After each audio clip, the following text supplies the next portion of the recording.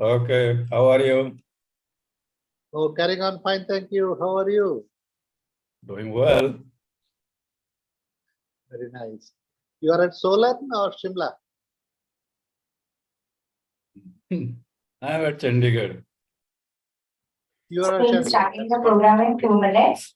I requested everyone, all the participants, please be seated. And if anyone is in the registration room, I request them to join here as early as possible. Thank you.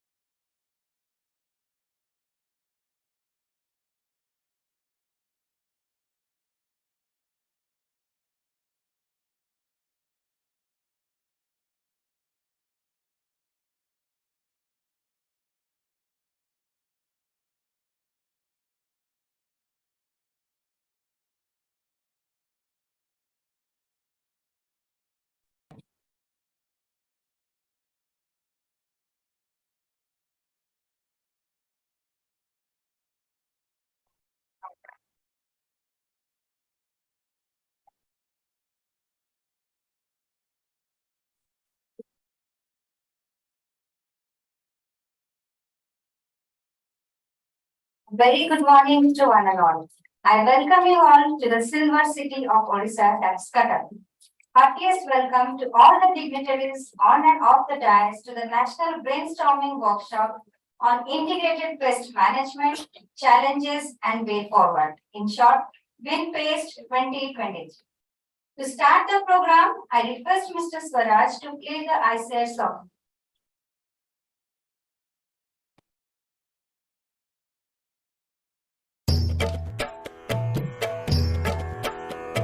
जय जय कृषि परिषद भारत की सुखद प्रतीक हरित भारत की कृषि धन पशुधन मानव जीवन दुग्ध मत्स्य फल यंत्र सुवर्धन वैज्ञानिक विधि नव तकनीके पारिस्थितिकी का संरक्षण शस्य श्यामला छवि भारत की जय जय कृषि परिषद भारत की। हिम प्रदेश से सागर तट तक मरुधरती से पूर्वोत्तर तक हर पथ पर है मित्र कृषक की शिक्षा शोध प्रसार सकल तक आशा स्वावलंबित भारत की जय जय कृषि परिषद भारत की जय जय कृषि परिषद भारत की।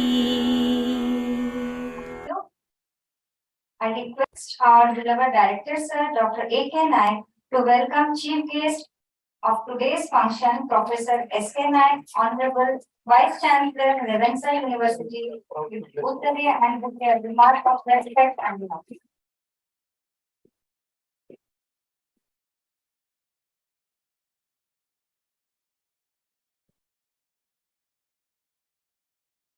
I once again request our director, sir, to welcome guest of honor, Dr. M. Warrior, State Coordinator, IRI Odisha, booking and with their remark of respect.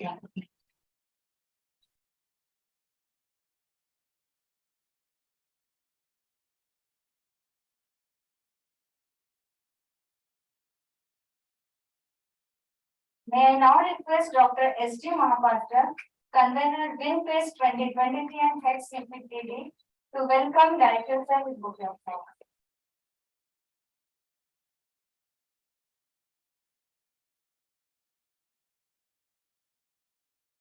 Thank you, sir. I request Dr. Guru, Organizing Secretary WinPest 2023, to welcome Dr. S.D. Mahapatra, Convener WinPest with bouquet of flowers. Thank you, sir. Conduct a graceful program. We always start the program with lighting of lamp. I request our dignitaries on the dais for lighting the lamp to mark the start of this auspicious occasion. Sir, please.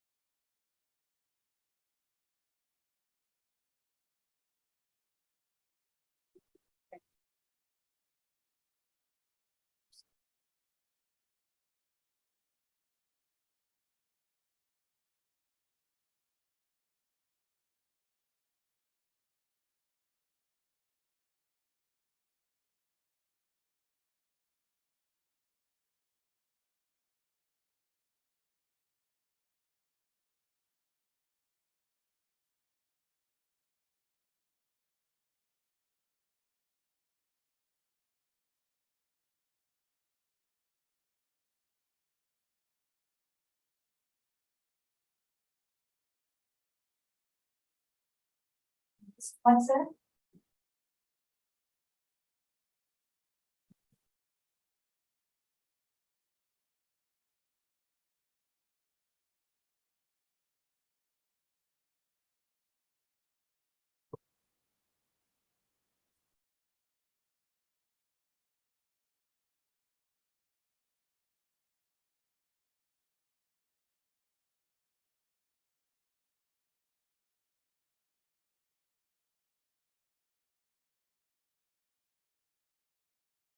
May I now request convener of today's program, Dr. S.J. Mahapatra, sir, to give the welcome address. Sir, please.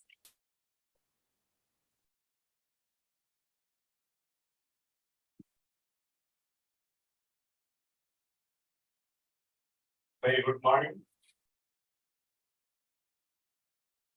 Honorable Chief Guest of Inaugural Function of National Brainstorming Workshop on Integrated Pest Management and Vice Chancellor of esteemed Ravenshaw University Professor Sanjay Kumar Naik, Director and Chairman of this inaugural function, Dr. Amarish Kumar Naik, Dr. Mukund Bharia, Guest of Honor and State Coordinator, ED India, ED Odisha Project, Organizing Secretary of this WinPest-2023, all the heads of the divisions, dignitaries from OIOT ICAR institutes located at Bhubaneswar, ABK, NGOs, scientists from SIMA Lucknow, esteemed dignitaries joined virtually, Dr. H.C. Sharma, is former Vice Chancellor, Vice Chairman, University of Agriculture and Technology, Dr. Subhash Chandra, who is also in the virtual, Director of IPM, and all other dignitaries who have joined in virtually in this program, Senior Administrative Officer, Finance Officer of this institute, and all staff members of this institute. It's my pleasure and proud privilege to welcome you all on this inaugural session of one-day National Brainstorming Workshop on IPM, Challenges and Way Forward, that is WinPest 2023, that is being held in this very institute. As all of you know that biotech space is our major challenge in quality food production. To address these issues, the Division of Crop Protection this institute intended to deliberate one-day workshop on this National Brainstorming Workshop on Integrated Pest Management, Challenges and Way Forward. The primary aim of this workshop is to highlight the importance of the IPM in pest management. This workshop intends to dissect the adoption, status, bottleneck, and way forward. So I extend my hearty welcomes to Honorable Vice Chancellor Professor Sanjay Kumar Naik of Ravenshaw University, Kolkata, to this occasion. Sir, we are honored to have you with us. I warmly welcome Dr. Mukund Bharia as a guest of honor of this function, who is the State Coordinator of ED Odisha Project located at Bhubaneswar. I also welcome the Chairman of this National Brainstorming Workshop and the Director of this institute to this inaugural session. All the dignitaries, distinguished delegates, scientists who have joined this function either physically or through virtually from different parts of the country are also welcome to this brainstorming workshop. I also welcome officials from the administrative wings, the research scholars, students, and all the staff who have joined to this inaugural session. With these words, I am very sure that during this brainstorming session, there will be a lot of deliberations, recommendations, and will come out with, which will give us the solution and clear picture of the various IPM practices. So their strength and opportunities is in the pest management will secure certainly the food security and nutrition security. I also welcome my farmer friends who are the center of this function. Unless until they are not there, then the function will be incomplete. Last but not least, I welcome one and all to this National Brainstorming Fest. Thank you.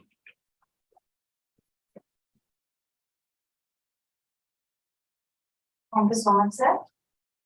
May I now request Dr. A.K. Naik, esteemed Director of ICAR-Central, to address this August topic. Sir, please.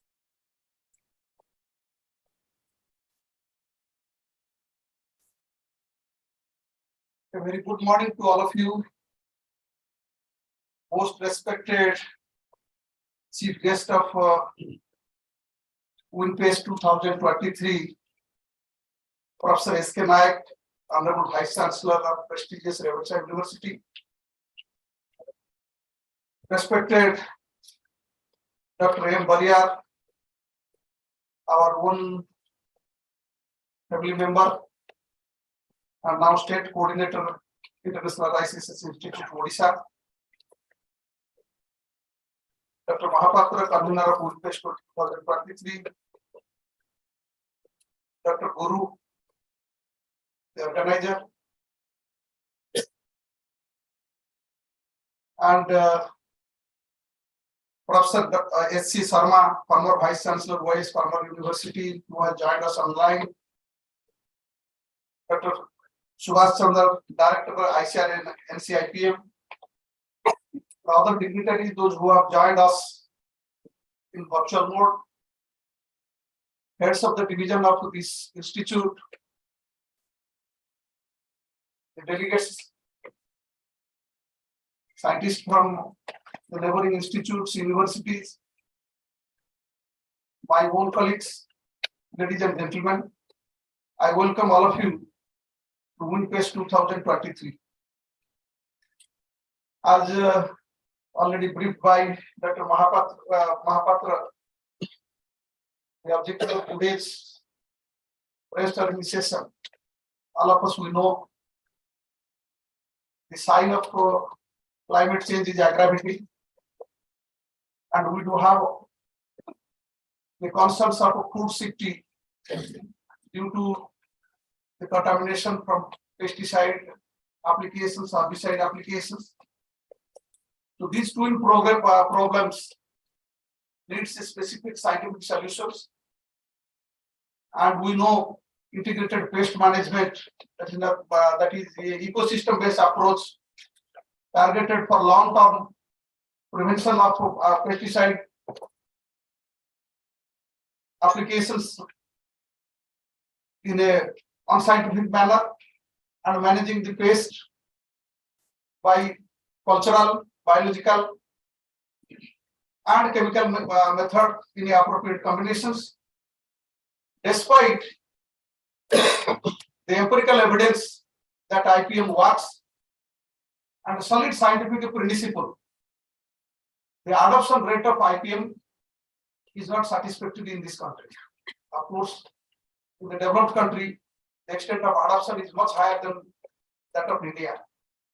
Now, the very objective of gathering here, the galaxy of the experts, those who are having expertise on integrated pest management, they will have to deliberate and find out the ways and means how this particular technology, this particular science, rather many people tell that IPM is not a science, it is a philosophy. How that has to be leveraged for addressing these challenges. The twin challenges, the climate change that is making this pest infestation much more aggravating, and food contamination from the chemical pesticide. To address this problem, how we can leverage the integrated pest management technology. So with this, I once again welcome all of you to this WinPest-2023. Thank you very much.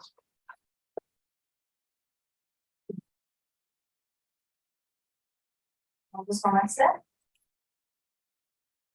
May I now request our respected guest of honor, Dr. Mukund Bariyar, State Coordinator, ED Odisha, to share few words on this office. Thank you. A very good morning to all of you. Very happy to be back here again and again. It's my home.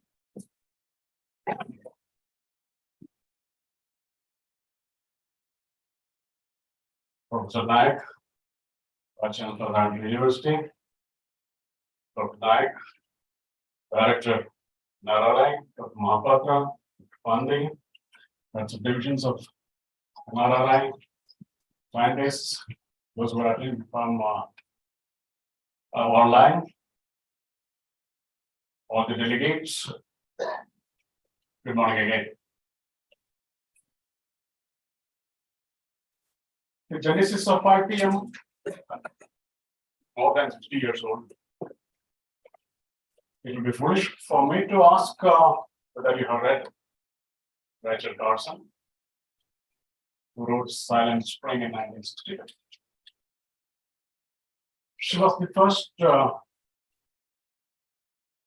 scientific environmentalist, I should say, and also the one who triggered the United States of America into believing that what we are doing is not right. I'm talking about DDT, which USDA was using as a to control red ants all over, to kill, eradicate completely. And that led to us problems. The birds that used to chirp stopped doing so, and that's what triggered Carson to write about silence. Not sounds anymore. 2022 or 2023, say 60 years later, we are not far from Rachel Carson, I should say. But yes, that zero tolerance which Carson wanted to others to follow, that is still not there, but then there are efforts. And particularly in the developed countries, as the bank was indicating, there has been a lot of improvement. In case of developing countries or developed countries, or let us say the South Bloc, has not been very encouraging. There are sorry reasons also that. But in a way, post-plant resistance has progressed very well all over different crops. Economic threshold has also been used in every case. Biological control materials are there. Altered agronomy is also there. And the modern trend is that no more killing, managing these traps, and having tolerance towards pest as well. The diffusion of this IPM technology has been slow. Even though there is mass media, the PNV system, Dr. Kumar was indicating to me some time back, the extension and advisory services of the different state governments all over the country. The farmer field school, whether I don't know whether it is very effective or not, but effective at the location where it is being. Yeah. So there are diffusion processes also, but also they are slow. What we need to do is to speed up, to accelerate the process, and we need not be intensity being show. What are the obstacles? I'd like to point out a few. To lead the discussion later, because it's a workshop, I wouldn't want to make a lecture on what are the obstacles and solutions. First, let us talk about this. No, what are the major obstacles that we have? Chemicals continue to be the first resort, though it's supposed to be the last resort. That's the major issue. Why it is so? Kind of an indoctrination by the chemical industry, by the business, saying that there is a low risk use in this. One major issue. Another is that one size wouldn't fit all. IPM technology has to be different for different crops, different places, different environments, landscapes. It cannot fit into one program, cannot be there. And the way we work, we have a generalized blanket recommendations coming in many cases. I'm not saying that it's happening everywhere, but it's happening now. Then the farmers are also not using a complete package. It's a piecemeal approach. And another obstacle. The knowledge levels are poor, particularly among the small and marginal farmers, those who do not have the access to information. This portion, if you look at the information that is gathered by the farmers for help or advice on pest control, even today, less than 10% of the information comes from extension and advisory services. Most of it comes from seed input dealers. When the problems are complex, what do we do? There is a minority. When there are so many complications, we try to follow the known path. The chemical path is known to the farmer, so he is following it. So there is a minority. That's the problem. Limited attention to others. Farmer may not be able to think about the problem that is there, polluting the water, from creating problems for others, consciousness about health, including self and others. So there is a low weightage to health outcomes because the important concentrations E and contact. At the same time, when all these obstacles are there, IPM trials, IPM demonstrations, whether it is on farm or on station, they all show improvements. They are useful, but when the farmers are trying to manage things, it does not appear to be so. So there are positives, but it's not being used by majority of the farmers. Another positive is that commercial applications of bio-inoculants, or let us say, like pheromone traps, they are all working. There is a business around it. It is growing. But these are some of the obstacles that I wanted to just plan before we have a detailed discussion. I will stop here and listen to everyone. Thank you.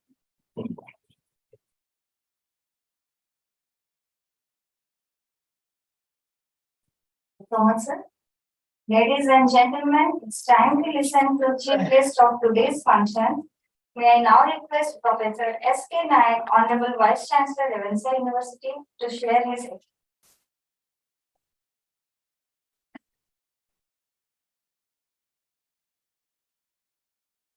Good morning, everybody. Dr. Nayak, Director, ICAR-Central.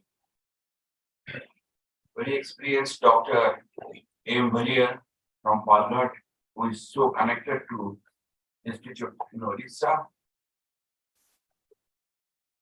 Friends who are in the hybrid mode, Dr. Verma, Dr. Khatara, Dr. Samantray, Dr. Guru, Dr. Mahapatra, my colleague, Professor Pradeep from Revensa, all the participants, dear scientists, ladies and gentlemen.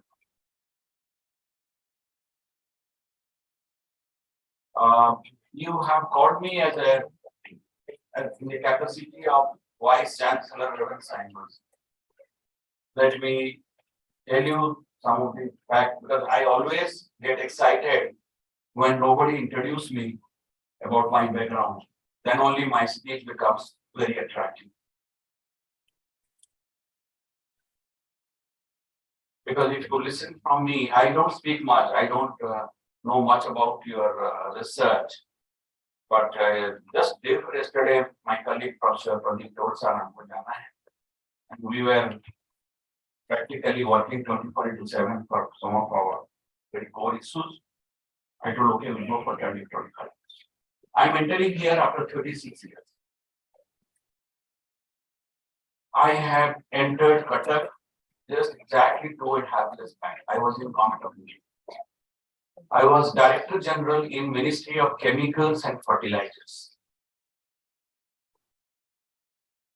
I was associated with fertilizer And I am a part of you, I am also a billion. I represent chemicals and petrochemicals. I have entire my life, I have worked with chemicals and petrochemicals. But I work with agrochemicals. I have worked with nano fertilizers. I have worked with neem coated urea.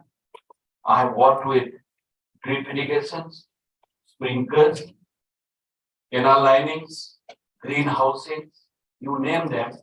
This is my entire research background. I was heading an institute called Central Institute of Petrochemical Engineering and Technology, called CIPET, which has 52 branches across the country. And I was sitting in Shastri Bhavan, Tulsi Bhavan, I used to go there. So I'm very much connected to you. And when this problem started, my honorable minister he's no more there, Mr. Anand Kumar, who was my first minister. You know, the first minister was from Manmohan Singh government, Adagiri, then the other government. We started working on neem coated, and I was working with IFCO. We are in chemicals petrochemicals. Now, Ministry of Chemical Fertilizer is consisting of chemicals, petrochemicals, pharma, and fertilizers. It's huge. And for farmers' fertilizers, Government of India spends how much money? Subsidy? You must be knowing. 1 lakh crore. That's the money goes towards subsidy. So that is the importance of fertilizers. So urea import is that you should see it, secondary fertilizer, secondary chemicals, secondary all the BTs. So somehow used to at that time. For some time, Mr. Wadi was there, job fertilizer when I was there. Coming to your material, so this is my introduction, this is my work. And I told about neem coated urea, nano urea, subsidy. When I see first, we must respect the gentleman who is there in the door, Mr. Swaminathan, please no more. So this is a time we must be for homage. And I have converted my entire research to bio-based materials. When the entire country was say no to plastics, I was telling, say yes to plastics, no to littering. That's my way of waste management.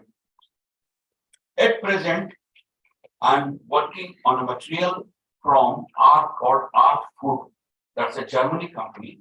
You can Google that. That company name is KHAIEL GmbH, Germany. They are working on a materials called Art Food, which is a eco-recycled. Now we are working on that. On Art Food, these are these chemical fertilizer. Chemical fertilizer, you know, chemically synthetic materials, compost from agriculture waste, fibers, livestock manuals, then microbial fluid additives, where functional bacteria and culture were compared. And we are finding just mistake of banana, which will be one bunch will be about 20 kg. We are getting a thing of 35 kg. The way we had greenhousing, drip irrigation, sprinkler, emitters, all those things. So we are looking at this. So we are all going towards eco-friendly material. Green chemistry has come, green material has come. Similarly, we are working, you know, there are biotransformation additives which are replacing natural plastics. You can't survive without plastic. You can't breathe, you can't wear, you can't read, you cannot do anything. The material which is, you can't survive without power. But if you want to put inside, plug your hand, you die. So that's all. How do you manage? Yes, chemical fertilizers are, we cannot afford to spoil our soil. So maybe this company for which I am working right now, their slogan is, be kind of our land. Be kind of our land. The mother earth of all organisms. We can't destroy those organisms. Now these chemicals spoil. So how best we can work? I think nobody can match what NRI can do. All the scientists are here. OUT is here. and with leadership of Professor Raul sitting there and Professor Naik sitting here, all the scientists with this type of workshop, it will be an excellent forum where you can really go for think green, go green, whatever you say, whatever slogan you say, and you are the people who have to deliver it. And I'm sure this type of conference workshop will be a great motivation for the employees. Thank you.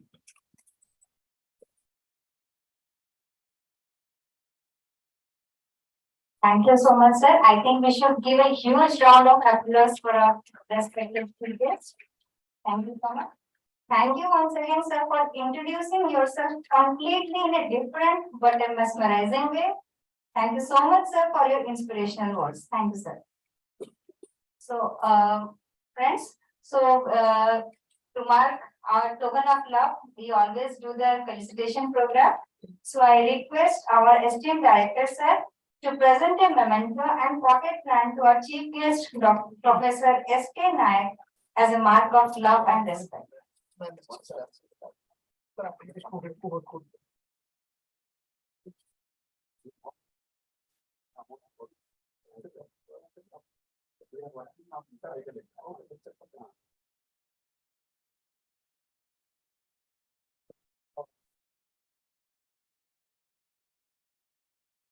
you so much.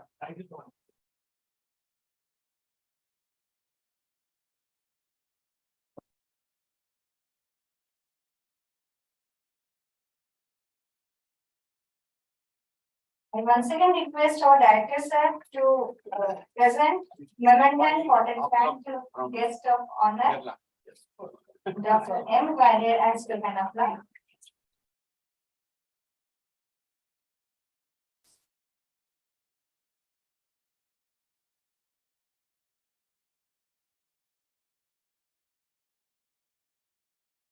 I request Dr. F.G. Mahapatra, convener WinPest-2023, to present potted plan to our honorable director, sir, as a mark of love.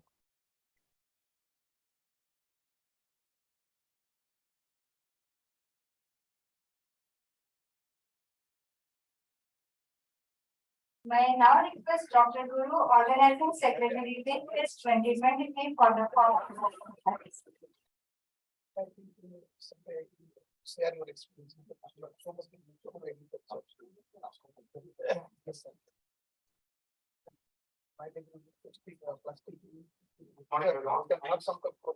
it has been an honor to be part of this wonderful event. For the information of the audience, such an event cannot happen overnight. So for this program, we have started the planning a month ago. It started thorough planning and execution on behalf of NRI and my own behalf. I would like to extend my heartfelt gratitude to our Honorable Vice Chancellor, Professor S.K. Naik, sir, for accepting our invitation and placing the function, despite his busy schedule. So all you heard his mesmerizing talk. So sir, it's really inspiring, sir. We are we are hope to have you again in our institute. Sincere gratitude to our guest of honor, Dr. M. Warrior, sir, for his valuable time and address the gathering. Thank you, sir. And heartfelt gratitude to our esteemed director, Dr. A.K. Naik, sir, for his all-out guidance and leadership to execute this event. Today, we had an opportunity to hear your thoughts, sir, and this will surely encourage us in our future event. Thank you, sir. And special thanks to convener Dr. S.T. Mohapatra, sir, head corporation himself, for being the catalyst who stimulated us to do our best. Thank you, sir. I'm also extend my heartfelt thanks to Dr. H. Sharma, sir, former Vice Chancellor, former University of Horticulture and Forestry, and Dr. Subhash Chandra, sir, Director, ICAR-Central, for joining the inaugural session in the virtual mode, and all other participants who are also joining the inaugural session in the physical as well as virtual mode. Sincere thanks to all the head of the divisions, senior administrative officer, finance and account officer, all the committee members for the support to make this event grand success. Thank you, sir. Finally, I would like to thank all the participants for making this event a grand success. Thank you, Honorable.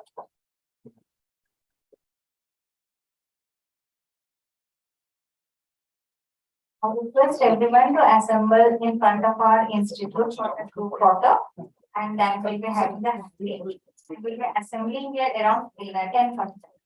ସମସ୍ତଙ୍କର under ଆମର ଯୋଉ institute ର main building gate ଅଛି ସେଠି ଆସିଲା group photo ପାଇଁ ତାପରେ ଏଠି 10:45 ରେ ପୁଣି ଆସିଛି। Thank you.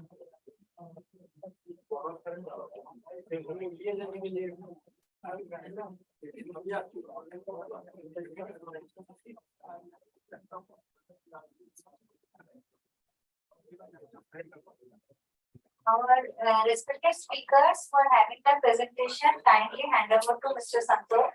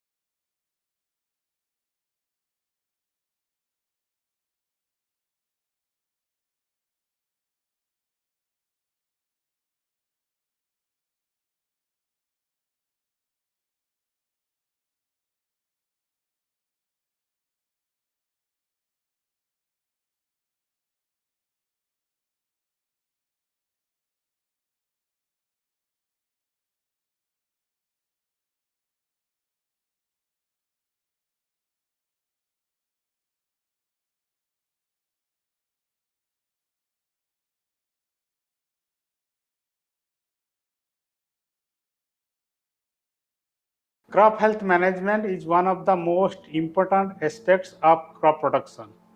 So, in this regard, this crop protection division is created a pivotal role in the rice production. So, we have 4 disciplines working in this crop protection division.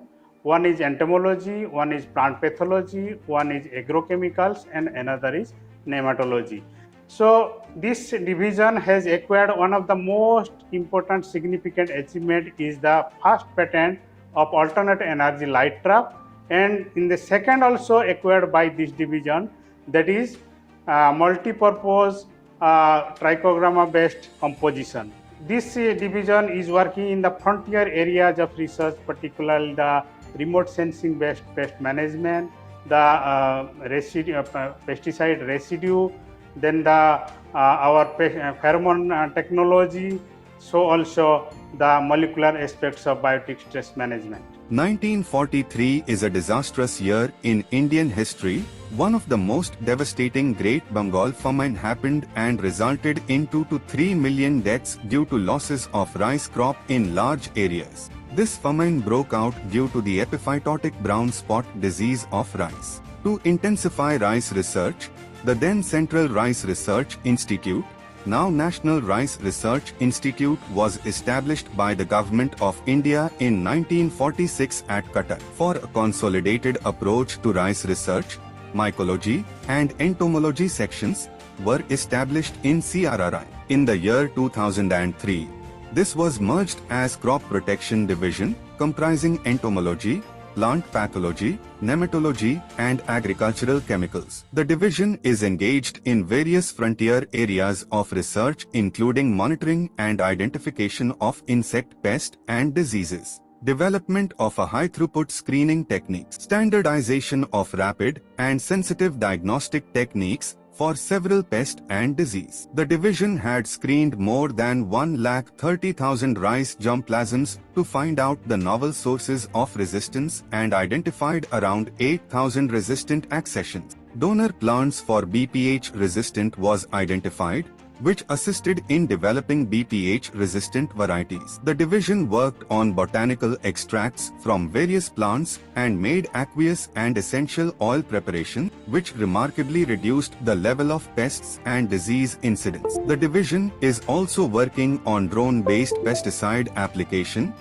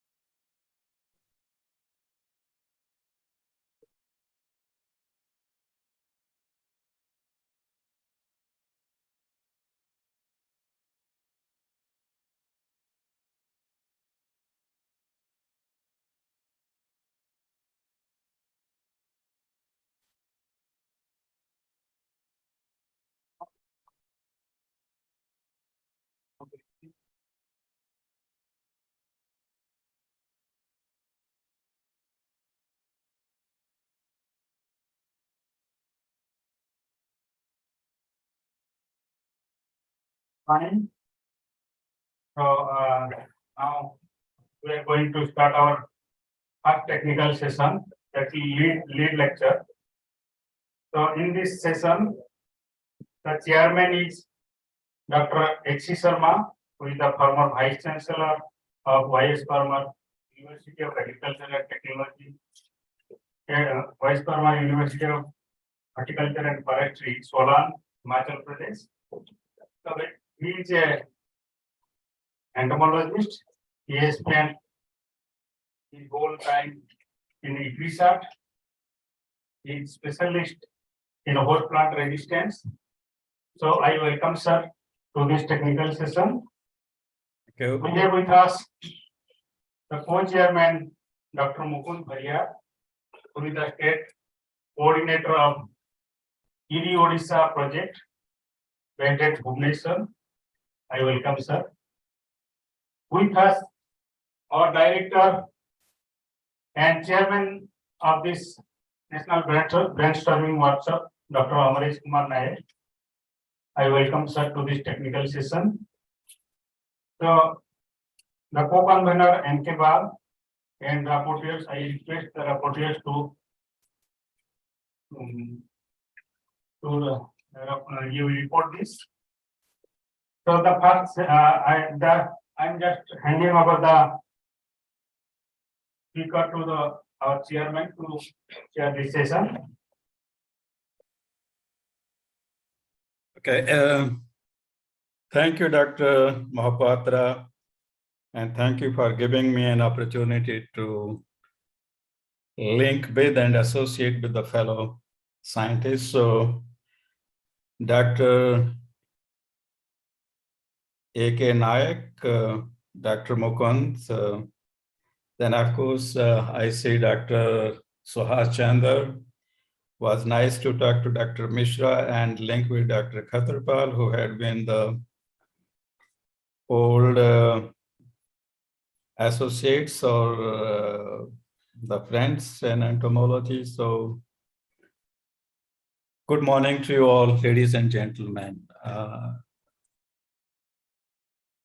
Pest management is very important to reduce the pest associated losses, but equally important is to use safer pest management technologies. And we had been talking about IPM for over 7 to 8 decades now, maybe since mid-60s. But when it comes to saving the crop, or when we have a severe headache, what we do is either we take the paracetamol. When the farmer sees that his crop is threatened by a pest or a disease, well, he only resorts to the synthetic insecticides. Of course, there are natural pesticides and some microbial pesticides, but what we do is we go for the remedy which is most effective at that given point of time. For us to make IPM a reality, not just a talking point, we must give enough emphasis to production, marketing, and delivery of the alternative technology to pesticides, and that is whether biocontrol agents, these are microbial pesticides, or these are the natural plant products. We must have a robust production, marketing, and delivery system so that when farmer goes to the market, he has the need to control a particular pest on his crop. He can go to the market and buy those alternative inputs at the same price and with the same effectiveness as he does with the synthetic pesticides. And for these alternate technologies, the most important thing is the quality control, because that's where they fail. Many of the products like NPV, the microbial pesticides, and even the natural plant products, when we do an assay for them or look at their biological activity, most of them are either found to have no activity or no effectiveness on the pest population. So for us to safeguard our integrity as scientists, we must emphasize to the industry and also to the quality control organization, the Central Insecticide Board, that we must have enough resources at our hand to control that quality. Most important component of any IPM to start with is the plant resistance. The varieties that we grow, they must have some inherent resistance to withstand the onslaught of a particular pest or a disease. And for this matter, take note of it. Plant resistance to insects or a disease should be given the same weightage as we give to the yield. The breeders or the All India coordinated projects, we have a very effective system to develop high yielding varieties. And of course, in all the AICRPs, we also have a system to evaluate the material for resistance to insects and diseases. But when it comes to identification of a variety for releasing to the farmers, I think we forget all the rest. We only look at the yield. We should not do that. We should give equal weightage to resistance to insect pests and disease as we give to the yield, so that when we release that variety to the farmers or farmers cultivate it, then they have a lesser need to use those pesticides. The only technology that has made a dent as a component of pest management in the last, I will say 5 decades or more is transgenics, the BD cotton, the transgenic cotton. So we must focus our effort and more intensify our efforts to use the transgenic and the RNA approaches to develop pest-resistant varieties so that we can reduce the over-dependence on pesticides. And once we reduce the pesticides, naturally, that gives greater room for the natural control or the biocontrol agents to multiply and exercise a constant and cumulative effect on the pest population. So these are a few opening remarks. Now I request Dr. Mahapatra to continue with the program. I will only emphasize that stick to the time and request the presenters to at least leave 2 to 3 minutes for any quick questions or clarifications that audience may have. So thank you very much and go ahead with the first presentation, please. Thank you, sir, for your introductory remark. So now in this session, we have 7 speakers. So the first speaker is Dr. Subhash Chand, who is Director NCIPM New Delhi. So he will be delivering the talk on the current scenario of IPM adoption in India, bottlenecks and strategy to overcome. So I request sir to present this. Very good morning to everyone. Am I audible? Yes, sir. Yes, sir. Okay. So, most respected Dr. H.C. Sharma ji, chairman of this session, and former, very distinguished former Vice Chancellor of Dr. Y.S. Parmar University of Horticulture and Forestry, Solan, Director NRRI, Head of the Division, and all other dignitaries. I will not be possible for name. So all other dignitaries and all the distinguished scientists and participants. Very good morning to each one of you. And first of all, I thank organizers for giving me this opportunity to share my views on this. Means what is the potential for IPM, what is the present status, and what are the bottlenecks, and how these can be rectified so that it reaches the maximum number of users in the country. So can I share I will be sharing my presentation. Huh?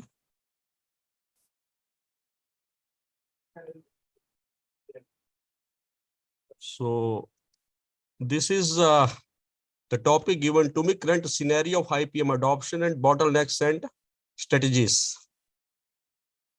So as you know, IPM has been the cardinal policy of Government of India since 1985 for the crop protection in the country, and a lot of efforts are being made or have been made. What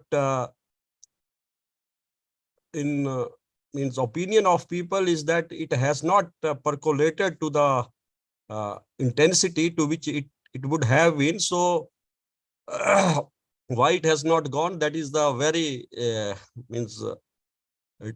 point for debate, and how it can be improved. So as you know that biotic stresses are very, very important, and at the recent assessment, about 60 million tons of food grains and 65.3 million tons of horticulture produce is lost to them.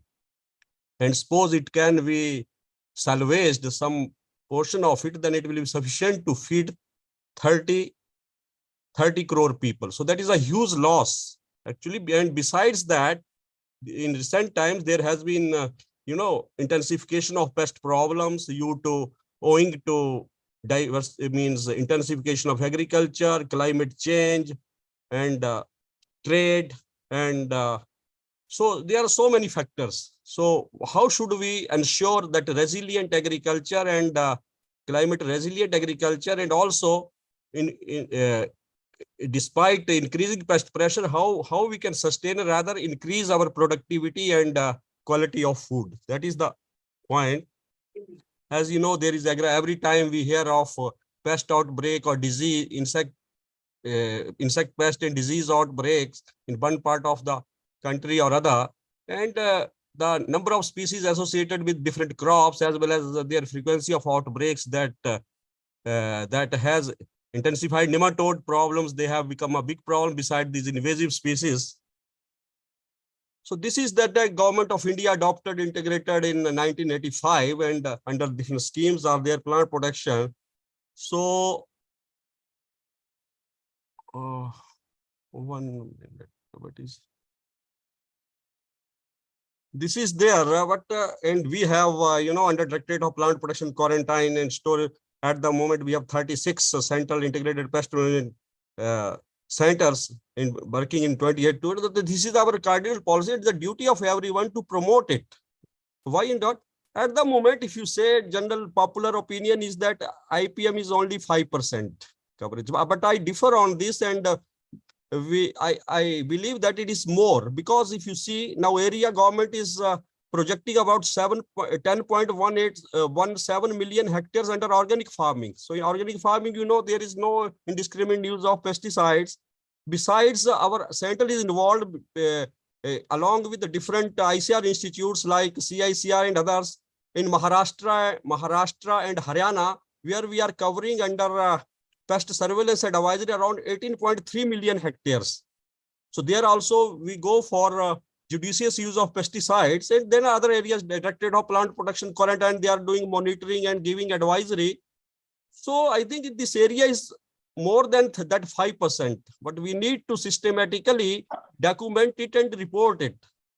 So, but I want to stress here that most of the people believe that only these, when we use biopesticides or others, that is the only IPM. It is not like that, because when we are making judicious use of pesticides, need-based use of the pesticides, and not using any other tactic, that is also IPM. If you see the need-based use of safer pesticides, and that also come under. So in that way, I think we have much more area under this, and farmers are all becoming wiser now. So this is I think high IPM has the potential. I think though two plausible reasons, which are generally given, is lack of awareness among the stakeholders, including farmers or extension personnel, and then unavailability of IPM inputs like pheromone traps, biocontrol agents, safer pesticides. But IPM has the potential to provide effective solutions. Like we have to enhance awareness, faster communication for invasive species. We have to beef up our biosecurity, international, national collaboration, surveillance, regular surveillance and timely interventions, innovation and entrepreneurship in biopesticide, convergence of these different agencies, because we have largest NARS system, state agriculture universities, we have ICR institutes, we have Directorate of Plant Protection, we have departments, everyone is doing crop protection. So there is a need for mental attitude also. Instead of giving direct pesticide recommendation, we should start giving IPM recommendations to the farmers, provide IPM inputs. Of course, availability of IPM inputs in remote areas is a problem. So I think there is a great potential. So in this, I have divided my in two parts. One is facilitation part, and then another is research and all that. So first, I think facilitation part is very, very important. Then how to overcome like this lack of awareness and IPM inputs. I think capacity building is very, very important through farmer training, training of trainers that already we have been doing. But probably we have to take it to higher scale. Convergence of crop protection agencies. If you see, we have directed plant protection, IPM, KVKs, ICAR Institute, state agriculture. Everyone is doing crop protection. So everyone is doing crop protection. Then why I think it is not getting recommended or getting adopted by the farmers? That is a very serious issue. And then these IPM inputs need to create entrepreneurship among rural youth and farm women for mass production of biopesticide, biocontrol agents, traps, and then interlinking with the private agencies. So I think that will help in this regard. Farmer Field School is a well, recognized international mode for capacity building, and we have been doing it. And it also provides for formation of farmer groups, cooperatives, and create linkage with credit and input agencies and market. But we are talking now that we should not only for production, but a supply chain, processing chain.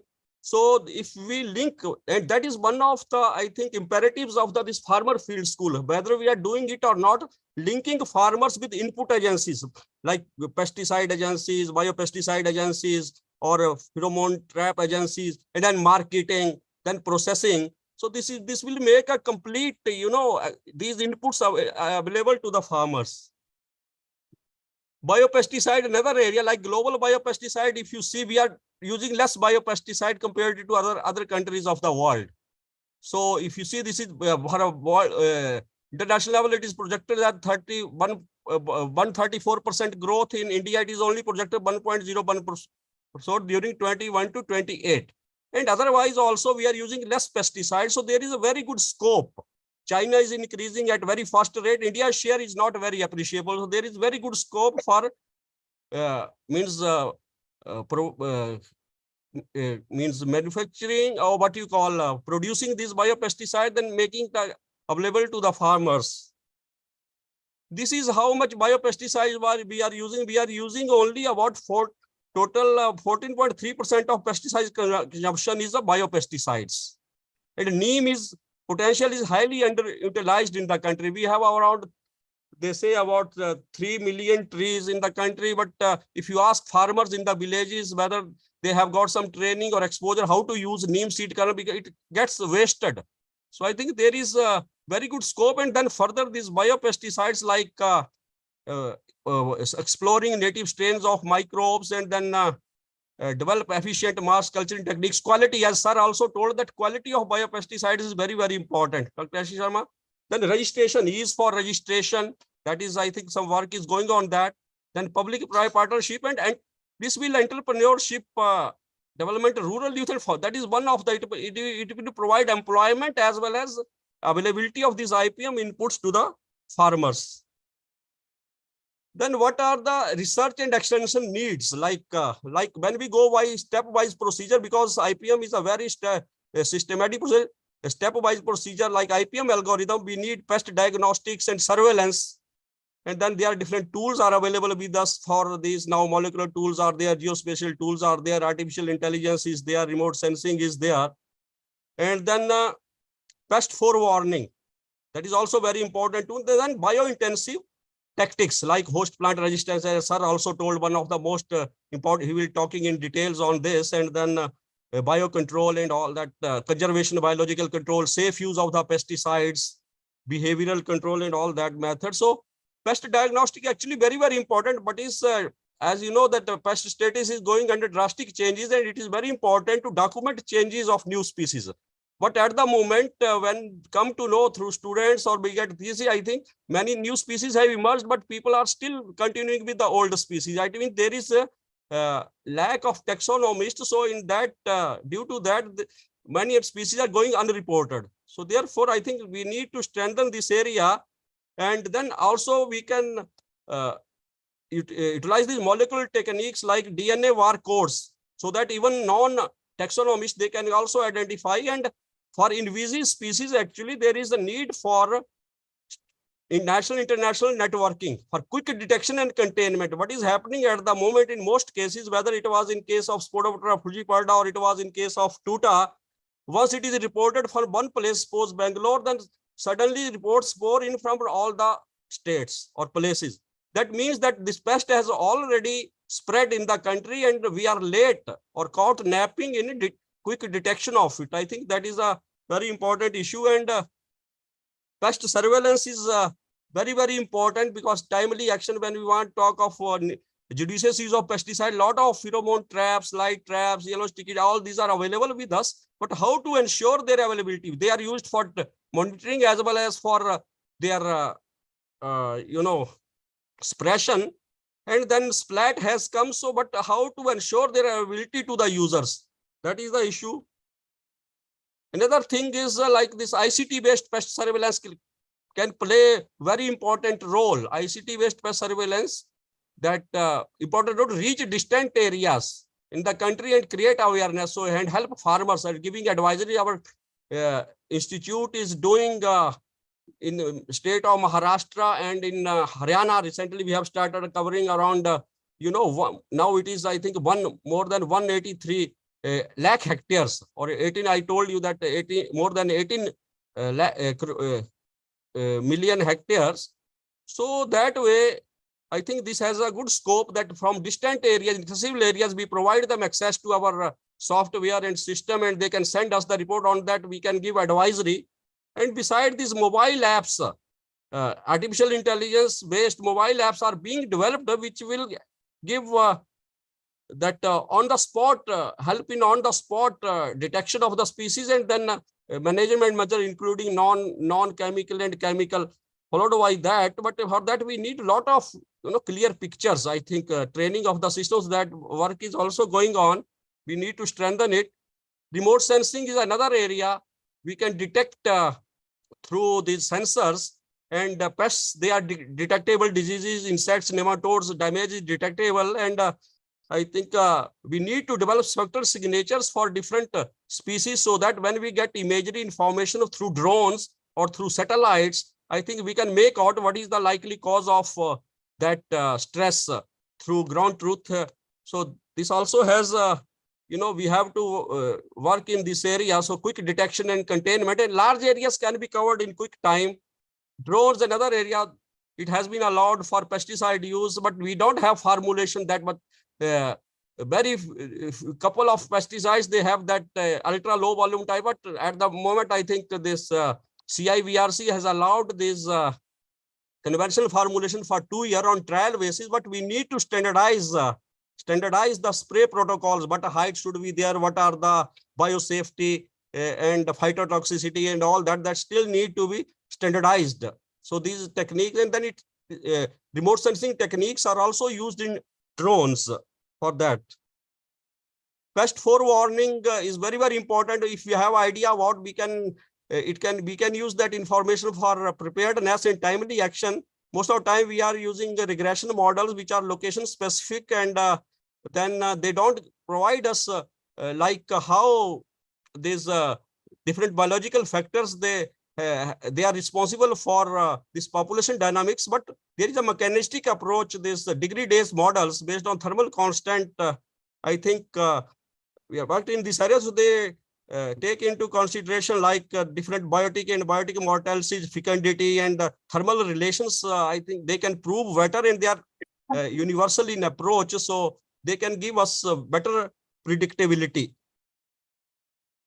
Like resistance cultivar, sir will be talking on that, but I think it is one of the most important. I consider 3 fundamental techniques: host plant resistance, cultural management, and biocontrol, because these natural enemies are already present in the field. So these should form the basis of IPM programs, and host plant resistance is the most important, because if we have this resistant variety, the need for other control measures is greatly reduced. But availability of the seed to the growers, we have a large number of varieties are reported in literature, but availability of seeds to that has to be ensured.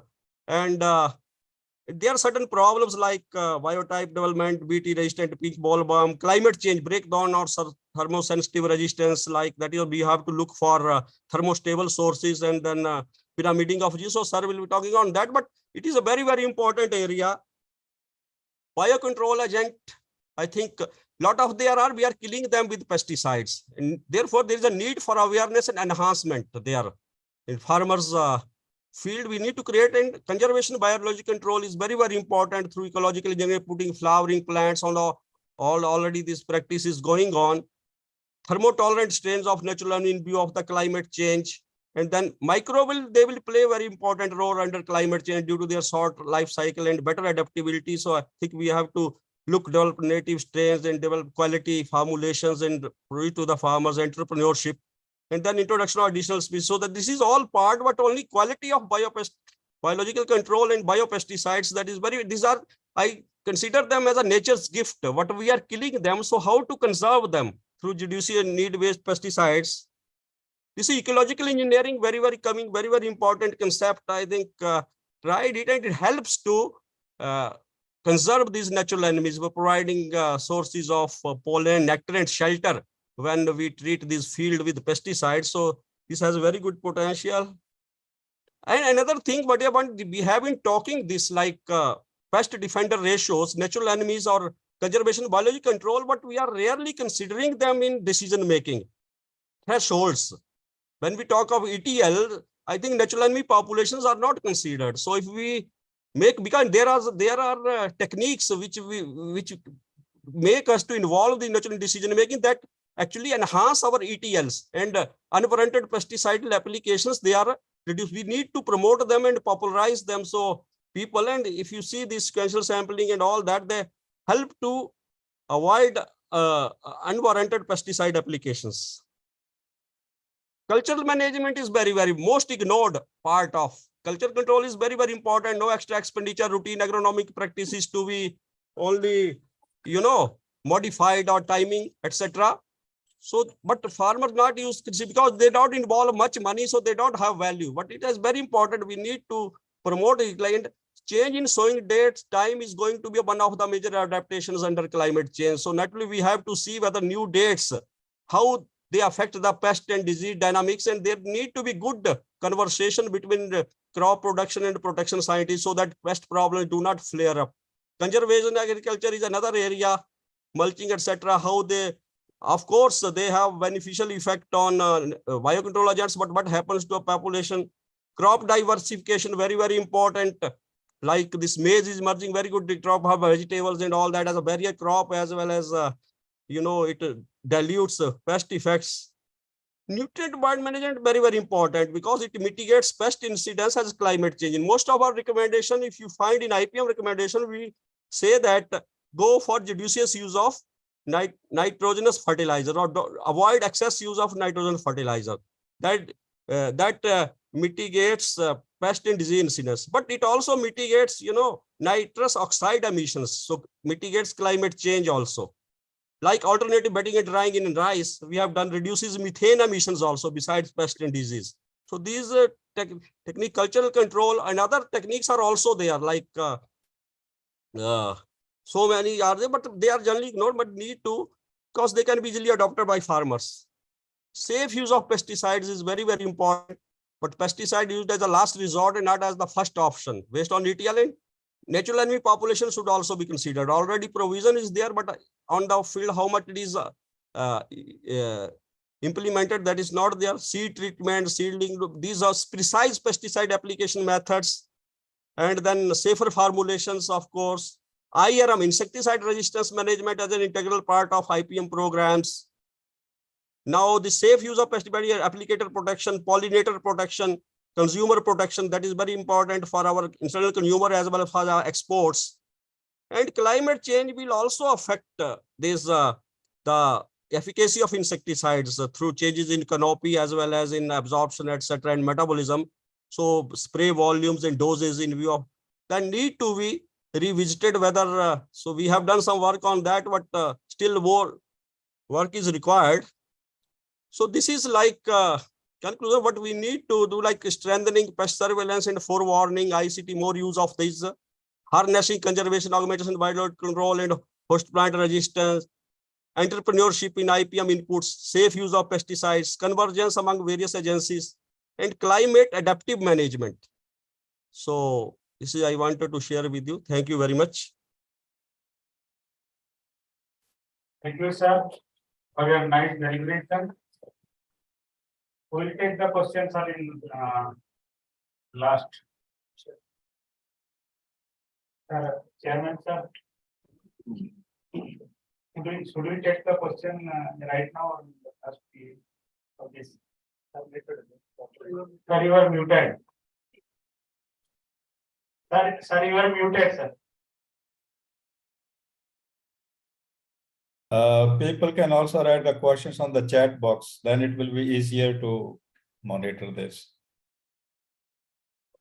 So go ahead for the next presentation. So the next presentation is Dr. Y.G. Prasad. So he is a eminent entomologist. He worked extensively on the farmer participatory evaluation of IPM practices and developed eco-friendly biopesticides. He is presently working as Director of Central Institute for Cotton Research, Nagpur. Before he has served as the Director of ICAR-Central, Hyderabad. He is the recipient of the Netherlands government NAFIC International Scholarship. He was also awarded the Dr. Bapareddy Memorial Award in 2012 for IPM and Golden Globe Award for Crop Star Project by the Ministry of Information and Technology. So, sir, will welcome you and request you to deliver the lecture on the adoption of surveillance and forecasting for successful pest management strategy in IPM in the perspective of the stakeholder. Sir, please. Thank you, Dr. Mahapatra. Are you able to hear me? Yes, sir. Yes, sir. And my presentation is visible? Yes, sir. The slides are moving? Yes, yes. So, respected Chairman, sir, Dr. H. Sharma, sir, and all the dignitaries present and joined online, and all the delegates who have participating in this important deliberation on IPM organized by NRRI Cuttack. A very good morning to all of you. And my presentation, sir, is following the presentation by Dr. Subhash, my colleague and esteemed director of NCIPM. So many of the points which he has already covered, I'll try to skip and only speak about specific points within the allotted time. So this topic is on surveillance and forecasting for successful IPM strategy and a stakeholder perspective. Sir, I would like to take some examples from the cotton, where I am actually now working currently. As we all know, sir, any commodity, any crop that we are working, we're interested, be it commercial or a food crop. The IPM, when we talk about IPM, it is all related to the genetics, environment, interactions, especially as rightly said by Dr. Subhash, host plant resistance is the base wherein the technologies related to stress tolerance, whether it is abiotic or biotic, is packaged in the seed itself. And that is the best form of the technology that we can be given to farmers for adoption and upscaling, so that the cost minimization is there. A lot of environmental unwanted effects are not there. Natural enemies are conserved, and that is the best possible strategy. But very often we don't get that kind of host plant resistance because of lack of the naturally available genes that are resistant to those. Like, for example, pink bollworm in cotton. We have scanned the entire germplasm, but we're still not able to get naturally a gene for resistance to pink bollworm. In that situations, then we need to go for the deployment of the crop varieties which are tolerant to other pests, and then we have to manage the pest which we don't have any resistance. There are many factors which are abiotic stress or the natural enemies which actually regulate the pest populations, and in turn the density of the populations will be dependent on the growing environment and also the management by the farmer. and individual farms, actually how they are managed. This is what governs the incidence levels in that particular farm. When the stakeholder, which is the end user, is the farmer, he would expect that the advisory that we give for IPM or for managing the pests or diseases occurring in that particular stage of crop, that it is mostly relevant to his particular farm, rather than the general advisories, that generic advisories that we give, especially using the weather-based or other kinds of advisories we normally give through the research and extension agencies. Sorry, just I wanted to show you this slide. When in any commodity we compare the productivity of a crop, because ultimately whether it is seed or technology related to protection or production, we are working for productivity enhancement, and of course through market price assurance, profitability to the farmer. But in case of cotton, for example, our productivity levels are low, mostly because compared to, say, productivity levels in China, Australia, Brazil, or USA, the farmers are competitively, we are okay with the $1.15 per kg lint, but the yields are very low. So when we actually, what is the difference between us and those countries where actually, if you take, I would like to draw your attention to seed. Seed, mostly we have insect resistance, that too mostly BG2. Some of the countries here in Australia and Brazil, they have advanced to BG3 and BG4. In US now, BG4 trials are going on. And herbicide tolerance is also combined with insect tolerance. This is one difference that we have. Second is that here, mostly in other countries, in Australia and Brazil, they have very good branded programs. In US, for example, PIMA, SUPIMA, Australia, MyBMP program. Like that, they have a branded value chain extension, value chain production, and mostly export-oriented cotton they do. So precision agriculture is the stark difference that we have between the cultivation that is there in countries like India, Asia, and the countries that are producing very high, having high productivity levels. In precision agriculture, crop protection is very, very key. Identification, diagnostics, and timely applications, then judicious applications, so that there is value for the application as well as the right chemical, right dose at the right time. So this is how actually I would like to relate that for IPM to be successful, to be having higher adoption, and to be relevant to the times, that we need to switch over to precision agriculture in whatever way we can do in terms of crop production as well as protection. So for example, I just wanted to again reiterate that when we talk about a crop, the incidence of a particular pest, insect pest, it's again depend upon the initial stages, the mid stages, the flowering reproductive initial phases, and then the maturity development phases. There is a particular demand pattern for water, which again is related to pest incidence, whether it is dry spells or wet spells, again disease occurrences and insect pest occurrences at different crop growth stages. The requirements are different, and we need to match the requirements of the crop, the growth of the crop, the phenology of the crop. We need to relate to the insect phenology and the susceptible stages, and then accordingly we need to give out the advisories. This is what I would like to emphasize. That is what is expected from the end users. And especially we also think about the nitrogen and water relations, especially for the crop growth. A healthy crop definitely will have a better compensation ability and better tolerance to pests and diseases. And that would be half the job done, actually. So in terms of nitrogen use, we know that many of the sucking pests, many of the other the diseases also, in terms of potash and other things, that there is a very intricate relationship with nitrogen. So how do we manage the fertilizer? How do we manage our, in terms of the split applications or at different crop growth stages?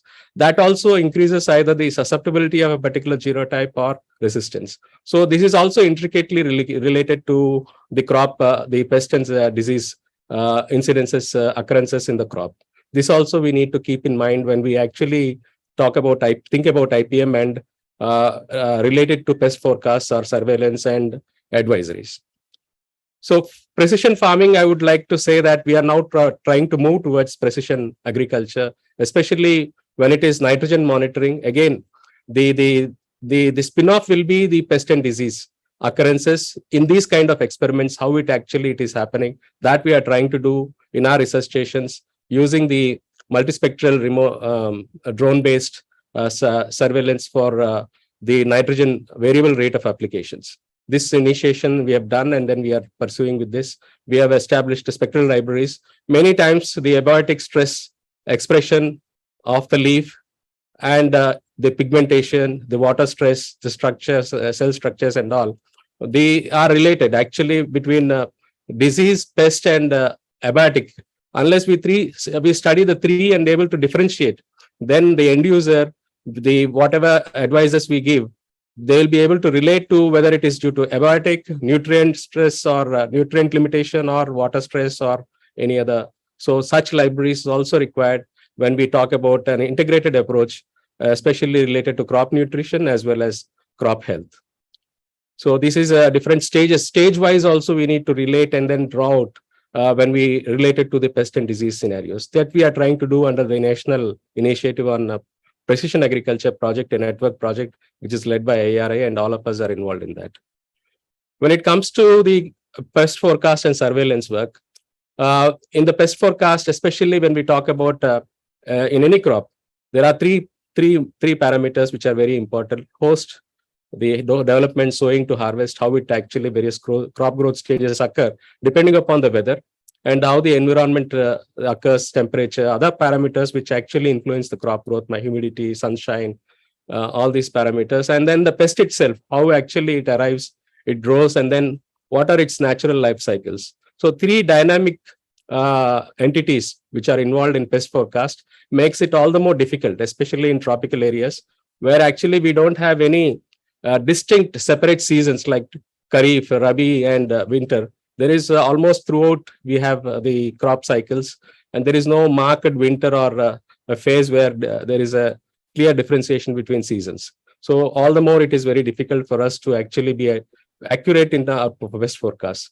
The pest attributes, many of them have to be studied at very intricate level, for each pest, each host plant interactions have to be, including the tritrophic interactions, we need to do, and a number of parameters we need to do as a researcher. This is the researcher's perspective, is that we need to be more so going into the pest and life cycles based research versus the crop phenology.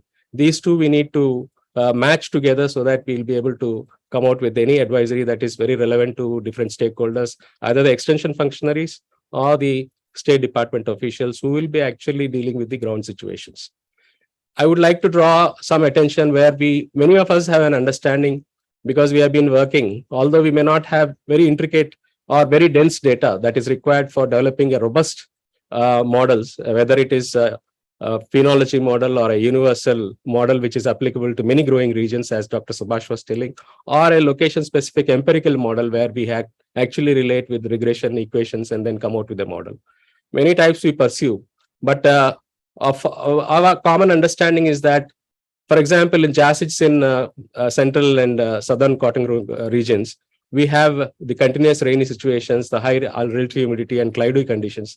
These are the triggers actually for higher jacid incidence, especially a crop which is less than 60 days old. That particular stage we have the jacid incidence. How do we translate this into an algorithm or a automated analysis of data that is generated, weather data, and how do we relate it? One way of doing it, especially in surveillance programs, because we don't have very robust data, it's only a scout-based data. That kind of data, if you have to use, and ancillary data of weather, like for example, temperature, relative humidity, rainfall, and rainy days in a week, for example. Then we have actually used a crop pest surveillance data in CropSap for cotton, which has started way back in 2010 for whole of Maharashtra, all the 33 districts, village level roving survey data and fixed survey data. That kind of data we have used and come out with some. We tried to do regressions and all, it didn't make sense, but we tried to develop some of the rules wherein meeting the rules for decision criteria, whether it is all 4 are met or 3 are met or 2 are met, then we tried to analyze whether the pest advisory could be high, moderate or low based on the values of the weather data that is available at different locations. These have to be really automated and then try to integrate into our advisories especially by the researchers to the extension functionaries, not directly to the farmer, but to the extension functionary. Similarly, now thrips, especially some of the sucking pests, are increasing incidence, also acting as vectors and causing the leaf curl virus, for example, tobacco streak virus, TSV, is increasing in drier areas of rain-fed areas of the central and southern regions. Now, we also know that long dry spell, totally opposite parameters as against the acids. Here, dry spells are the triggers, hot and dry conditions, strong sunlight, and increasing dryness. These are the ideal conditions for thrips. This is a common experience that we have, and we need to really convert this kind of this one based on the surveillance data that we need to work out with some decision criteria to make region-wide advisories. Now, some of these pests which are flyers like acids, thrips, and then whiteflies. When you take absolute counts, many of the ETLs are based on absolute counts. Of course, we are trying to shift to injury grades. But if you want to count them, then how do we count them on the plants? So there is another way of doing it through in surveillance programs or in pest surveillance, pest forecast programs based on counts of data which are by using some traps, like for example, elastic traps. Here we combined with the new attractant chemicals, wherein based on this density that is caught in a given period of time, within a day or within 3 hours or within 5 hours, we are trying to work out relationship to the extent of that particular pest which are deployed in that field. But counting them is also a very difficult process. So whether we can automate using the camera and automatic counting and transmitting through the internet to the remote computer where decisions are made and advisories can be issued. That kind of a system, we have initiated work at CICR. It is in progress. Earlier, Dr. Subhash also said that phenology modeling could be one of the options where these models are universally applicable. For example, when this invasive pest on Solenopsis came to India in 2007, many of us worked on this biology, phenology of both the male and female bisexual mealybug. We came out with very good papers with very models. So this is one model which could be used for at least forecasting the arrival of the pest in the crop.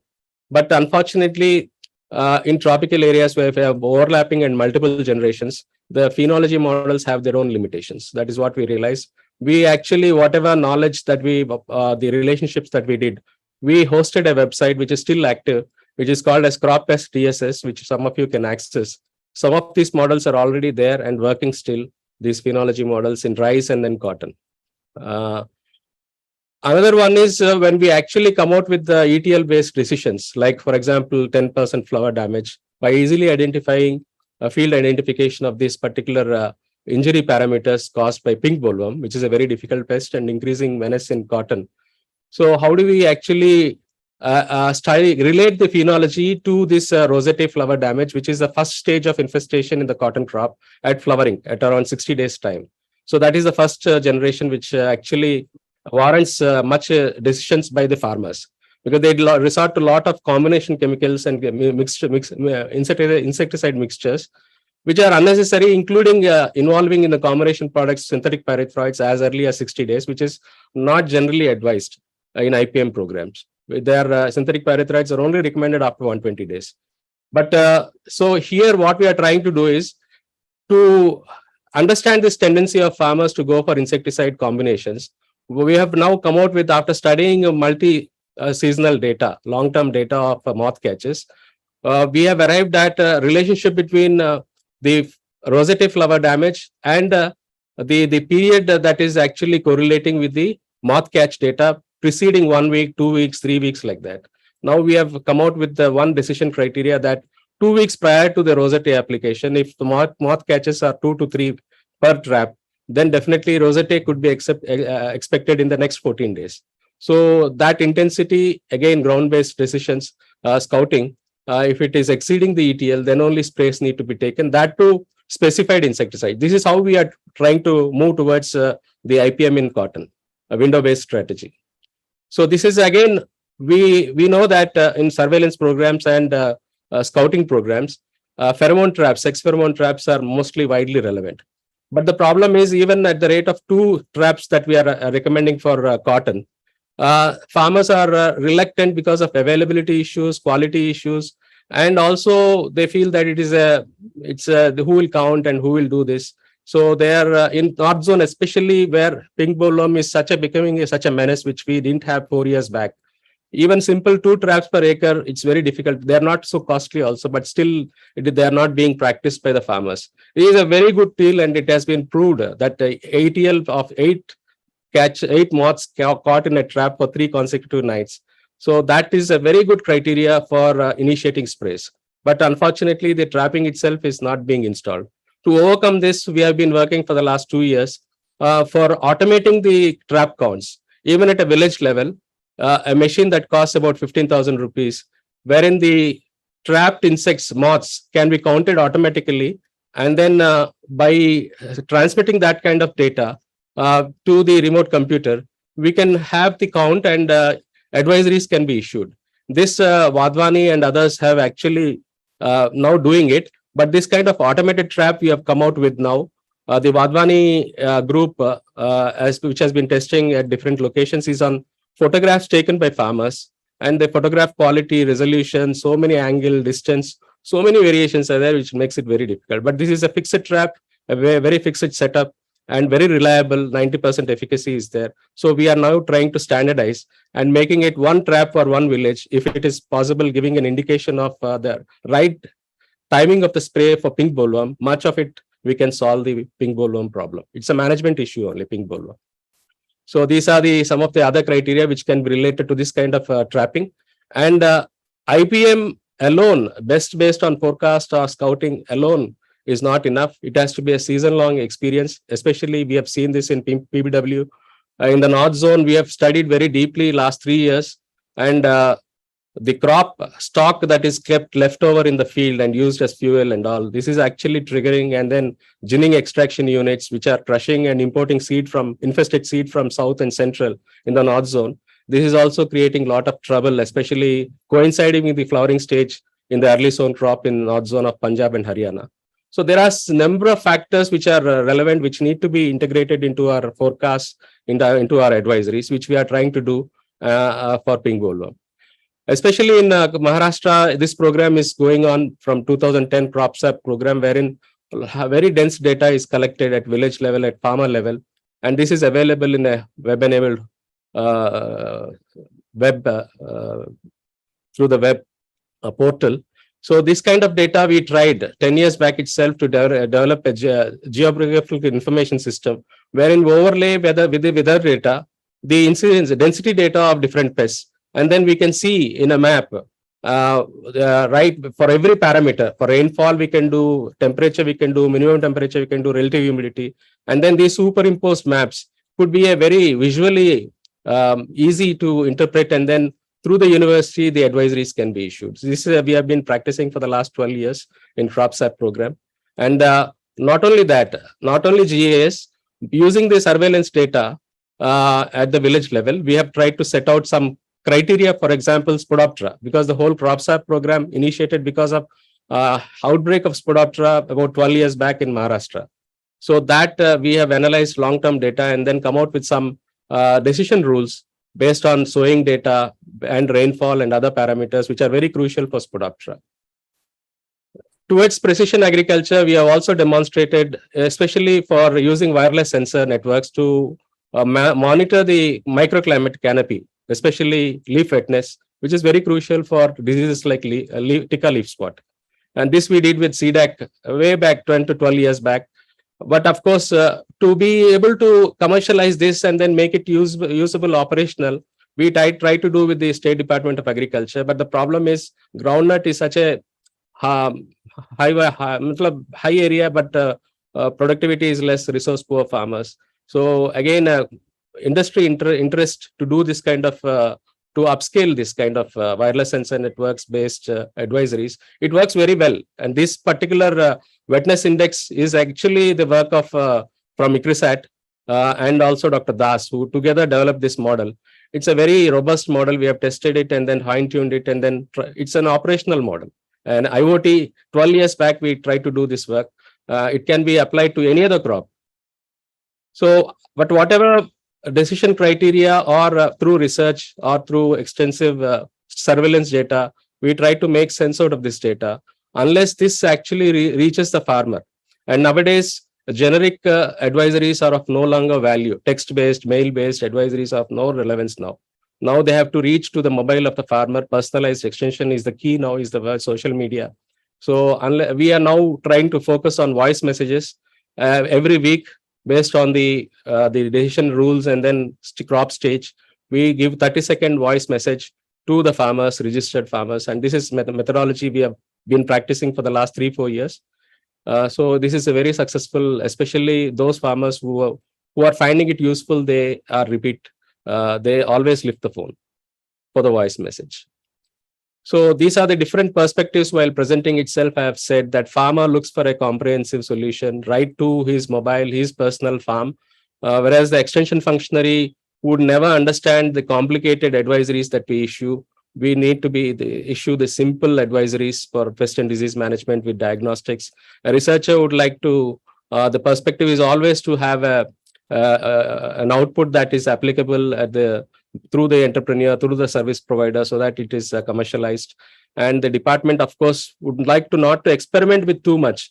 Maybe a GIS-based information systems, density maps, which are easily understandable, where the resources for pest management could be diverted, where an impending outbreak or it is alert. That is kind of alerts that they would like to have. And ultimately, we need to move towards precision agriculture, precision farming, and value chain extension. Linking for, especially there is a lot of demand for IPM. Many of the companies, big companies, IT companies have taken the digital route, diagnostics and then advisories based on weather and sensor measurements are going to come in a big way, especially in high value crops. So this is what I wanted to tell you, sir. Thank you very much for this opportunity. Thank you. If any questions are there, I would be happy to answer. Thank you very much, sir. Well, Prasad, there are no questions. First, congratulations. And it's nice to know how much change the Panjari Pasarodi Rui Baroda Marg has undergone over the past 4.5 decades. I started my career there in 1979. So my good wishes to all the cotton scientists there, and of course, well done. So Mahapatra, go ahead. Thank you, sir, for a very comprehensive talk covering the pest surveillance, forecasting, and use of digital tools in pest management in the coming days. This remote sensing will help in variable application of the IPM inputs. In the way the pest advisory with the help of the decision support system, the AI-based pheromone traps, and the wireless sensor network based decision support certainly change the scenario of the pest management. So we hope this will be a good year in the coming days. So thank you, sir. So next, sir, Dr. H.C. Sharma, sir, is having the lecture. He is a renowned entomologist and former vice chancellor of the Vice Chairman University of Horticulture and Forestry, Solar. He has worked extensively for the food security and conservation of the environment. His scientific contributions are in the areas of both plant resistance, transgenics, and molecular assisted selection of the insect resistance and IPM. He is a recipient of several prestigious awards, including the Millennium Science Award by CRISAC, CGIAR Excellence Award, Team Godwin Award, Doreen Marshall Award, Orium Ashram Award by the ICAR. He is fellow of the several professional societies and played leadership roles in many international boards and councils. Dr. Sharma is a fellow of several academic societies, including the National Academy of Agricultural Sciences and Entomological Society of America. Dr. Mahapatra, this is enough now. Sir, now I request you, sir, to deliver the lecture on the host plant resistance and effective management option in the era of genomics.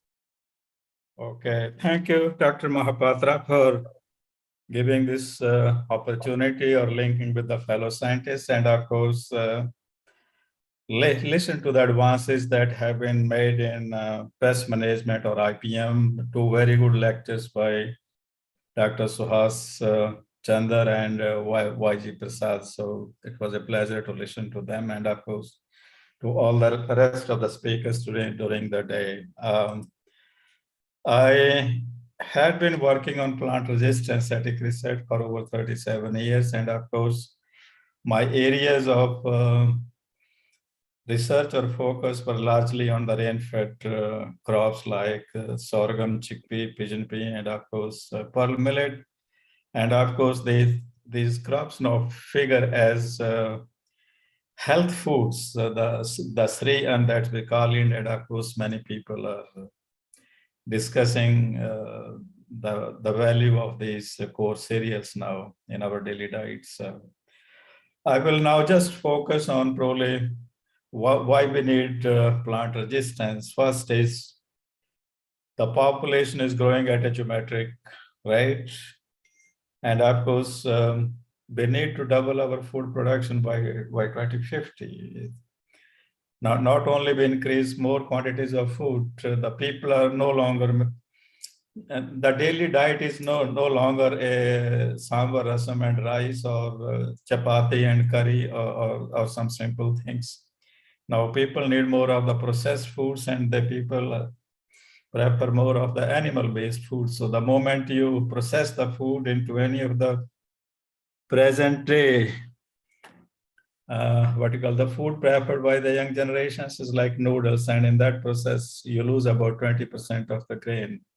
And when you want to convert the cereals or the pulses into the animal-based protein, you need 5 kilograms of the grain to convert it into 1 kilogram of, say, meat or the chicken. So that's why we have the need to increase food production. And to do that, India has one of the best programs in the world, All India Coordinated Research Improvement Projects, where we develop the high yielding varieties and hybrids. And as I said in my opening remarks, when we identify a high yielding variety or hybrid for release or cultivation by the farmers, will largely look at a yield. And of course, when we look at the yield, then of course, many of them are nutritious. They're liked by us, but they're also liked by insects. And that is why we have to go with the applicator gun to, provide a pesticide umbrella for us to be able to harvest maybe 5 to 7 or 8 tons of grain. If we don't protect, that's where you have this rice field, of course, what we call is the hop and one. There are situations when we may not harvest anything. So in addition to that, when we spray pesticides, we kill the natural animals. We have the health hazards to the person who is spraying that pesticide in the field. And of course, much of that sprays goes into the air, into the water. And of course, at times the people also spray the crop one day before it is being harvested and taken to the market. And that's why in much of our fruits and vegetables, they're heavily loaded with the pesticides. Now to look for host plant resistance, what we do, we can take large number of the genotypes of a particular crop, and of course, we can plant them under the field conditions. We at ICAR used to plant 5 to 7 or 8,000 accessions of sorghum or chickpea or pigeon pea in the field, and then of course, under natural infestation, you select varieties that either survive the insect damage or, and of course, reject the ones that are totally destroyed by the insects. And this is the first what we call empirical approach to screen or select for resistance. But under these situations, what happens is the genotypes that flower or grow very fast early in the season, they escape the insect damage. And of course, the ones that flower late in the season, this is particularly more important for crops where a particular pest or a disease attacks the flower or the grain. And of course, this is example from pigeon pea. The genotypes that flower in the mid-season, October, November, they're completely devastated by say Helicoverpa. So how to maximize that efficiency of screening under natural conditions?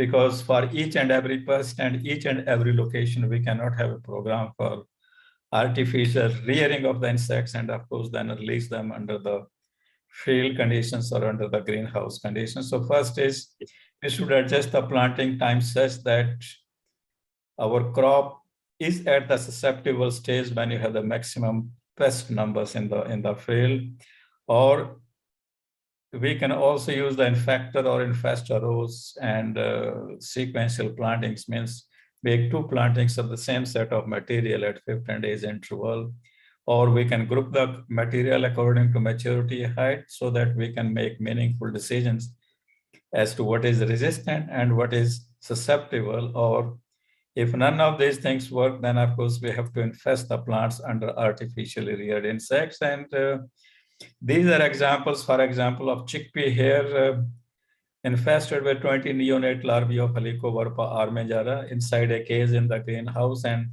that's the difference you see between its resistant and its susceptible genotype. Or in case of much of the rice pests like hoppers, a lot of such techniques were developed at IRI and of course also at CRRI to evaluate the test material, exposing the most susceptible stage of the insect to the optimum pest density so that we can make the difference between a good and bad one. Or we can cage or confine the insects with the plant. No number of insects, say this is example from the sorghum midge, where we used to infest each of these panicles with 20 midge females for 2 consecutive days. And then of course we can see the difference that comes out. One of the most effective techniques that I come across, we developed was that invariably we have limitations of space, we have limitations of rearing the insects as to how many we can rear. So what we can do is we developed a detached leaf as a technique where we take the susceptible stage of the plant, for example, chickpea terminal here, and embed these terminals in 2% agar-agar over here. Then infest these twigs or branches with 20 neonate larvae. And after 72 hours, you can see the difference between a resistant or a susceptible genotypes, or here you can see the difference between a BT cotton and a non-BT cotton. So this detached leaf assay can be modified and can be used for any crop and insect by making a suitable modification in the system that we want to do. Quite often, the plants possess several morphological traits that are linked to the resistance or susceptibility. And of course, here is the example in case of sorghum, that the sorghum genotypes that have a glossy leaves, light yellow, erect, shining leaves, the genotypes that possess this glossiness trait, they are resistant to sorghum fruit fly and also less susceptible to the stem borers. Whereas the genotypes that have green, drooping, broad leaves, those genotypes are susceptible to the sorghum shoot fly. So and these glossy sorghum genotypes that have these glossy traits, they also have these trichromes, small thorn-like structure on the undersurface of the leaf. So these can be used as marker traits to select for resistance. So this pest, another example is in case of pigeon pea. Pigeon pea is highly susceptible to Helicoverpa. Why? Because the pigeon pea have these glandular trichomes that has a suitable combination of some of the flavonoid compounds or the polyphenols and also the sugars, and as a result, they act as phagostimulant for the Helicoverpa larvae. Whereas this wild relative of pigeon pea, this is called Cajanus scaraboides, this lacks these glandular trichomes and of course the phenols and the sugars that are there in pigeon pea. And as a result, the cultivated pigeon pea is highly susceptible, whereas this Cajanus scaraboides, which doesn't have these glandular structures, is resistant. Or alternatively, we can also look at if the mechanism of resistance is largely the case of the base because of the biochemicals of the compounds that are present in the plant, then we can have a HPLC or GCMS fingerprints of those resistant and susceptible genotypes.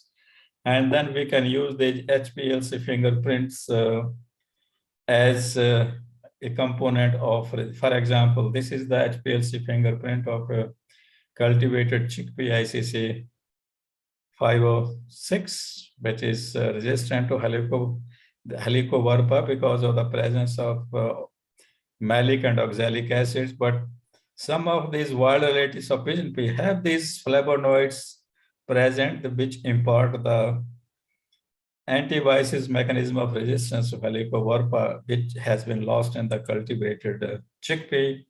And here is the best example is in case of rice, where the resistance genes have been derived from the wild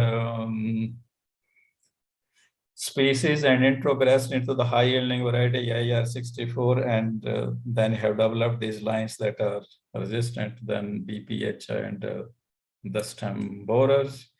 And of course, this is the example from wild relatives of chickpea, on which the Helicoverpa larvae grow very slowly. And this is because of the earlier fingerprints I showed you, which have these compounds that resulted in slow growth, whereas the cultivated pigeon pea, which doesn't have those flavonoid compounds, these are highly susceptible.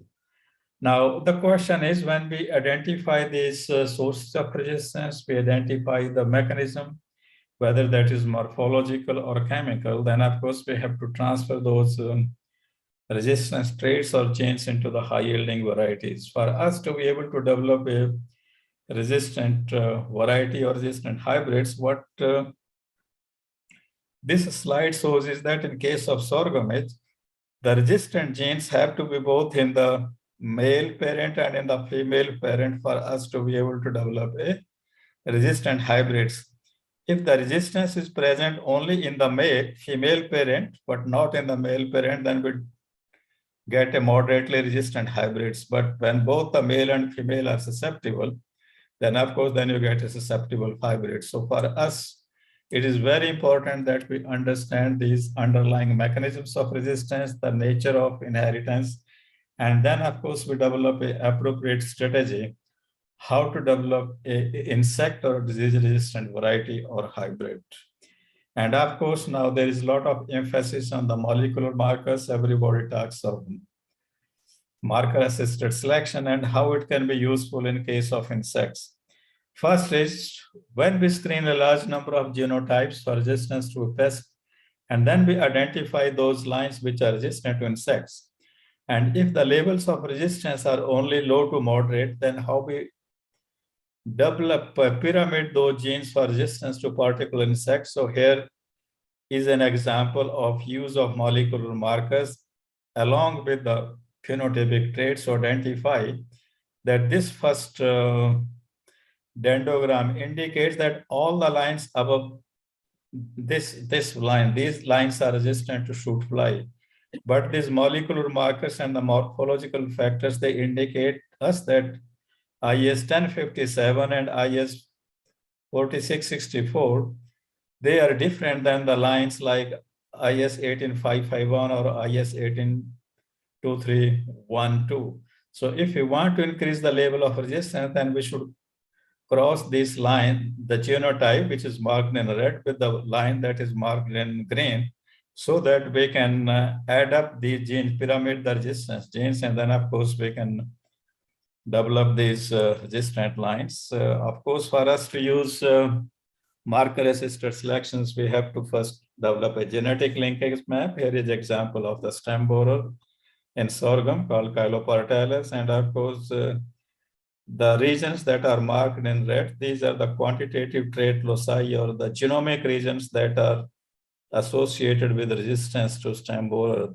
Of course, once we know the linkage between the marker and the inheritance of resistance is tied, then we can use a particular marker as a selection marker to monitor the movement of that resistance genes from the parent to the progeny.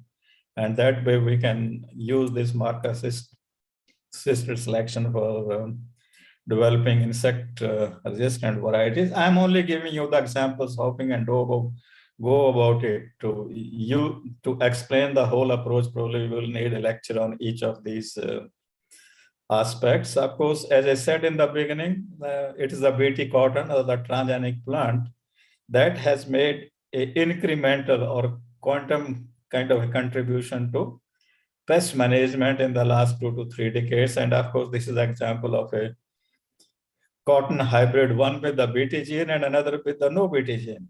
Both these hybrids were sprayed 8 times at ICAR-Central, and you can see the difference in the yield that we have realized. And simple thing, as a result of introducing these cotton hybrids, now there is a 4 times increase in the cotton production in India. And there has been a 4 times reduction in the pesticide use initially. Of course, over time, when we did not use the pesticide to control helicoverpa on cotton or the bollworms on cotton, then of course other insects like the jaicids, the thrips, and of course the other insect species also became a yield reducing factor. And of course you have to apply the pesticide to save that yield. So this is, of course, this slide was meant for commoners. So there is a book that I had written probably a decade back, is the biotech approaches for pest management. Of course, the highlight of here is this cotton. Most often people raise a question about the biosafety of these transgenic crops or the Bt crops. So actually, we know the biological effects of the protein that a particular transgene transcribes or produces in the transformed plant. And once we make a decision of inserting a particular gene into a particular plant, before that, there are enough studies done to know the biological properties of that protein or the toxin which the inserted gene will produce, so that we know its consequences, whether there are any allergenic, mutagenic, or toxic effect of that particular protein. It is only after ensuring that that particular protein is safer to the human beings that we insert into a particular plant. And this is again for the general information of the audience, that all the proteins that are produced in the transgenic plants, when the higher animals take it, the pH of our stomach is around 1.5, 2.5. And under that pH, all the proteins are broken down into amino acids. So there is nothing left in the stomach that goes to the midgut which has any resemblance or a similarity to any of the fragment of the protein which that particular transgene produces in the transgenic plant. And another particular point is that in higher animals, we don't have the receptor that bind to the Bt protein that can lead to a cell pore formation or cell lysis, which is aminopeptidase. We don't, the enzyme that is produced in human beings or higher animals is different than the one in insects. And of course, so we cannot expect any adverse effect of the transgenic plants on the higher animals. So I think the kind of increase in productivity that we have realized in cotton, we can have similar increase in productivity in other crops by using the modern tools of biotechnology. And of course, we should be more open to this particular aspect. Here is an example of the Bt chickpea that these plants were produced in a collaboration between ICAR-Central, Assam Agriculture University, and of course CSI Australia. These particular plants have been shared with many ICR Institute and also with MICO. These genes have been transferred into high yielding varieties. The application has been approved from the RCGM when I was part of it. And of course, it just awaits the clearance by GEAC. And of course, once we give the clearance, then the farmers who use 3 to 4 pesticide sprays on chickpea, it can be reduced to 1 or less than 1. And once we reduce the helicoverpa population on chickpea, we will also decrease the pest population on pigeon pea and also on cotton. So we have complementary or additive effects. One thing that we have not yet exploited is RNA-mediated gene silencing. Either we silence a gene in the insect so that it is unable to recognize the host plant as its favorite food, or we silence a gene in the plant so that it no longer produces those chemicals which the insect uses as the cue to identify its host plant. So this is one of the best approaches, actually, and much safer than the transgenic whole gene insertion that can be used for the control of particularly sucking pests like aphids, jacids, and thrips. And of course, this has already given very good results in case of control of the viruses, the papaya ring spot virus. Much of the papaya that's grown in the US and the Northeast, because another technology we have at our hand is the gene editing. And of course, this doesn't come under the biosafety regulation. So this is much better that we can do. And of course, once we have a sustained focus to identify, develop high yielding varieties of crops, then we can reduce the pesticide use by half, 1/3, or no pesticide use. Example here is, this is sorghum variety, which is resistant to sorghum. It is highly resistant, so we don't need any pesticides.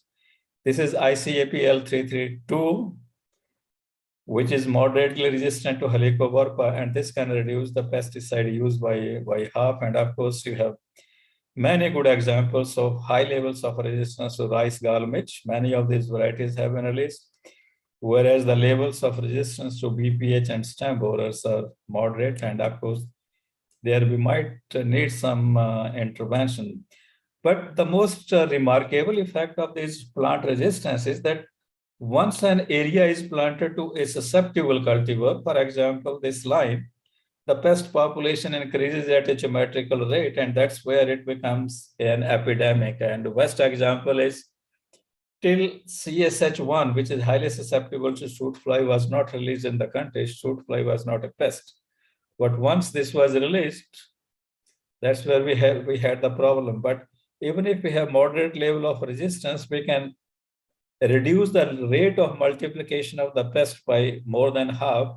And after about 4 to 5 generations, we can reduce the pest population to below economic threshold level. So once we release a resistant variety over a large area, then in a matter of 3 to 4 or 5 years, we do not have much need to use pesticides to control that pest. And of course, as everybody has said earlier, is plant resistance by itself is no silver bullet. If the pest population is very high, I have example here of sorghum fruit flies, for example, Maldandi, or has a moderate level of resistance to fruit fly, and ICS with it was a variety developed by the ICAR said, if the pest population is very high, the crop can still suffer more than 70% damage. Of course, the susceptible one will suffer more than, it will suffer 100%.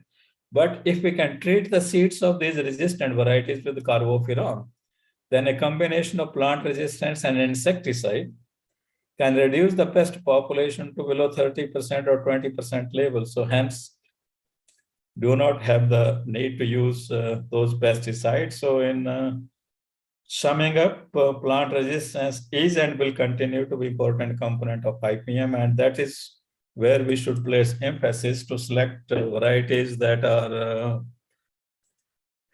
that have some level of resistance to the prevalent or the major pest in a particular region. And we should use both the conventional breeding and the biotech approaches. We should not be leaving the decisions on biotech products to NGOs and to lawyers who do not know what a gene is and how it functions. So decisions should be taken by the scientists based on science and not by people who probably do not have an idea of what undergoes under that particular process. And of course, we should also access the genes or introgress the genes from the wild relatives of crops. Actually, the wild relatives of crops are the gold mine for these resistant genes and also for many of the nutritive traits that we have lost through the process of crop, what we call adaptation or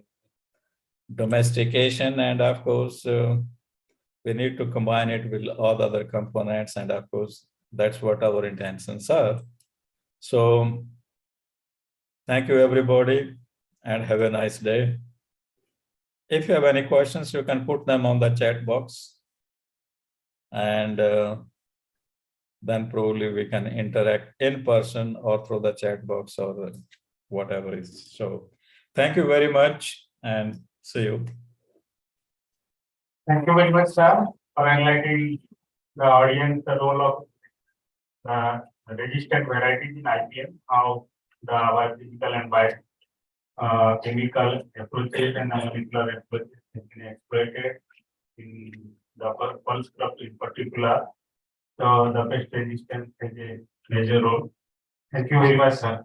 So sir, should we invite the next speaker, please? Go ahead. Sir, next speaker is Dr. Mukund Bharia. So he is a well-known plant pathologist. He is specialized in fungal pathology. He is presently working as the state coordinator of ED Odisha Bhubaneswar. Earlier, he served as the head of the ICAR-NRI regional station at CRU RRS Hazaribagh. He is a member of many professional societies. He has identified major genes and QTLs associated with blast resistance in rice and associated with the development of high-yielding varieties. Identified the QTL for drought and blast tolerance and some in the same chromosomal region, contributed to the development and release of the popularization of upland rice varieties, including the Saubhagi Khan, in collaboration with ED and several SAUs under the network research project. Collaborated with ED in the implementation of the project for improving the system productivity in Eastern India and promoting the climate resilient technology in the Odisha particular. So he will be delivering the talk on the recent advances in the plant disease diagnosis and monitoring and Indian perspective. Sir, we request you to deliver on this topic. Thanks, Shyam. Thanks for having me here today. It's a good opportunity to be talking about advances in plant disease detection and monitoring. I just changed the word diagnosis to detection because practical terms, detection is more important. Not only we are looking at the ability of scientists or farmers to diagnose a disease, we will be looking at the possibility of how early we can detect a disease. So I just changed that word. Sorry for not informing you that.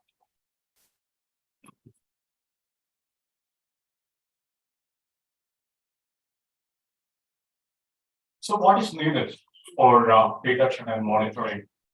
There are basic information that we need is early detection in combination with fast, accurate, and cheap diagnostics. The cost involved should be much less than what we are doing today for many of them. I'll come to that later. It has to be fast because the action threshold for any control or any management has to be much. It is very short compared to the normal time that it takes for detection. Ensure that the instruments and techniques used are suitable for field use because you cannot have large heavy equipments to be taken to the field. It should be portable. Then decision time. Once it is detected, how fast the farmer or the concerned individual is able to act on it. That's one important thing. Then the target production environments having higher losses in food insecure hotspots, particularly, let us say, in the remote villages of Odisha, smallholder farmers. Do they have the capability to control diseases or manage diseases or problems? Such target environment should be focused more. And I've taken this from WHO, who says the diagnostics as far as human viruses, as for the human viruses, but it applies equally to all kinds of problem diseases that we have in plant system. It should be affordable, sensitive, specific, user-friendly, rapid, robust, and equipment-free and deliverable. That is assured.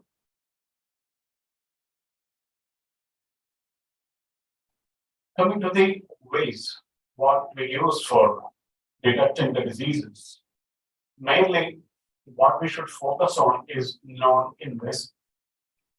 And The visual methods we all know about how to morphologically detect the presence of diseases and identify them and use the management tactics that are required. But the problem is that disease plants produce different spectral signatures. Sorry, but latent infections cannot be detected.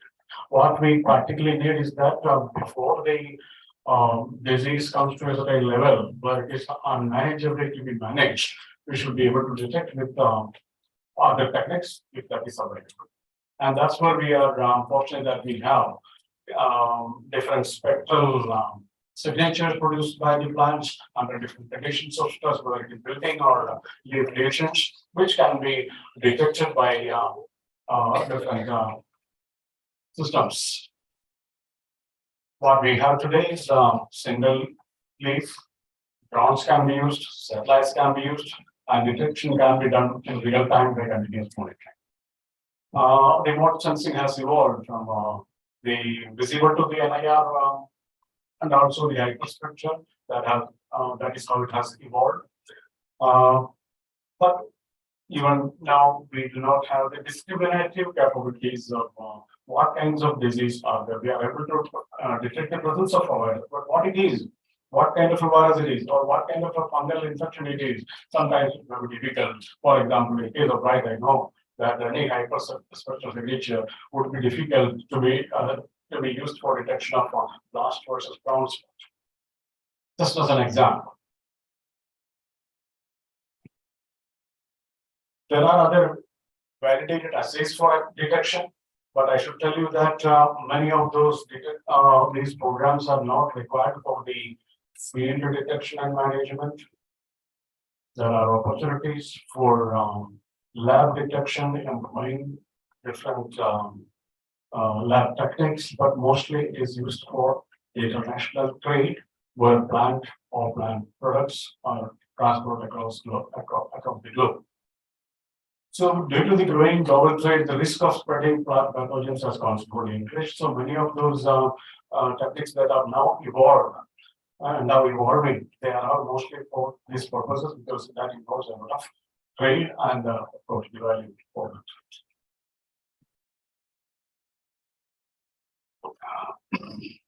Without phytosanitary certificate, it's not possible to move the material from one country to the other. That's the major investment opportunity for lab technologies to evolve and that have grown more rapidly than field. Immunology, there are several other methods also, like immunological methods using specific antibodies. Because the microorganisms produce a wide variety of antigenic molecules that can be used for detection. I will not go into the details of this because I'm presenting it as only as a method that is evolving. But then again, I'm stuck upon the need for these things for international trade and phytosanitary certificates, detecting for materials that are moving across different countries. There are also nucleic acid-based assays, PCR, isothermal amplification techniques, hybridization-based techniques. It has evolved so much.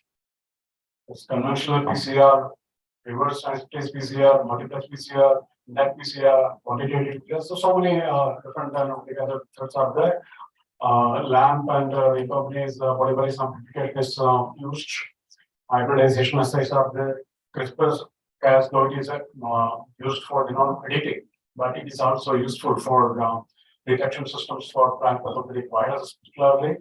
And then nucleic acid sequencing, these are the methods that are being used as a system.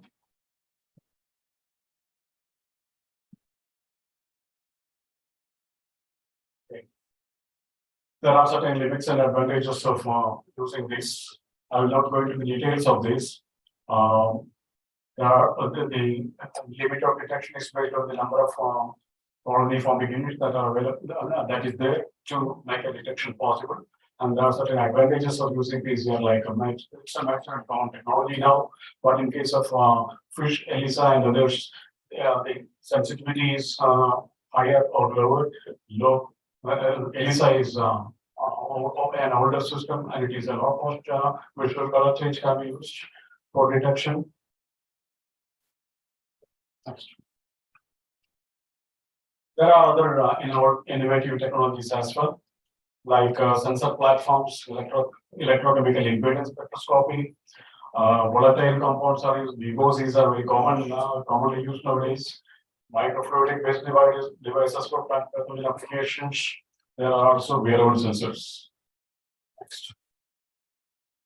Now I'll get back to the system which I would like to talk about, and that's mostly about the systems that we need for failure detection and management of diseases. Smartphone technology, as a new entrant to the area in the last 10 years or so, which can contribute to more accurate, smart, and portable diagnosis systems.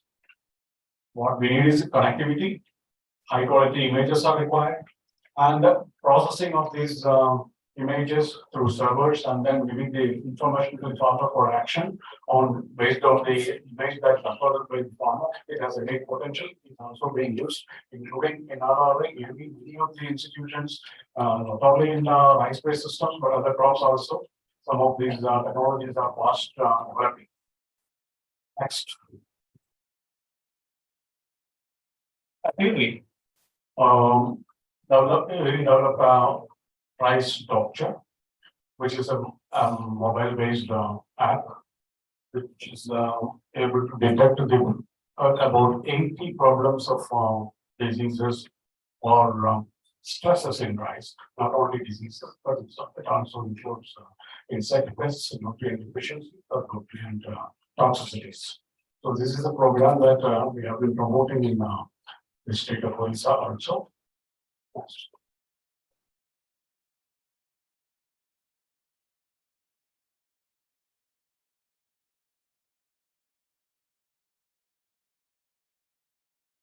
Diagnosis is instant.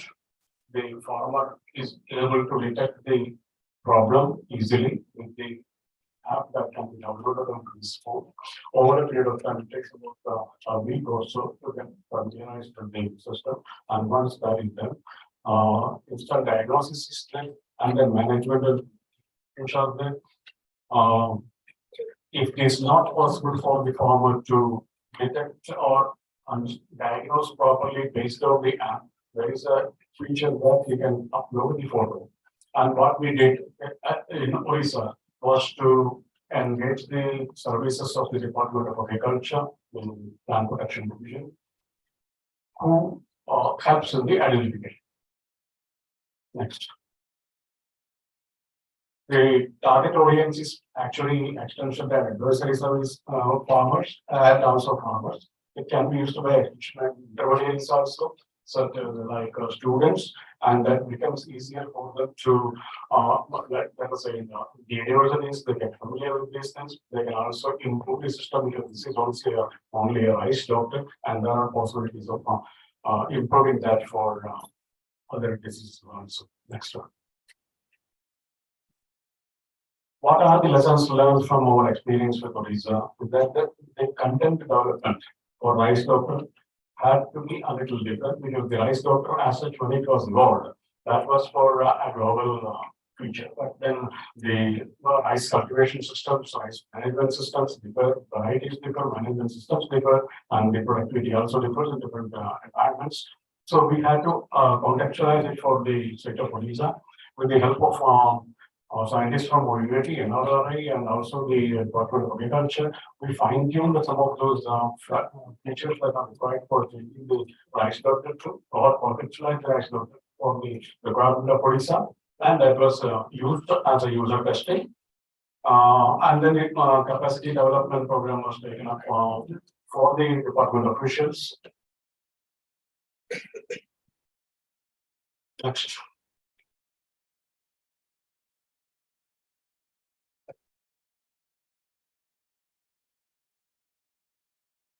Let's get this. So what is required now? So what we want is that, okay, we contextualize the rice doctor for the purpose of farmers in Odisha. And the next step would be that the farmers use it, scale it up. So what is the method? Training of rural advisors. advisors, extension agents, non-government organizations, plant clinics. We did it as far as possible during the actually it's split running between 2017 to 2022. We had a COVID time in between. So many of those training programs that we plan to do in 21 and 20 and 21, we could not do many. So we continued it for a couple of years. Even now, I'm not certain that we have reached the numbers that the farmers are, many farmers or even the department people are using those information. The Department of Agriculture also says that, okay, this is a good method, but why don't you modify it to include other crops and insects also. That's one area where we are now working on. This can be integrated with the government activities. These pest surveillance program is already running with the government. Because of Suraksha Abhiyan is there. So there are opportunities for piggybacking with those programs for price doctors and taking up to large scale. And a business model for unemployed youth. If a youth in the village is able to use that program to give an advisory to the farmer and he earns 10 rupees for that advice, that would be encouraging for those the youth. But since the project was running on support from government, we informed the government that once the project is completed and the support is withdrawn, the youth would be engaged for that kind of distribution of the information, and they will be able to charge for the service for it. Future strategies, of course, yes, a comprehensive one-step shop sold for information for problems related to rice stopping systems. That's what we are planning to do now. What is on next? What are the impact pathways for rice worker to enhance livelihoods, knowledge management, and networking? Target groups would be defined and that live. Next. Thank you. I'll try to stop here. Thank you so much.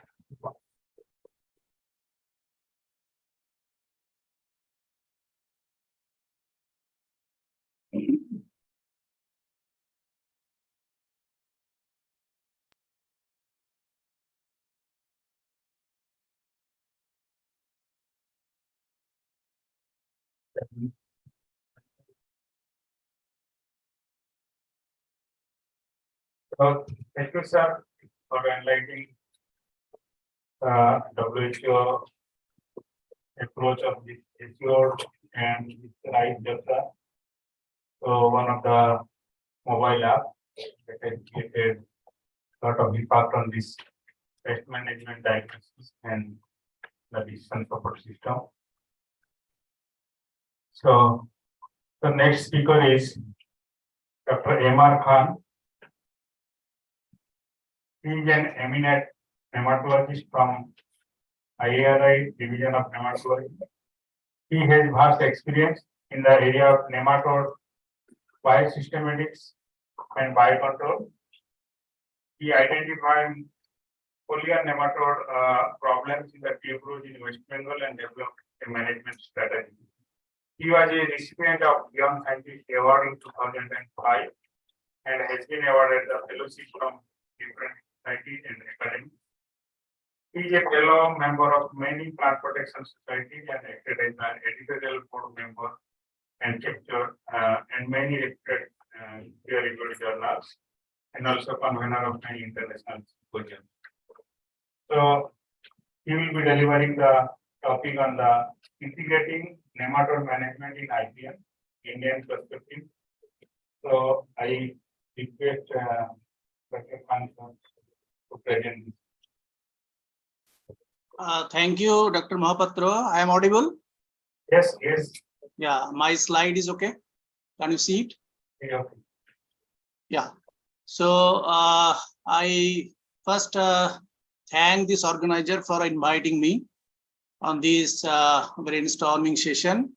I also will give my due respects to the chair of this today's session, and also directors of the ICAR institutes, government departments, and participants joining online and in person in this program. I'm very much enlightened, and I am listening this all lectures since morning. And we are talking about this IPM. But as a nematologist, I believe that we are very young in this discipline, and also our participation in the IPM program is little late, because nematology discipline has not been given the due recognition by the plant protection specialist. And we were not equipped with these tactics or methods which are being used for management of the nematode. Now we are confident, and also our plant protection fraternity, Dr. Subhash Chandra, Director, NCIPM, mentioned that nematode is also a very important problem for the crops, and it's managing also difficult. So today I am going to talk about this integrated nematode management in the IPM system. I will talk about mostly the nematode problem in our country. If we look at this pathogen is unique as compared to the other components of the IPM, because this infection or this pathogen primarily cause the nuisance in the host, and ultimately this crop health is seriously impacted due to its infection. But this whole impact of this nematode infection caused the immunity issue of the plant. So, and this problem is mostly remain unrecognized, because we know this problem caused out of our site, and the nematode is entirely dependent on the plant nutrients, and also due to their infection, they are making avenues for other pathogens. So this problem become aggravated in the presence of the nematode. As I told you, there is no specific symptom produced by majority of the nematode infection. So problem remain, and the farmers cannot realize, therefore the damage in the crop cause. That's why we call them the farmer's hidden enemy. If you look at this global status of the nematode, it causes huge amount of the crop losses. In India also, we have estimated there are 21% of the crop losses has been found in various horticultural and agricultural crops. And the major problem is the root knot nematode. 76% of the loss caused due to the root knot nematode. And if you look at this, our oldest, these records also say that the root knot nematode is the second most important global pathogen of the crops. So if we look at the nematode problem in our country, the root knot nematode is prevailing. It's getting foothold in this almost all parts of the country, and also almost all the crops. There are some specific problem in the sub parts of the country, like the potato cyst nematode in the south, and now it has gone to this north, like the Himachal Pradesh, so Uttarakhand and Jammu and Kashmir. Lichen nematode that produce the lichen in the roots. There are a number of crops like chickpea, wheat are getting infected. Reniform nematode, it's a problem in almost all the pulses and fruits and crops. And the white tip nematode, if you see the rice crop in the Odisha, Bengal, and many rice growing parts of the country, every year we are getting a lot of this information about this nematode problem in the rice, because this is a seed-borne nematode, is getting distributed easily from the any one part of the country to the other. And the burrowing nematode, it is problem in the south, and also problem in the Gujarat, Maharashtra, and other part of the country, particularly in the banana crops and also other plantation crops. Wheat seed gall nematode, we know this is very oldest pathogen, but still it is not now it is not present, but still this nematode is coming up in the Pakistan, our neighboring country. So we must be very alert about the pathogen, though it is not widespread in India now, but it can be the problem. Citrus nematode, it is a problem in the citrus growing areas. Rice stem nematode, Ufra nematode, that is present only the small pocket in the Assam. That is earlier it was present in the Indo-Bangladesh border. And the spiral nematode, this problem in the rice and banana. Even in your NRI farm also, in the rice crop, we have found this Helicotlengus multicentrus in the rice field. And if we know this nematode is distributed widely in almost all parts of the country, and majority of the crops are affected by the nematode. A dozen of nematode is a problem in the crops. But the problem is, how should we manage this? We have the very effective tool for manage the nematode, but this nematicide, but those nematicides have been withdrawn for one another reason, but these nematicides have been very useful for demonstrating the damage caused by the nematodes.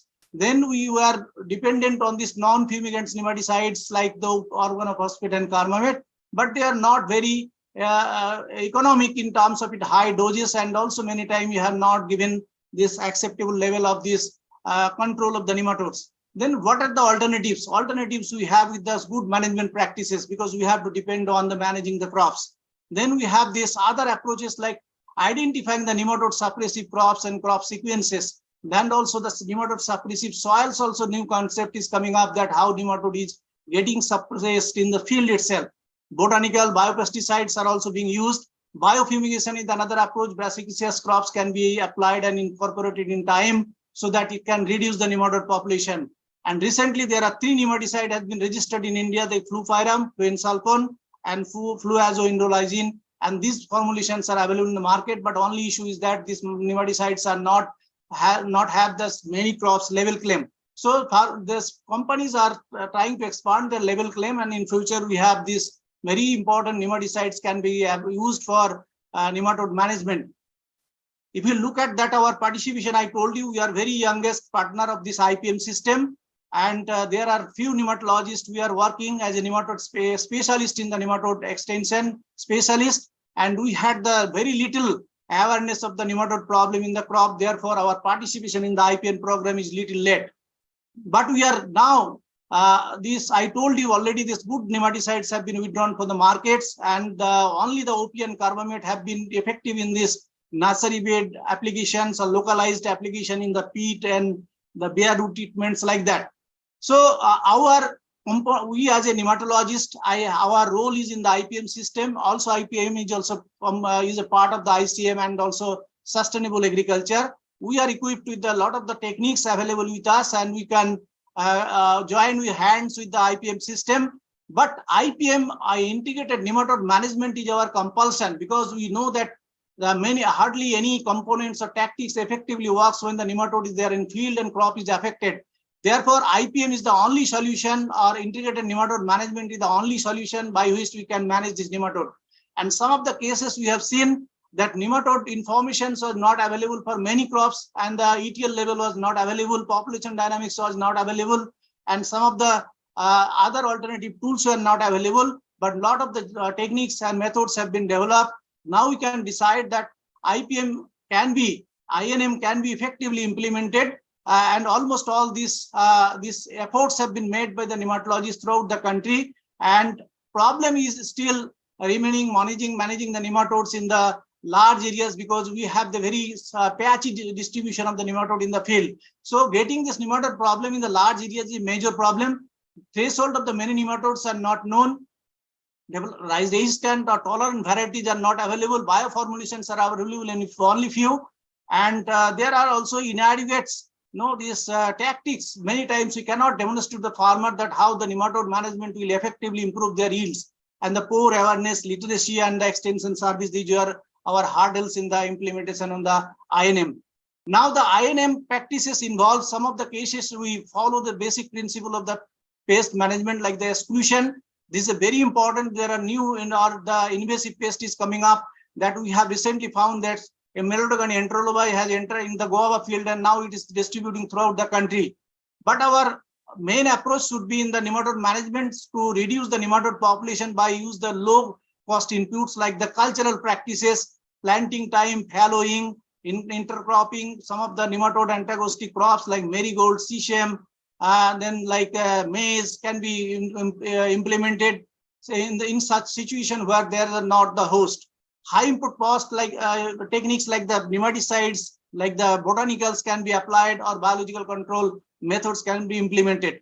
So overall approach should be to reduce the nematode population. The development of the resistant variety is the best approach to reduce the nematode population, and also restricting the application or restricting to this how to reduce the nematode damage, because once the nematode damage started in the field, it cannot be recovered, because we know this nematode infection caused this permanent damage in the root system. So mid-term correction is very difficult. So mass awareness will be the only solution, and also we must also depend on that how these techniques can be compatible in this IPM system or agricultural production system.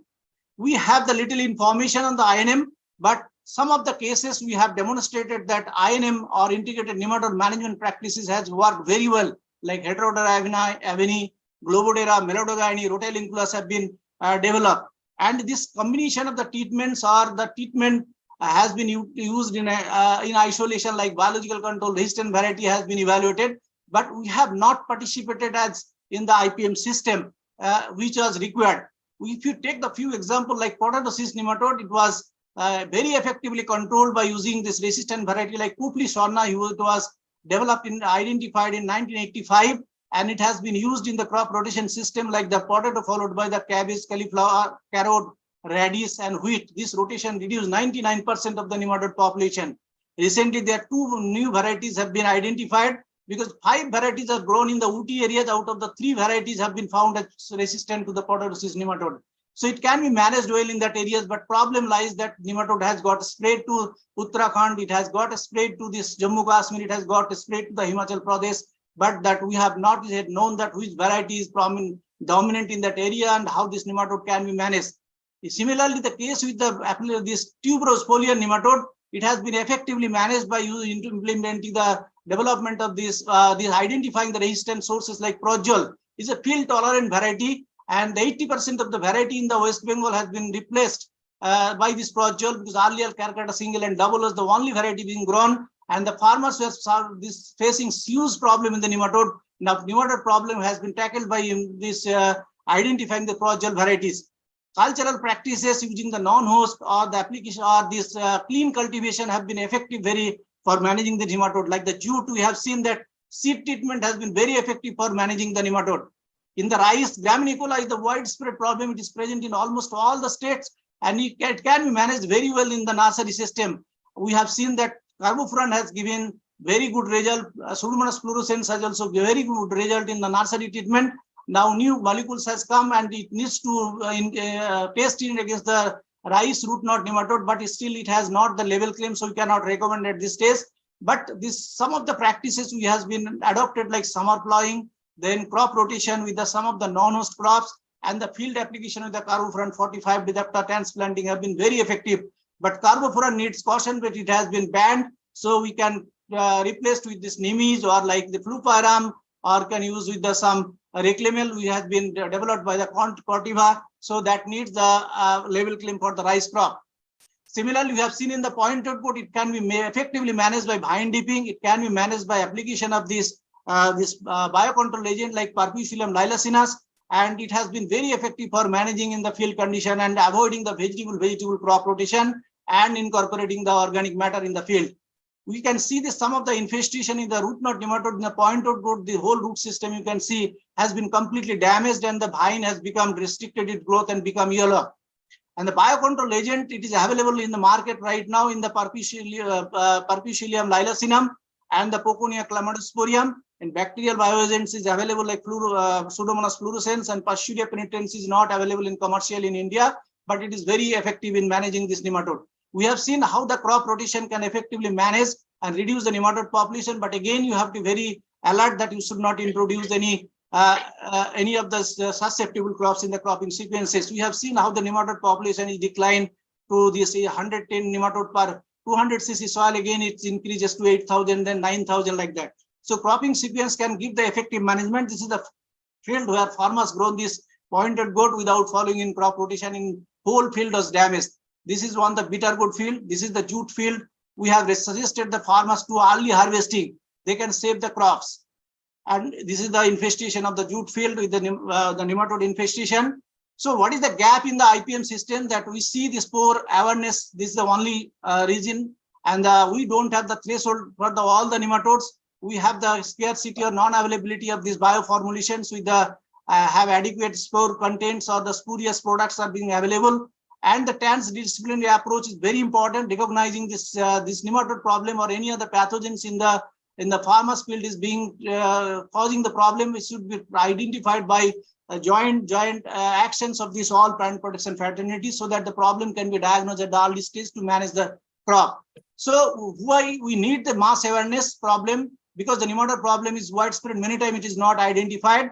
And we have seen that our efforts in the nematode awareness campaign we started in 2006, and we tried to go for the mass awareness to the farmers. And we have tried to create the awareness to the SMS. We have tried to give this mass media, TV talk, and so many ways we are doing. And nematode awareness we started in 2006, and now 19th year. Every year in 7 July we are organizing this mass awareness program in the different districts of the West Bengal. So this is how we can create the awareness. This is some of the thoughts I can see how we discuss the nematode problem by taking the inviting the people from the across the disciplines, so along with the farmers.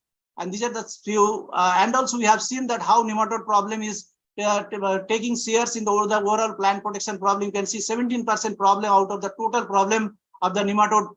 This field problem is taken by these nematodes. So 50% of the problem due to the plant pathogen and 17% problem in this field due to the nematode.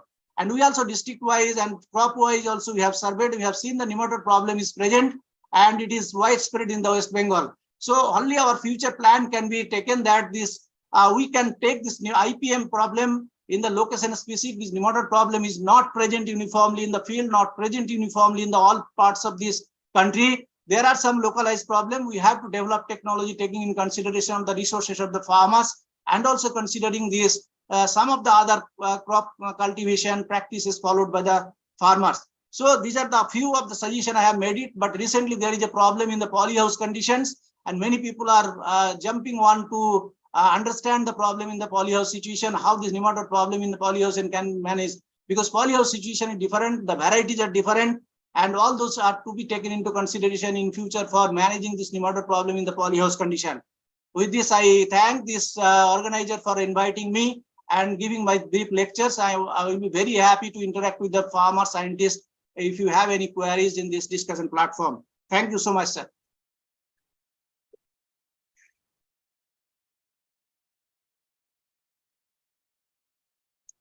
Yes. Thank you, Dr. Ahmad Khan, for giving a comprehensive picture on this nematode scenario in the India. So even there are some molecules, even though some of the molecules have been banned, but there are few molecules which are in pipeline, and we hope that these vendor molecules to some extent will be registered in the CIVRC. Besides, some of the potential nematodes which are already exotic in nature has entered into this India, so that will be solved in the times to come with the modern tools and techniques. Certainly, the nematode is one of the integral component in IPM. So in the times to come, it will be integrated in a holistic manner. So next speaker is Dr. Manoj Semwal. He is the senior principal scientist and head ICT in CMAP Lucknow. He had vast experience in the application of remote sensing technologies for precision agriculture, for crop growth forecasting, crop-related advisories, and yield prediction. He is leading the research project on analyzing large diverse data sets obtained from the unmanned aerial vehicle, satellite imagery, proximal sensors using machine learning techniques in R and Python. Basically, he is a computer scientist. So he will be delivering the talk on the remote sensing and digital innovations transforming IPM for the future agriculture. So now this is the era of these digital tools and techniques. So how we can integrate these techniques with the IPM, he will be talking in this area. So welcome, Dr. Manoj Semwal. Thank you, Dr. Mahabatra, for inviting me. Honorable Chairman Sharma sir, Vice Chairman, Co-Chairman Dr. Variar, and directors of ICAR institutes. I'm very thankful for inviting me. I'm non-ICARian. I'm from CSIR lab, so I'm odd man out in this August gathering. Plus, I'm not an agriculture person. That is also a difference myself and yourself. So hope I will be bringing some fresh ideas from outside perspective. Already Dr. Variar has already in detailed talks of IRRI, where he has told of non-invasive techniques. So I am basically working on non-invasive techniques only. Before that, I'll just tell about CSIR basically, and most of you may be knowing that CSIR is a pan-India presence with ICAR, but we have lesser. We have only 37 labs, 39 outreach centers, and 1 innovation complex and 3 units with pan-India presence. And in Lucknow, basically, we are having 4 research labs. That is the only place where we are having 4 labs in a single place. And CMAP is one of the labs which is basically working on medicinal aromatic plants. And so we have a lot of connect with farmers and industry also, as compared to various other labs like CDRI or IICT or NPL, which are mainly into industry domain. We are into farmer domain also. CMAP is a lab which is having 4 research centers and headquartered in Lucknow. So we also conduct research on various agroecological zones of India. So the purpose of establishing these centers by our founding directors was that we can release varieties or we can do research in various agroecological zones of India. We had many, but some had been closed. Now only 4 are with us. The mandate, as from the name itself, is we are working on medicinal plants and aromatic plants. And moreover, the mandate is roughly like ICAR labs only, where we go into variety development. We also go into biotechnology approaches, chemistry is there, and we call it ABC, agriculture, biology, and chemistry of medicinal aromatic plants at CSIR. So I am basically in the DU6, which is Technology Dissemination and Computational Biology Department. And from this, you can see that in CMAP we encourage interdisciplinary research. So all various DUs basically they are working with each other for various works of various collaborations. So like I am a basically computational biology scientist, but working with agronomy as well as crop production and production department for my research projects. So this gathering I don't need to tell about IPM basically because they are all very much aware about IPM. I'll be just saying that I will be, from my understanding, IPM minimizes to or seeks to minimize the environmental impact of pesticide applications and reduce risk to human health and animal health. And so everything, the core about IPM is basically, from my point of view, is where I'm working is prevention and monitoring, which already our many speakers have already stressed upon. So my research or my work is basically on prevention and monitoring aspects, where I'm working for IPM related research work. So whenever we will be working on monitoring and forecasting things, these are the 4 domains that we think we need to know the best. We need to detect it, then we need to decode on actions, and we need to forecast. That is the summary of this slide basically. And so for knowing the best, we need to identify it. It can be manual as well as automated. And so you need to know the life cycle, physiology, various aspects. And here nowadays a lot of new tools where AI assisted tools or machine learning assisted tools are very much in handy. Now the technological advancement in computer science or computational aspect also is helping this domain to go hand in hand with the core scientists. So the focus has to be basically on best control options, tools and technology, and we have to have basically emergency measure than a routine procedure. You can say IPM is an emergency whenever we are applying pesticides, chemical pesticides. But we are saying that it has to be an emergency, not a routine. So if we use it as a routine, then it is a problem. So how was it from computational biology point of view or from remote sensing point of view we can make it work? So to reduce this, we need to have remote sensing technologies which can detect the crop health. And second thing is digital automation. Now digital automation already there are a lot of mobile apps that are being made, which can not only report, it can track, as well as nowadays you can incorporate machine learning tools inbuilt into it, and which can give advisories also to the farmer on the go. Nowadays, one more new technology has come, which everybody must be aware, and as well as Dr. Prasad was also telling that way back they have worked on wireless sensor network, but now the cheap technology of IoT, internet technology, has come, where you can attach the sensors. Now these sensors like automated weather stations or soil pH, soil sensors, as well as over canopy, under canopy sensors can be deployed in the field, and they are very cost effective, means less cost effective, and a network can be made, and from the network we can use the machine learning or tools, and then prediction can be done on the fly. So in the remote sensing, already this slide has been explained by Dr. Varyar also, but I will say that in sensing technology, sensors are available from cell to ecosystem. So it depends which you want to use. Like if what he was telling, assays and all, is basically for cell level monitoring, which is not possible from the field deployment point of view. But if you want to have plant, plot, field level sensing technologies, so nowadays not only satellite-based satellites are available, like low orbit satellites are there, which are having high value, scale, large scale spatial data. But drones are also now available, where you can just mount your multispectral cameras, sensors, which are having specific sensors, like anti-device sensors are there.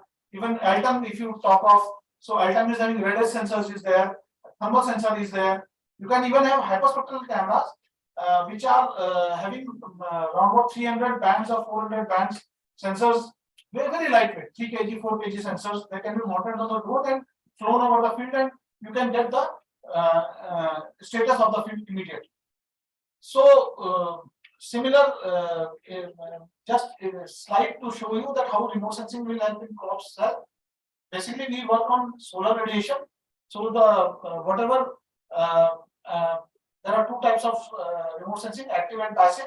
So here, passive remote sensing, we will capture the reflected light from the surface, and if it is healthy, so the signature will be different, and if it is unhealthy, the signature will be quite different. So this is just an example, or just think that if infestation is there, you will not get the similar pattern or similar EM radiation. So this principle is used for drones for pest and disease detection, where we are using generally for assessment of crop health by identifying weeds, pest and infestation, and then appropriate and relevant use of chemicals to find such infestation can be given. But there are advantages or disadvantages also. Basically, advantages are that you can have, as per your requirement, you can fly the drone. So you can get more information or precise information, which is not available through satellites, basically. Because satellites have a particular time of coming in the particular location. So that can be 5 days, 7 days, 14 days. So in case of pest infestation, that can be very severe. That can become a severity by the time the next satellite pass comes to that area. So drones are very helpful in that. But the only disadvantage presently is that it's very costly. Means having an infrastructure is a cost affair. You need not only need money to invest in purchase of the hardware, that means equipments, but also a pilot or somebody has to be there. Now, not only pilots, you need persons who are trained in interpreting the data, because a lot of people nowadays just are interpreting NDVI or something like that. But those are, again, scientists have to be involved, or the persons have to be involved, where they can specifically tell that yes, this is the thing, and this is for particular this type of scenarios. So generally, how do we acquire drone data? We will just have field assessment is there. We just go for the raw data. We will get the data. Then we have some softwares basically where we will try to auto mosaic the data, and then these spectral indices what we obtain, we will then use our typical remote sensing technologies, where segmentation or feature extraction or machine learning based tools are used. And we will also, if we are using machine learning or AI based, then we have to train the data sets as well as test the data sets and validate the data sets. And if the validation results are good enough, then we can use this for prediction purposes. So in CMAP, basically we are using for machine learning models for classification and predictions. So this is one of the studies that we have recently completed. This is the where we have used for yield prediction using machine learning on temporal UV multispectral data, where we found various indices as well as plant canopy were very much suitable for prediction. We have a lot of parameters, but these were found to be very much suitable. And we compared 6 machine learning models to predict the crop yield map as well as chlorophyll content throughout the crop growth of Mintha arvensis period. So this was temporal monitoring, and we used non-invasive chlorophyll measurement tools as well as invasive chlorophyll measurement tools, so that we can build up models where we can correlate the non-invasive and invasive, and future we can go only with non-invasive things. So if the model is correct for that crop, we can go ahead with the non-invasive method, because invasive again needs lab setup, and then getting the results is a time gap is there. It may take 7 days, 14 days, 15 days. So by the time we come up with the advisories, the damage may already have been done. So one case study that I am just putting is, we have used machine learning for detection and prediction of crop disease and in Mintha arvensis itself, where we use basically the photographs, camera photographs of 400 total samples of Mintha leaves. Basically 100 were healthy, infected by insect infected of 125, and blight affected by.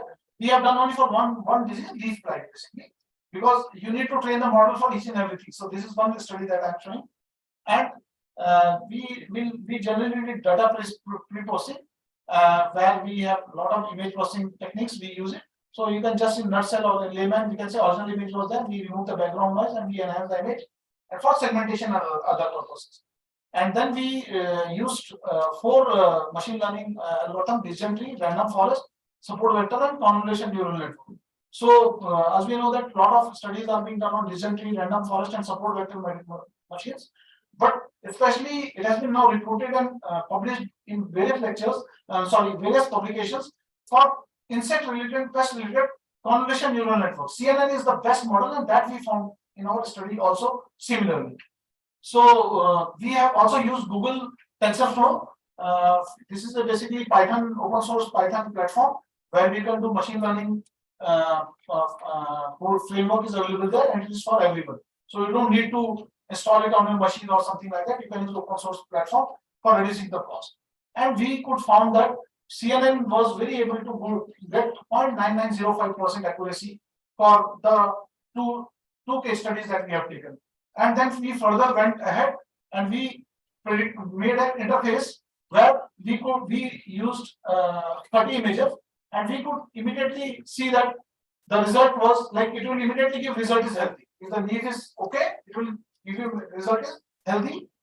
But if some disease is there, so it will even give a percentage, like 0 to 25% blight infected, or 26 to 50% blight infected. So this category was in discussion with the entomologist, and we can refine down this category as soon as we train the sets. So it is all on the training of the algorithm. So the more we train it, the more accurate we can become. So this was only 400 samples. So if we increase the sample set, and if we categorize the blights also, like we can even go for 5%, 1%, 2%, but then we need the expert who can categorize us that what is the percentage area in this.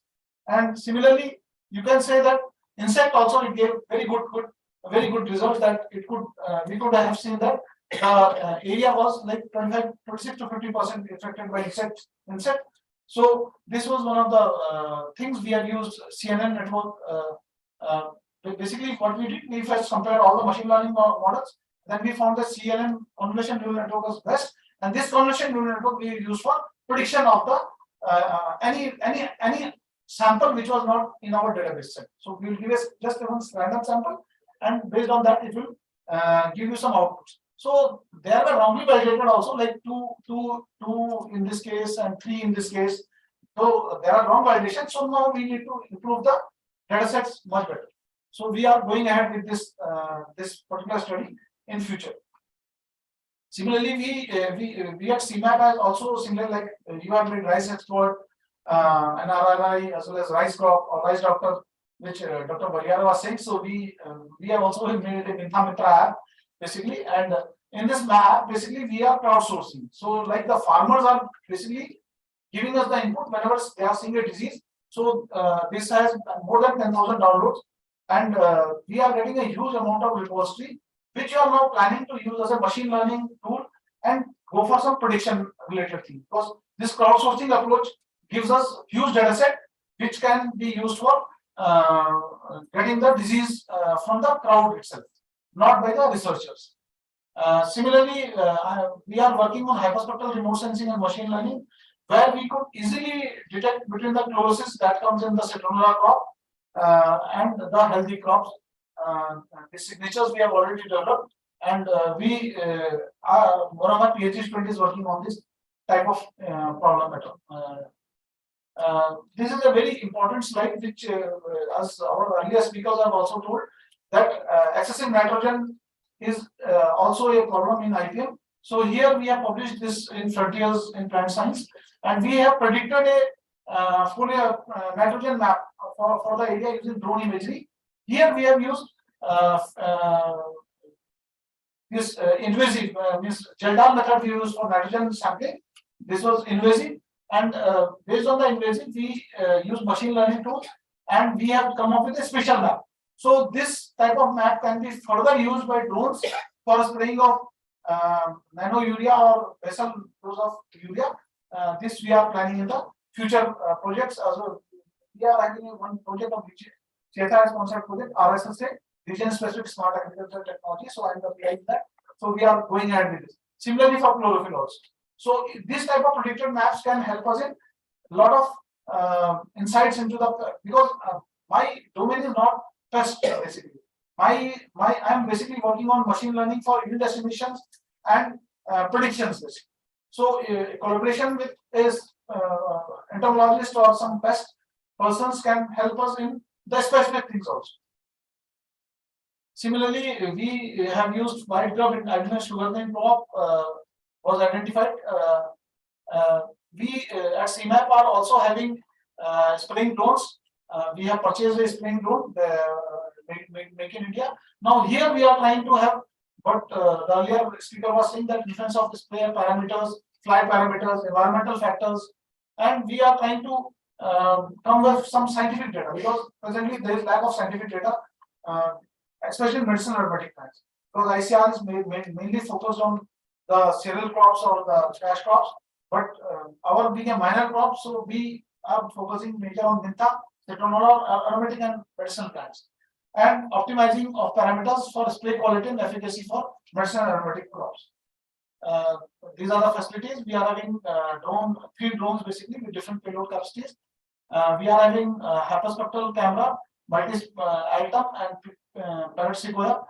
We are having a software Pix4D mapper, ArcGIS, and other software machine learning tools are there.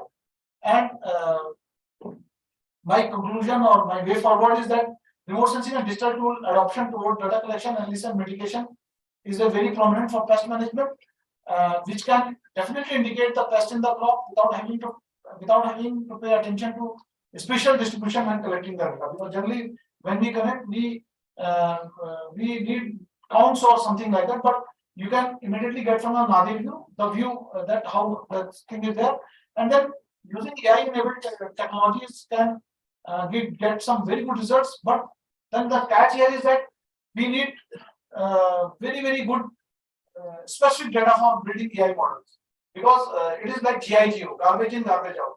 So if you have built a model based on garbage, your output will be garbage.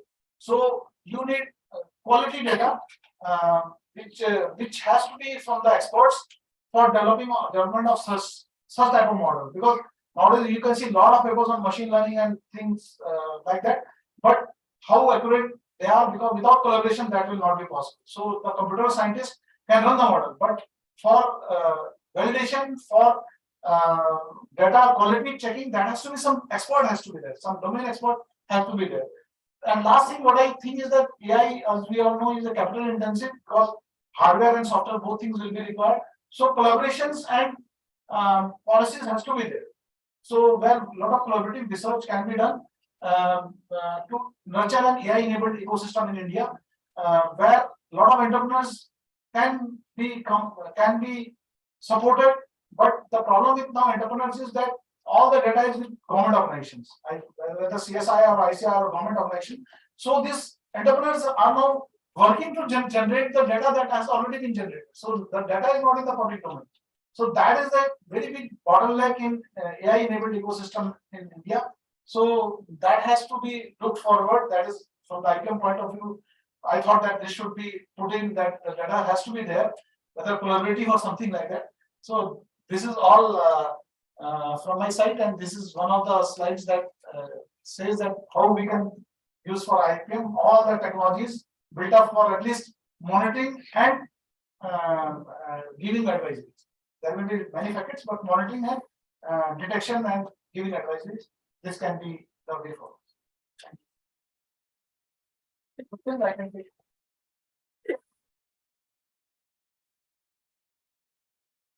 Thank you, Dr. Manoj Kumar, for a very illustrative and educative presentation.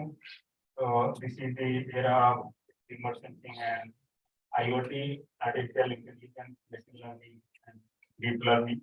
So you are working in this area. Certainly, integration of this discipline, particularly the computer science and the best IPM for the crop protection scientists, we can reduce the cost as well as the adoption will may be increased in the times to come. So thank you very much. So next speaker is Dr. Deo Misra. He is a plant pathologist from Jivpant University of Agriculture Festival, Pantnagar. Presently, he is working as plant health work assessment lead at APAC, that is Bayer Crop Science, in rice and corn. He is a scientific leader with more than 20 years experience in the corn domain of breeding, plant health and genomics with regional and global influence. So I invite Dr. Deo Misra for a deliberation in the topic tailored pest management balancing ecosystem health for sustainable agriculture. Dr. Misra, it's really my pleasure to be here, and I really thank the organizer to invite me here to present what exactly we are doing, because we have seen a lot of deliberations, good deliberations in the morning. And what I will try to do here, just try to stitch some of those things, how we are trying to help the farming community, the way we see the integrated pest management.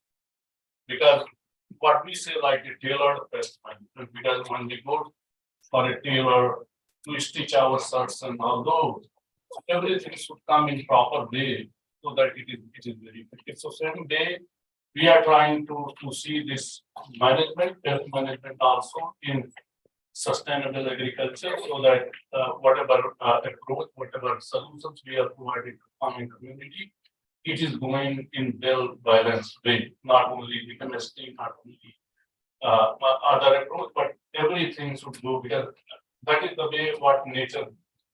So what I will take you all through. There are three major components, and we have been hearing since morning when we talk about the tailored pest management. So to have a kind of comprehensive solution, so we need to really look into all these three components, where digital part, as it was described in the presentation before, and also the other two major components like genetics and the small molecules, what we say the chemistry or the biologics. So if we harmonize all these three components in best way, then it is really going to be a holistic solution what farming community do. So, and the advantage what we look that it will be like a kind of healthy crop. And there is a lot of convenience for the farmer because they can manage their crop without having a lot of worry. And the ROI, return on investment, so how much they are putting and how much they are getting. So that's how I will take all these three components one by one, but it will start from the like the genetics and as well as the chemistry but everything is start as I will just try to connect to the previous speaker that how it can help, because if we are talking about the pest management, so first thing is the diagnostic and detection. And that's where what we are looking, we are taking a lot of information. Some of the things could be repetition, but I will just go through, like we are also trying to develop the environmental model for the prediction of the diseases, and that is basically focused on the major parameters like you see here, the temperature, relative humidity, frequency of rain, and all the other major parameters. Then soil is also a major component because that is where we see a lot of pathogens, they keep on proliferating. So we take the major parameters, monitor that one also. And another component, the genotype, means genotype and environment, how it behaves. Means in spite of having all those parameters from the soil or environment, but the genetic that is being planted, what is the interaction? So that is another component that helps. And then as it was discussed, like the imaging system specifically for the crops, but also to detect and diagnose the disease that is and to detect that one. So these are the major components that we consider, and then harmonize them to connect with the kind of advisory. Digital advisory means whether there is disease and it needs attention to minimize. And then second component is how to manage, means that is also very important when we say the application technology. So all these four major components, what we are seeing here, like environmental sensing and the kind of imaging via hyperspectral images and all those. So that is something gives a kind of prediction and detection of these stresses. So what we are just looking in some of the crops, like corn and rice, those are the major focus crop for us. So we have taken some example, like gray leafy spot, tar spot is specifically in North America, and blast is specifically in rice. So that is one component, and second component is like on the product itself, when we are looking into the product that we launch, how effective that would be, and what are the new technology that can really start predicting on the launch effectiveness. So when both we combine, we see that what advisory that is coming from the digital side, what kind of application technology that need to be applied, because that is something we need to see that what to spray, when to spray, and how to spray, and how much to spray, because that is very important when we talk like, yes, we are going to tailor everything. And that is something is connected well with our commitment, because there as a global company, they have commitment of reducing this pesticide application by 30% by 2030. And we are also we committed that we will reduce the methane or greenhouse gas emission by 30% by year 2030. And also we are supporting the 100 million smallholder farmers in the region and global. And that is something that is supporting our vision health for all. So these two components that we connect with our other component, like for example, the genetics, what I was talking about. And some example we will take here, like when we talk about genetics, so it is more on the inherent resistance. The resistance that comes from seed, because that is very important. So we are working on multiple pests, specifically in rice. And one example here is rice BPH. And we have screened a lot of material in a house and identified the resistance source. And then we brought those resistance into our products, like in the parental line of our hybrid. And you can see here very clear in the same field, insect, they are preferring to feed on the susceptible one.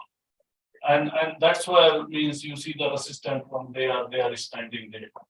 And that is something is important because some of the presentation in the morning was saying that means this resistance are dependent on the pathogen pressure or the pest pressure.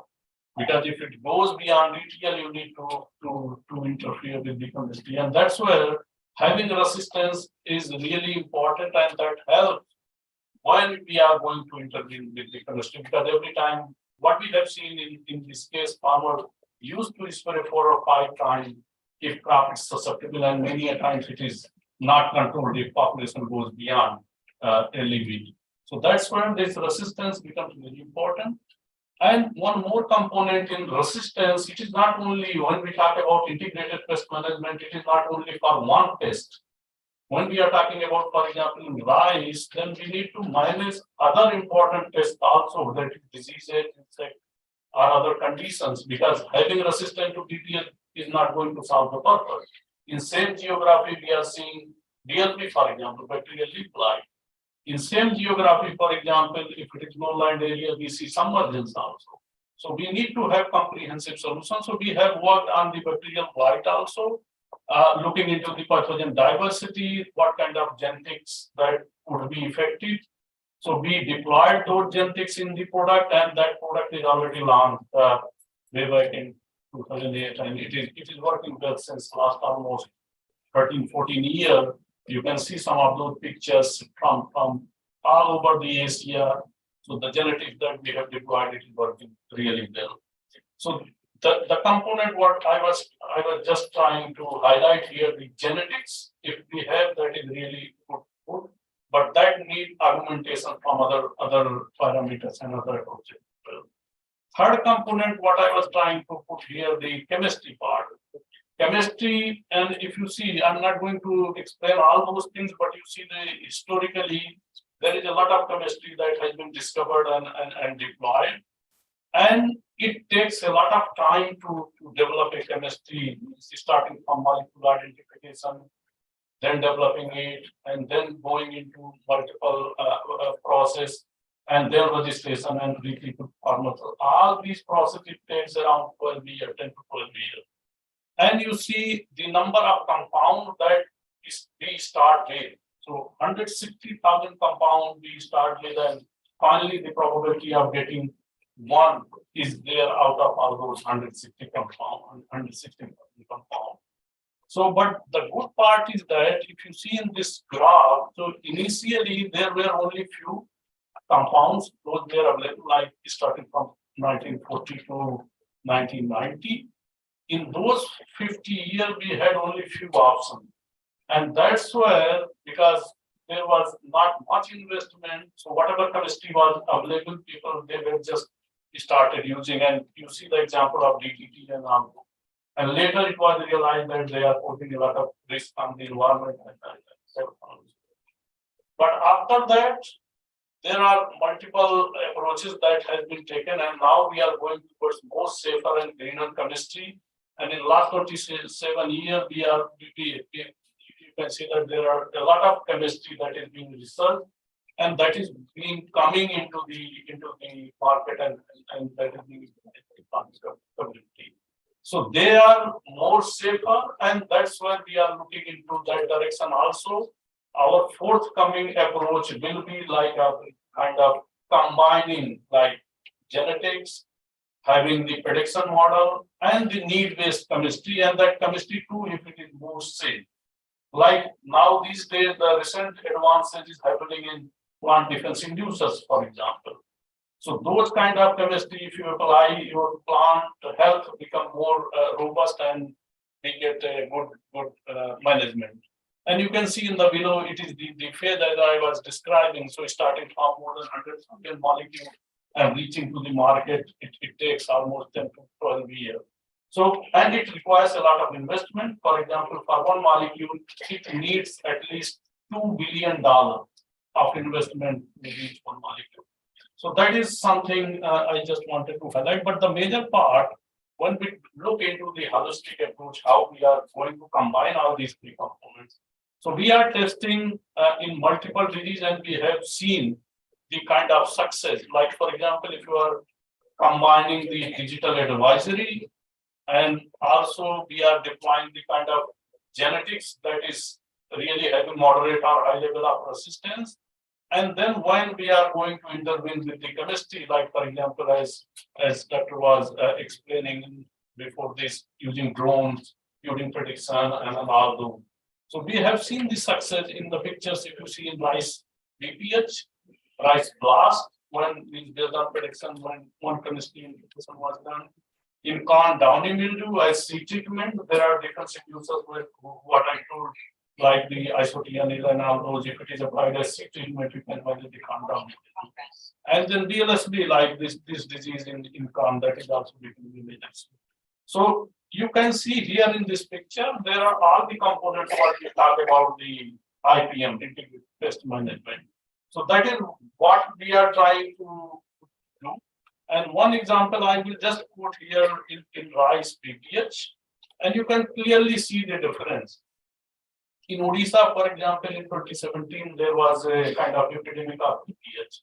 And the chemistry, even after 6 spray, farmers they were not able to control because pest population was that much huge.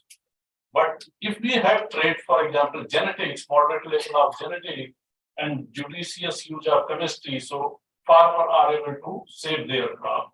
So the saving on the pesticide and also safety for that you will get the yield. So that is the most important. And similar case in Chhattisgarh also, so 4 spray versus 1 spray. And what we have seen, if you see in the graph, the green color shows the resistant one and blue color shows the susceptible. So all these resistant plants, they are not preferred by the insect and their multiplication is very low. So the point is, if they don't prefer, their development will be low and they will be weak also because they are not feeding. So then efficacy of chemistry becomes more effective. That chemistry can kill also. So that way it is really giving a great benefit, and this product is already there in market and covering more than 100,000 hectare area. Altogether with BPH and PLB, we are covering almost 4 million acre area in whole region, and that is providing a lot of relief from the crop loss. And another example is we are also just means promoting and advertising this technology in the collaboration of multiple institutes like Dr. Barriar is here, so he's also part of that collaboration, ERI and other local. So we are just promoting all these. We have product here. We have now new cropping system like direct seeded rice, and these are the pests that is important in those systems. So how to manage? So it is going this year. We have 10,000 acre area in all this geography, and we are seeing a really very nice result. This picture is from Odisha itself. And the way we have really started and went ahead. So since last almost 20 years, we have been working on these native traits, genetics part to strengthen so that we can really help the farming community to save their crop. And then as I told that from chemistry side also, we are bringing some safer chemistry. When they are combined together, then it will be really great to the farmers. And at the end, as I believe this is something what everyone has talked. So for a comprehensive solution, integrated pest management solution, so we need to look from different dimensions. Starting from the genetics, like we need to have tailored genetics. We need to have the kind of genetics that can adapt in those conditions, in the farming conditions, and it should have resistance. And the simulation models, as it was described earlier also, so one disease is coming, what kind of chemistry need to be integrated based on the pest quantification, when to spray and all. And another important component is that what we observed means every genetics doesn't work in same way against a pesticide. So which pesticide will go into synergistic base? So that's what we are also working. And new class of pesticide will come like it is more effective in rice, for example, for such and such genetic and precision application anyhow, because when it is needed, then only we need to apply. So this is overall the way even we as a private organization, we are also working in same direction as everybody is starting, because ultimately our goal is to help the farming community, to help so that they can save their crop losses with all these the phenomena what we have seen from disease, insects and other things. So this is last, I believe, yeah. So we are here to support the farming community, and we are promoting the kind of research that is going on from different front, from different angles, so that we can have a comprehensive solution going forward. So thanks a lot for inviting, and thanks everyone.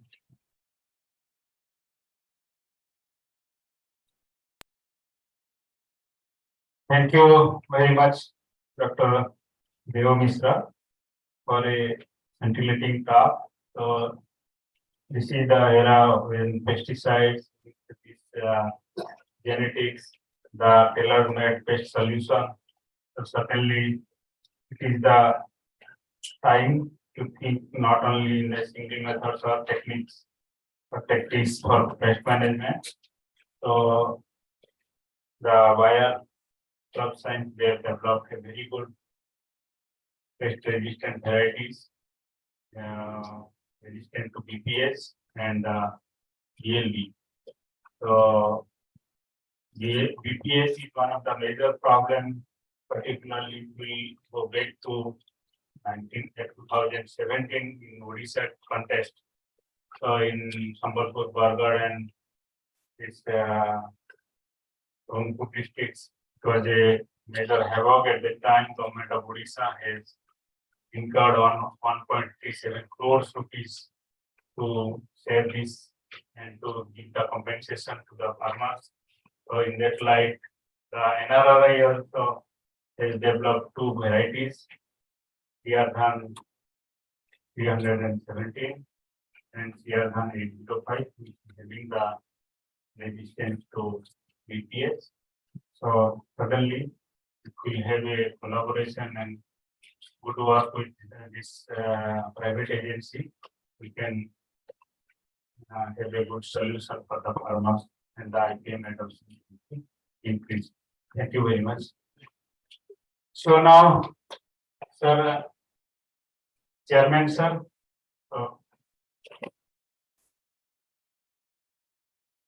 Sir, you are muted, sir. Sir, you are muted. Yes, I am muted. Go ahead with the next presentation, and so that we can finish it. Sir, this was the last presentation. So now some questions we can invite.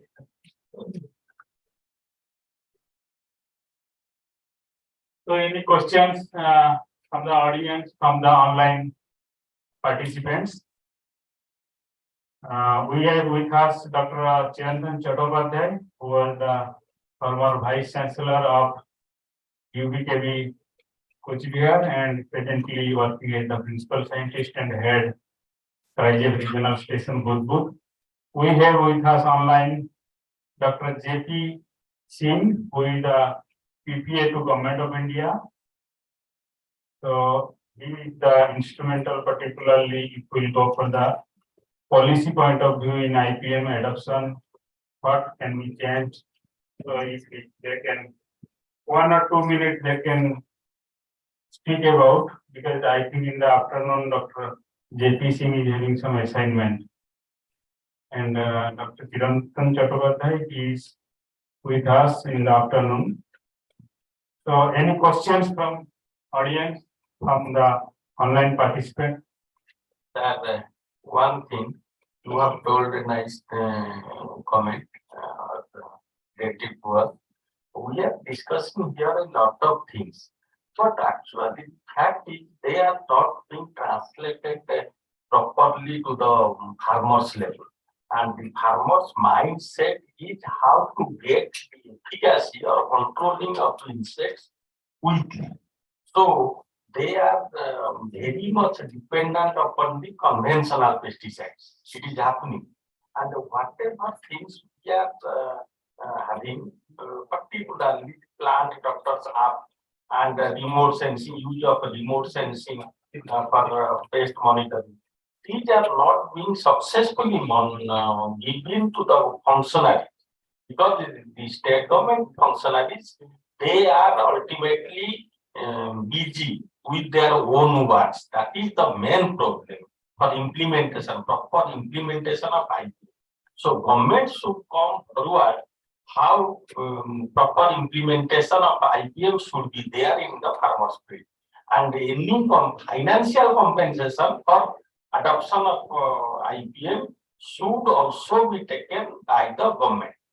This is my view, because I have heard that in foreign countries they are insisting the farmers for keeping some bio tracts, so that other plants are being allowed to grow for conservation. So like that. Thank you very much. So Dr. Manoj Tripathi, he's the professor of entomology in OU. He was just bring some light. Mahapatra. Yeah. Although his question, I think, should be answered by Dr. Suhas Chandra, but I like to say a few things. One, the subsidy that goes to the biopesticides or natural pesticides through the Department of Agriculture, I think that has to be taken with a pinch of salt. There is a lot of, I'm not sure what word I should use here, but yes, there is a lot of omission and commission there, and whatever is sold to the Department of Agriculture and what they give to the farmers, there is no biological activity or effectiveness in those things. So this is, I would say, the farmers should buy the inputs from the market based on the price they pay and the effectiveness that they get from that product. This is to avoid these issues. As far as the giving some compensation to the farmers who use IPM, again, how the system works in India, we all know it. The paperwork is done, maybe the compensation is processed, but where it goes and how it goes, again, probably there will be many questions and many issues. So I think all we should focus our attention is on delivery of quality product, and let the farmers pay the money for the product and take a decision on its effectiveness, usefulness, and of course the value they get out of it. Thank you. I think Dr. J.P. Singh, PPA to Government of India, is with us. If he can throw some light, he's the right person to do so. If he can throw some light on this, I think it will be. There is a lot of light to be thrown on it. Yeah, thank you, Professor Sharma, and other dignitaries participating in the program. Thank you very much for inviting me and giving me opportunity to speak in front of you. This RISE IPM program actually remained a very old program with the help of international agencies, right from FAO, Asian Development Bank, CAB International, and other regional and international, associations. 5 decades old. Yes, sir. Yes, sir. Yes, sir. And Directorate of Plant Protection, Quarantine and Storage actually started implementing with the help of state government and ICR since 90s. And I remain part of this in various states, right from Andaman Nicobar, J&K, southern states. So I watch this very closely. Whatever development or the problems or whatever takes place over a period of time. So certain developments brought certain difficulties also. And whatever interventions were shared with the farmers brought some confusion also. evaded some confusion, brought some confusion. So this happens with any development program, but still I consider each much of the biodiverse, ecology, which was up to some extent destroyed, and where inputs are not available, it remained conserved. So I have seen, I was in Chhattisgarh in 90s, where a lot of gallmeals and BPS problems was there. That time no pesticides was used. Now in current situation, if we see it, huge pesticide is being dumped in rice ecosystem. And where we have very few number of pests and large number of defenders, includes parasitoids, predators, insect pathogens, and any friendly means whatever natural enemies you take numbers, hundreds of spiders species, staphylinid, spiders, braconids, trichogrammatrids, but hardly we conjure, hardly we give attention to those, the resources. And our immediate recommendation, I'm seeing it from most of the places, even the off-label pesticide, though there are, I think, large number of pesticides are recommended by registration committee also. There are 36 herbicides, 54 insecticides, and 31 fungicides. You see the largest basket of label, approved on these particular crop. But do we need this? There's a need to have a clear understanding at which is lacking, because there's a hardly any synergy between research and implementation. The biggest problem is the responsibility of the plant production at ground level belong to state.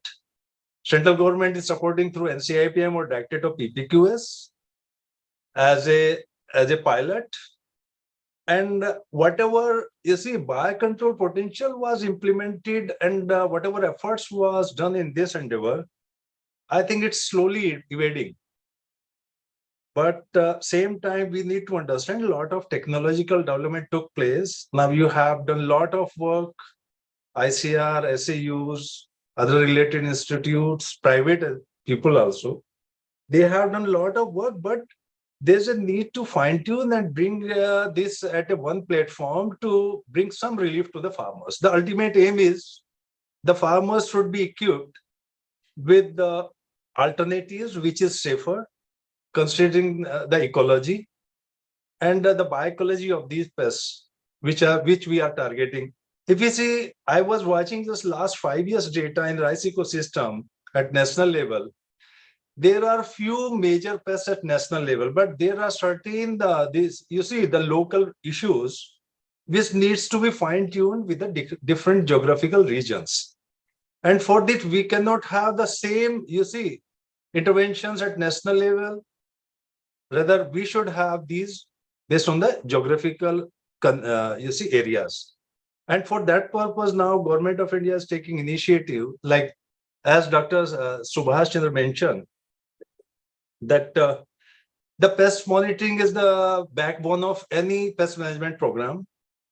And now it's no more an IPM program, it's an integrated plant health management program. Because FAO has changed this term from IPM to IPHM. Because here all these nutritional aspects also contribute to the pest and disease problems. So it's overall integrated plant health management, what we can contribute as a social scientist, agronomist, plant production specialist, the genetics, plant breeders, and whatever as a complete package is required to handle all these issues. So Government of India to settle the issue of pest monitoring. This week we are launching a national pest surveillance system, which is based on actually collecting information by CIPMCs, State Agriculture Department.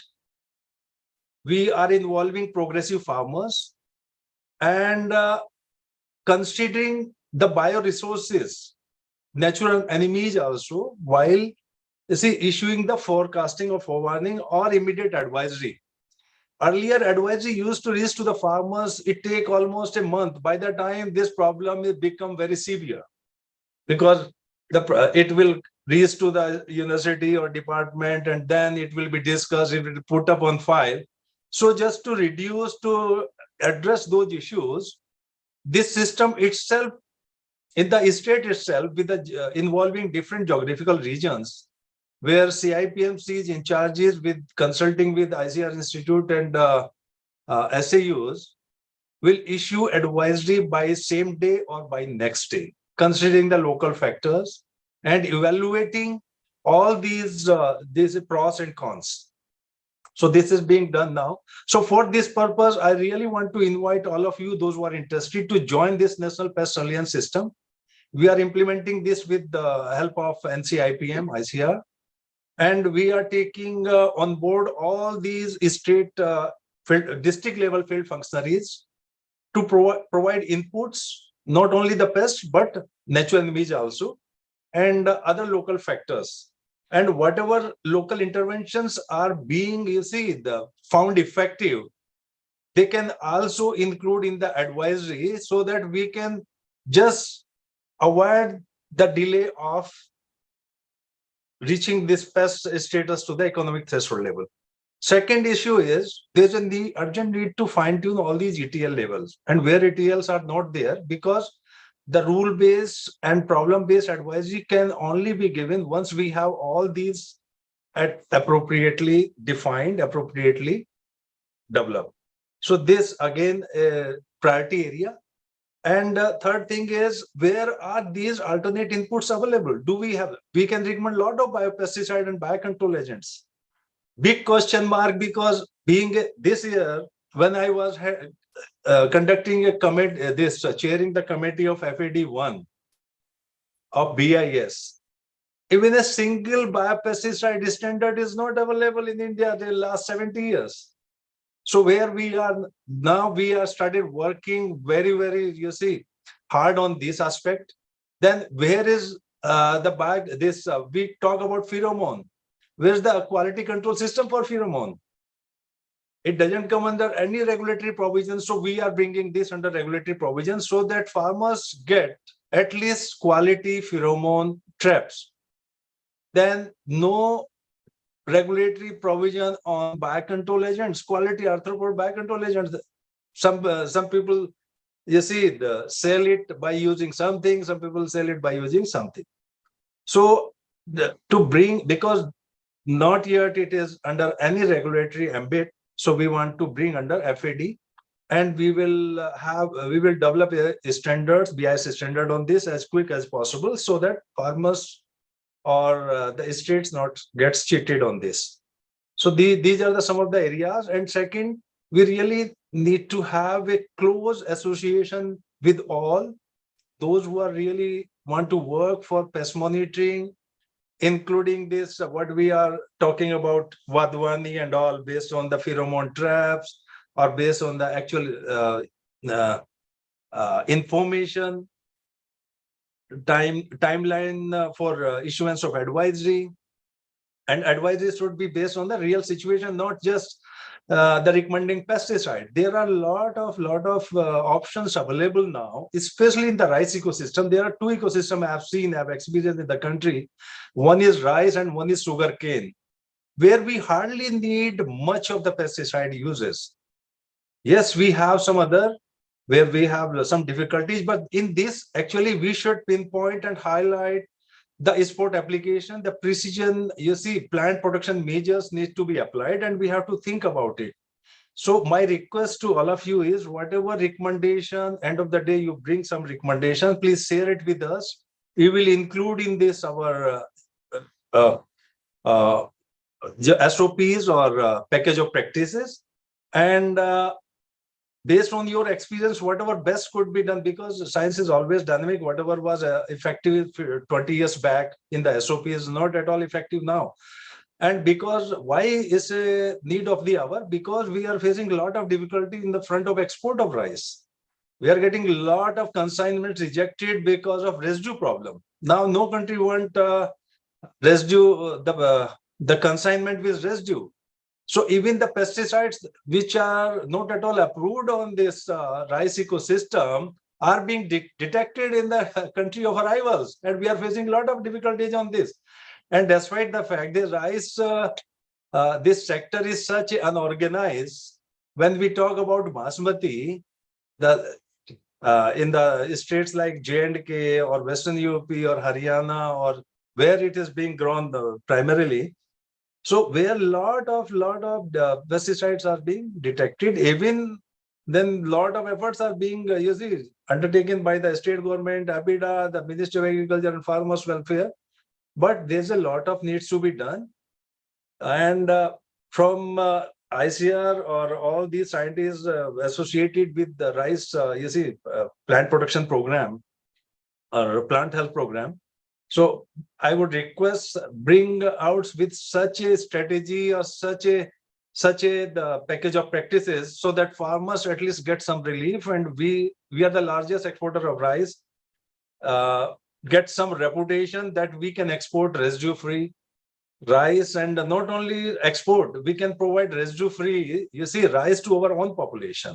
So with these words, I request all of you to share your findings with us so that we can include in our package of practices, and we can have further deliberation. We love to have networking with all of you so that we can bring some, relief through IPHM program in rice in the country. Though ultimate responsibility is the state and all of you and us. So we need to work together and to have same level of understanding. The frequency of such, discussions needs to be really more, so that we can address this, the issue being faced by the extension functionaries or farmers at ground level can be addressed appropriately. Thank you so much. Thank you, Dr. Singh. Dr. Mahapatra, how many more guests we have who like to make a few comments? Any queries? Sir, I have just 1 minute. I have one more meeting. I need to rush to Delhi. So I'll be just requesting, because I want to leave now. I'm in Faridabad. I have to go to Delhi. So I'll not be able to continue further. So I take leave. Thank you so much. Thank you for your input. It was very interesting and of course very relevant. Thank you, sir. Right. Yes, Dr. Mahapatra. This session we can wrap up right now. The audience, the participants can get in our panel list of the second participant. So right now, sir, we can close for the lunch. Okay, so if we like to close this session, I think maybe can we request the co-chair if he likes to make a few comments? I think Dr. Varian, he was having some urgent meeting with state government, so he left. He'll be doing. Okay, so you can. So if he has left, then I think we can close this session, and I will just reiterate the 3 points that I had made. First of all, give a big applause to all the presenters for in this morning. We had very interesting and very thorough presentations from the 6 or 7 speakers who shared their experience and knowledge with us.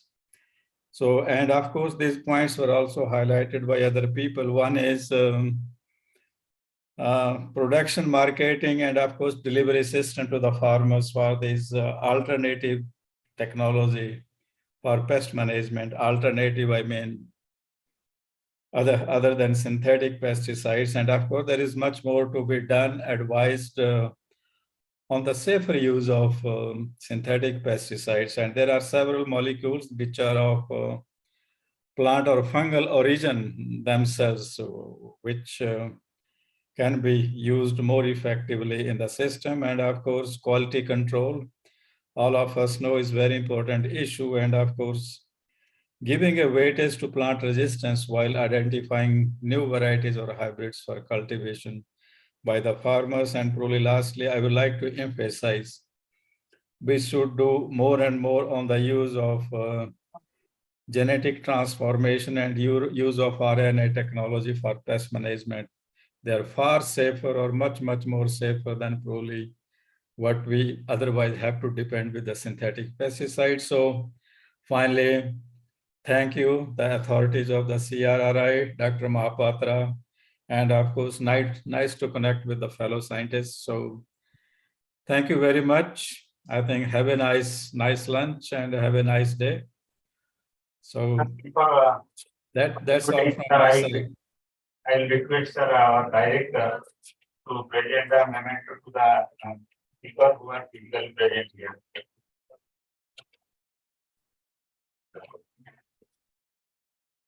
So Dr. Manoj Semwal.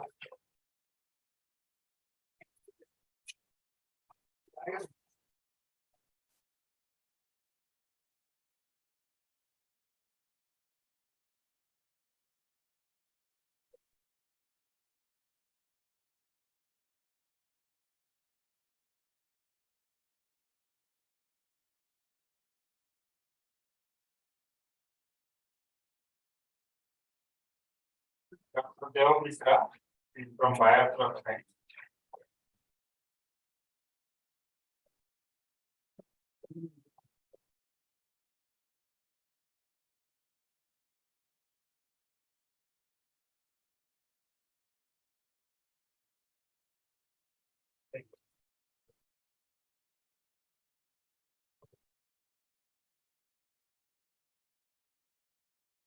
Sir, for the second session, we can start from 2:45.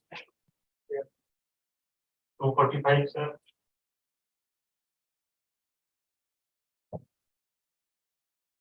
So before wrapping this session, so I would like to propose the formal vote of thanks to respected chair, Dr.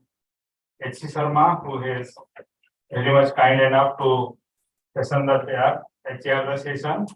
So this is again I will request I thank the learned speakers, Dr. Subhash Chandra, Director NCIPM, Dr. Y.G. Prasad, Director ICAR Nagpur, Dr. Mukund Bharia, State Coordinator ED Odisha Bhubaneswar, Dr.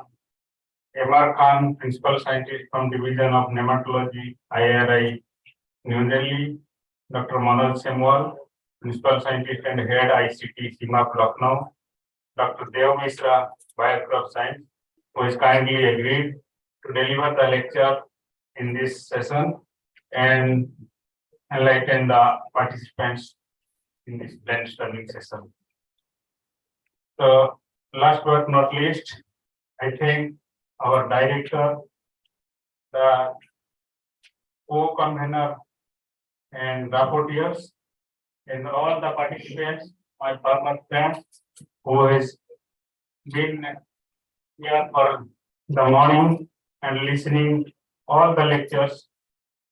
So thank you very much. Now we'll be assembling at 2:45 in this hall, and now we are all invited for the lunch at Kisan Bhavan. Thank you, sir.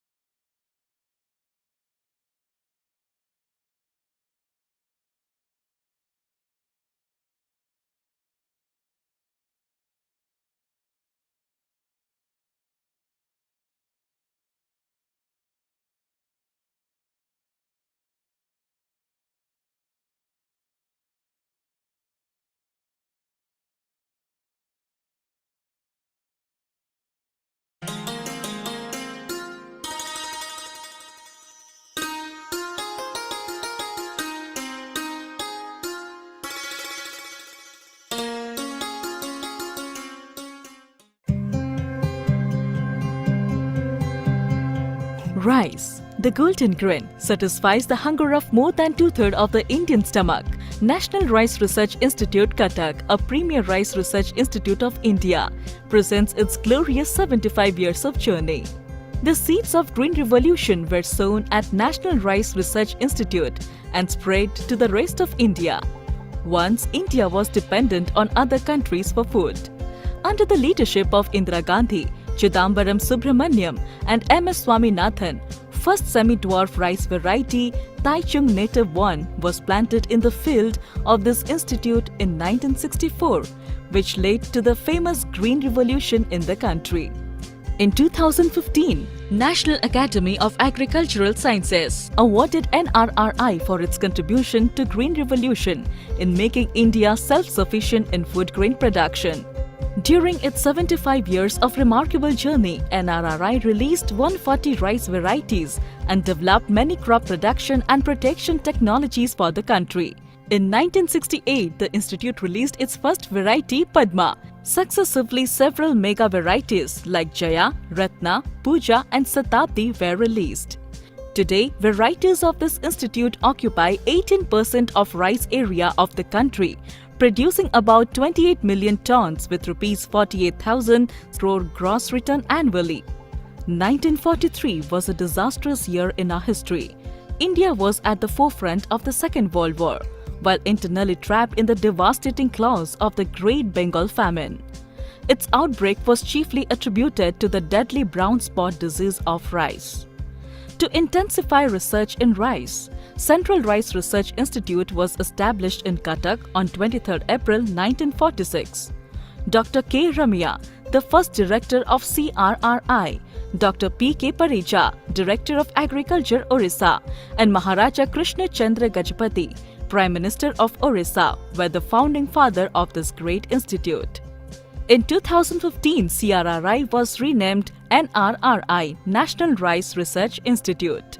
All good wishes to this Rice Institute, first of its kind in India, in Asia and in world. May it solve the problem that affect us in agriculture, said Pandit Jawaharlal Nehru during his visit in 1948. Food and Agriculture Organization sponsored CRRI to execute the first Indica japonica rice hybridization program in 1952. Crosses made at CRRI led to the release of Malinja and Mahasuri in Malaysia, Sirna in Australia, and AD-T27 in Tamil Nadu. This institute made vital contribution in hybrid rice breeding. A new source of cytoplasmic male sterility was identified in the institute back in 1990. The institute released hybrid rice varieties Ajay, Rajalakshmi and CR Dhan 701 that give 15 to 20% more yield than conventional varieties. Donor plants for bacterial blight resistant gene XA21 and submergence tolerant gene SUB1 have been identified from NRRI, which assisted developing stress tolerant rice varieties throughout the world. Work at CRRI has drawn attention of Indira Gandhi, former Prime Minister. During Silver Jubilee, Indira Gandhi said, "The Central Rice Research Institute in Cuttack has already done good work in introducing new varieties of rice, which will improve yields." Today, climate change threatens agriculture. This institute is at the forefront of developing climate-smart rice varieties like drought-resistant Sahabhagi Dhan, combined submergence and drought-tolerant CR Dhan 801 and 802. Climate change increases incidence of pests and diseases. The institute bagged a patent for inventing an alternate energy light trap for insect management. Double haploid technology can speed up breeding process.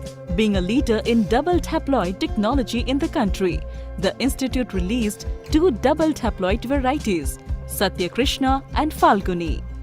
The institute is strongly contributing to combat malnutrition in the country. Towards a successful step, the institute released rice varieties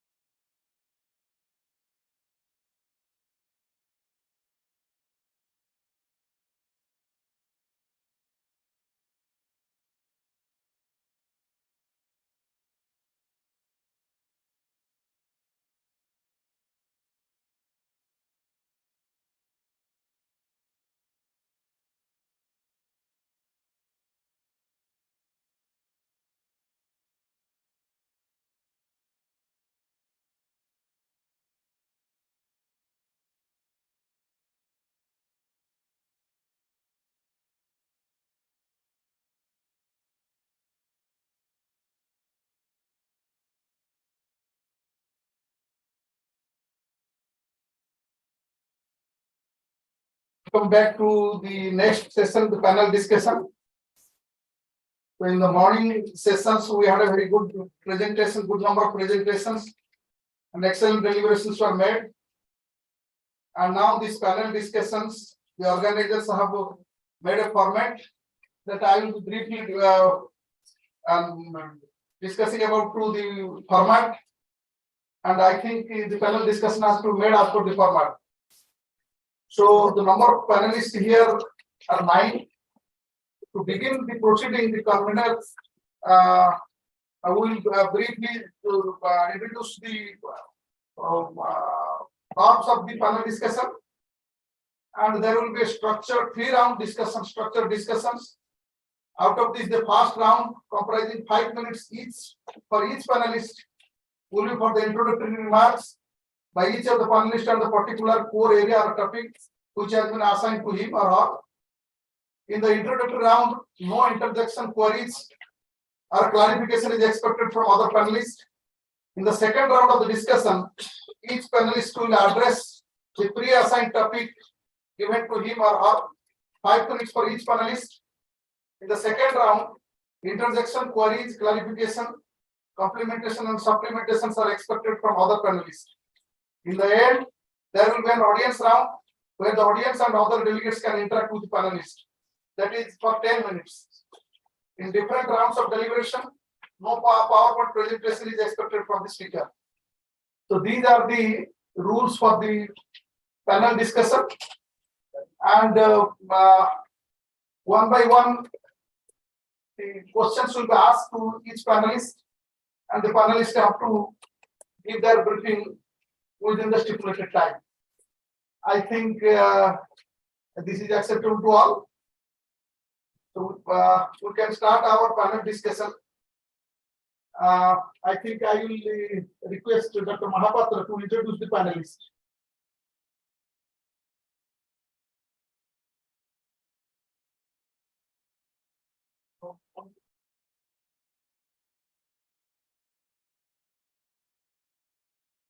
Thank you, sir.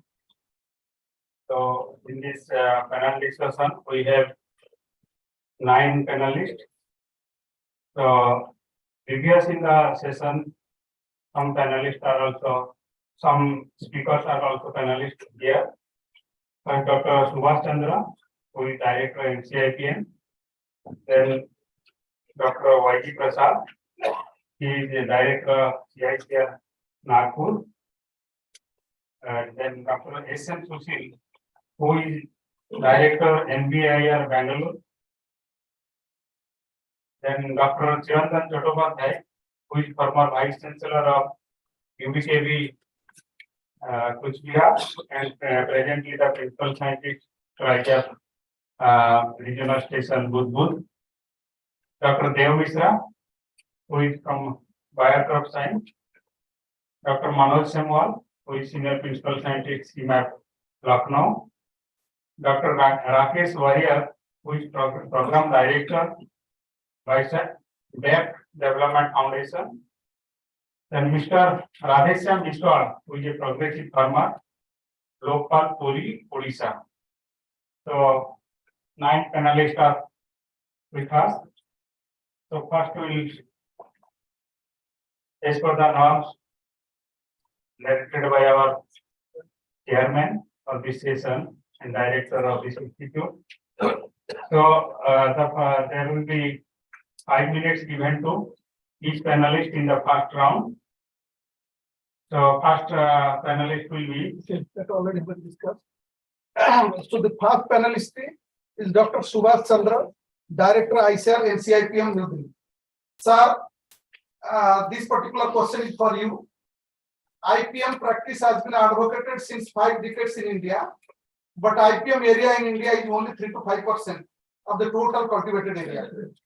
So discussion point is why the IPM coverage is so meager even though it has multiple benefits. How to increase the area under IPM in a real sense. Sir, your time starts now.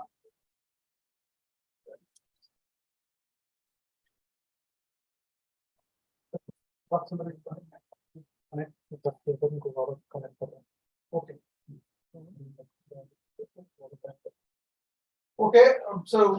I think Dr. Subhash Chandra has lost connections. We are trying to connect him.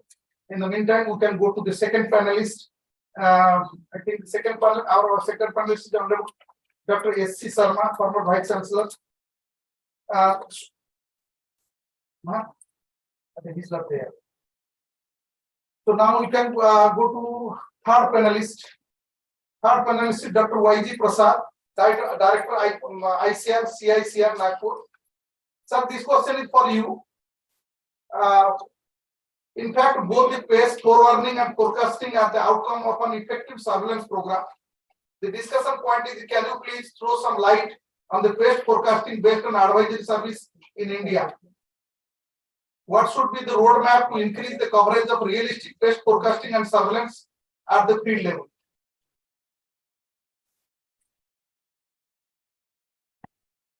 Dr. Prasad is there online. But you see who are there in the online. Okay, Dr. Varian is there. So who is there? Dr. Sushil is there. Total how many panelists are there? No, 9. Your four are not there. Dr. Sushil, Dr. Samarkand, Dr. Sharma. Okay.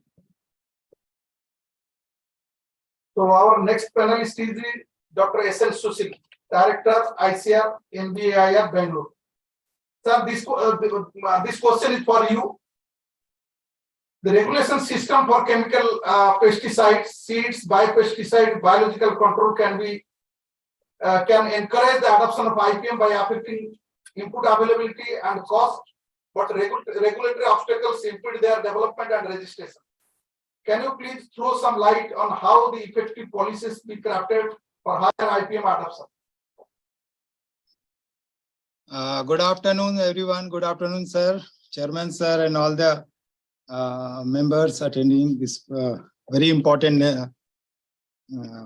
brainstorming session. As the question posed, sir, already 3-4 questions you asked. I think panelists are not there. Dr. Y.G. Prasad, sir, is not there. Subhash is not there. So I'll just cover quickly. Sir, as far as policies are concerned, 1985, government brought a national policy. National policy statement was given. And after that, we had our, in ICR system, we brought NC-IPM in 93, around 93. And also central IPM centers came into picture. So total, we have 36 central IPM centers. And government has been promoting IPM since then. And almost 600 to 700 farmers field schools and season-long training program, and also short duration program, training program, they are giving. Apart from this, the biological control and also the biopesticide registration is given priority.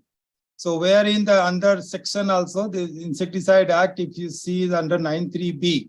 There is a section 93B where we give a provisional registration to biopesticide, so that the quick registration we give to biopesticide. Having all this system in place, still why the biopesticides or the why IPM area coverage is not increasing? That is a very big question. So there are issues, because when we talk of the biocontrol availability of biocontrol and quality product, there is definitely a problem. We are not having availability of the quality biocontrol products. That is one part. Another part is when we talk of the IPM, it starts with the surveillance system. And then proper national surveillance system is also not in place. So that is also something which is very important, proper surveillance system wherein all the organizations should join there. And also the quality control is one issue. Quality control is a very, very important issue because earlier I was plant protection advisor. That time also, whenever we were taking samples from the market, most of the time it was failing. It is not only, many a times it is a lacing with the pesticide, and many a times the proper CFU count is also not there. So these are some of the very important issues. And And also one more important point is whatever pesticide in India we are registering. Suppose one strain is there from Bangalore or maybe TNAU or DOR or maybe NRRI, Cuttack or any place.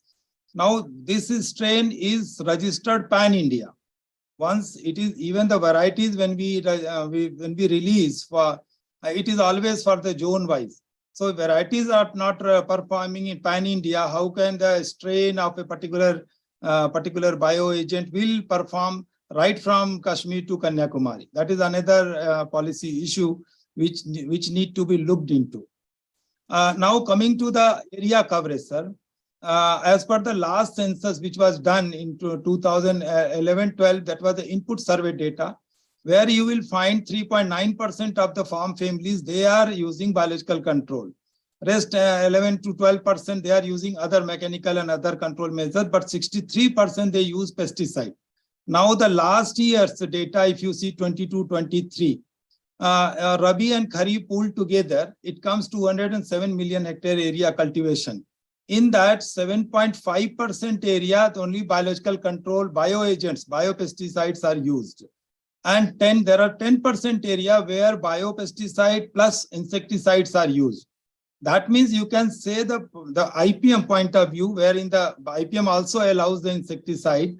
So biopesticide and insecticide together roughly 10% area. And 52% area only chemical pesticides are used, while there are 30% area where nothing is used, no pesticide is being used. So that way we can say, if you compare last 5 years, there is an increase in the area coverage as far as biopesticides are concerned. It was earlier 5% area, now it is 7.5%. As far as IPM is concerned, it was 7.5%, now it is 10%.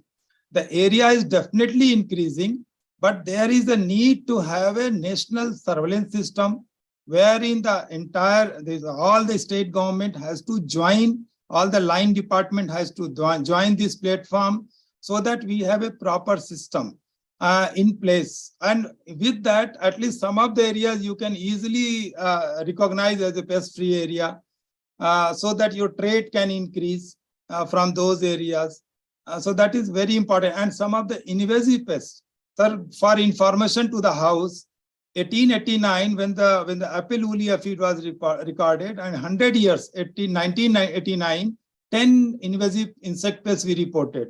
Now, last 10 years, if you see, last 10 years means 14 onward, Tuta absoluta came in 2014. After that, continuously chili thrips. Then there was a rugose sparling whitefly 16, then 18, Phala mealworm, then cassava mealybug, then continuous. This year we have reported 2 invasive pests, new invasive pests. One from the apple leaf blotch minor, another one is mango soft scale.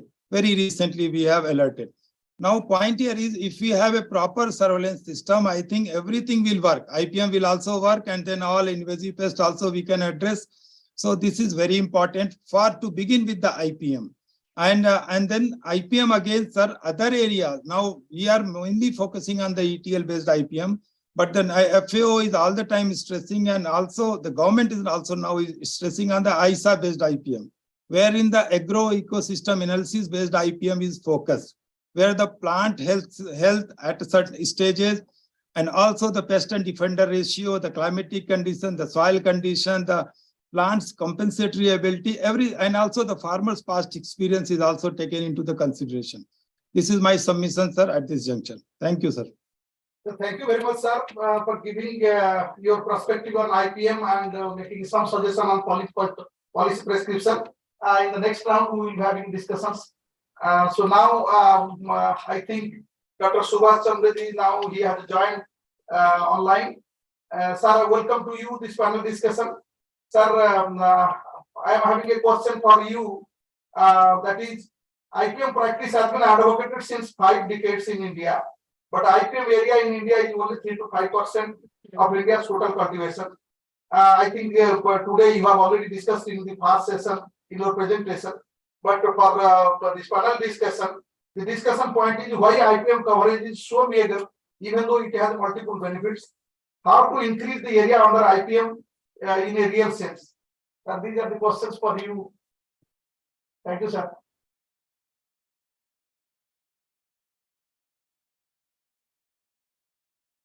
Is it audible, Dr. Subhash Chandra ji? Hello. Is it audible? Hello. Good afternoon. You are not audible to me. Clear. Yeah.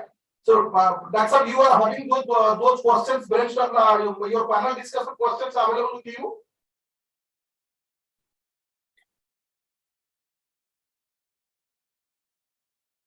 I think I'm not audible. I am not. Yes, It's not clear to me. What is being said? We are projecting the questions on the screen. What?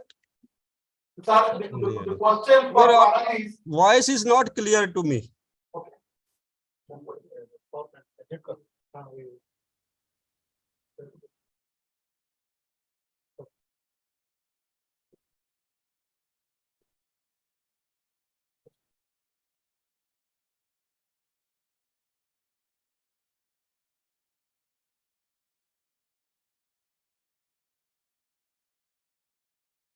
So now you can see the questions that is for you.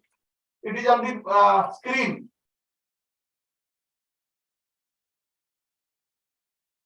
Can you just contact him?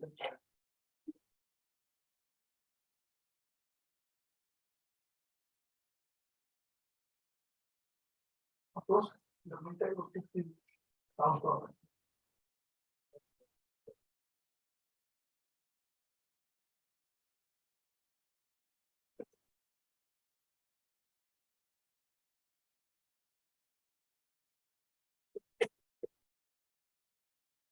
Sir, you are muted.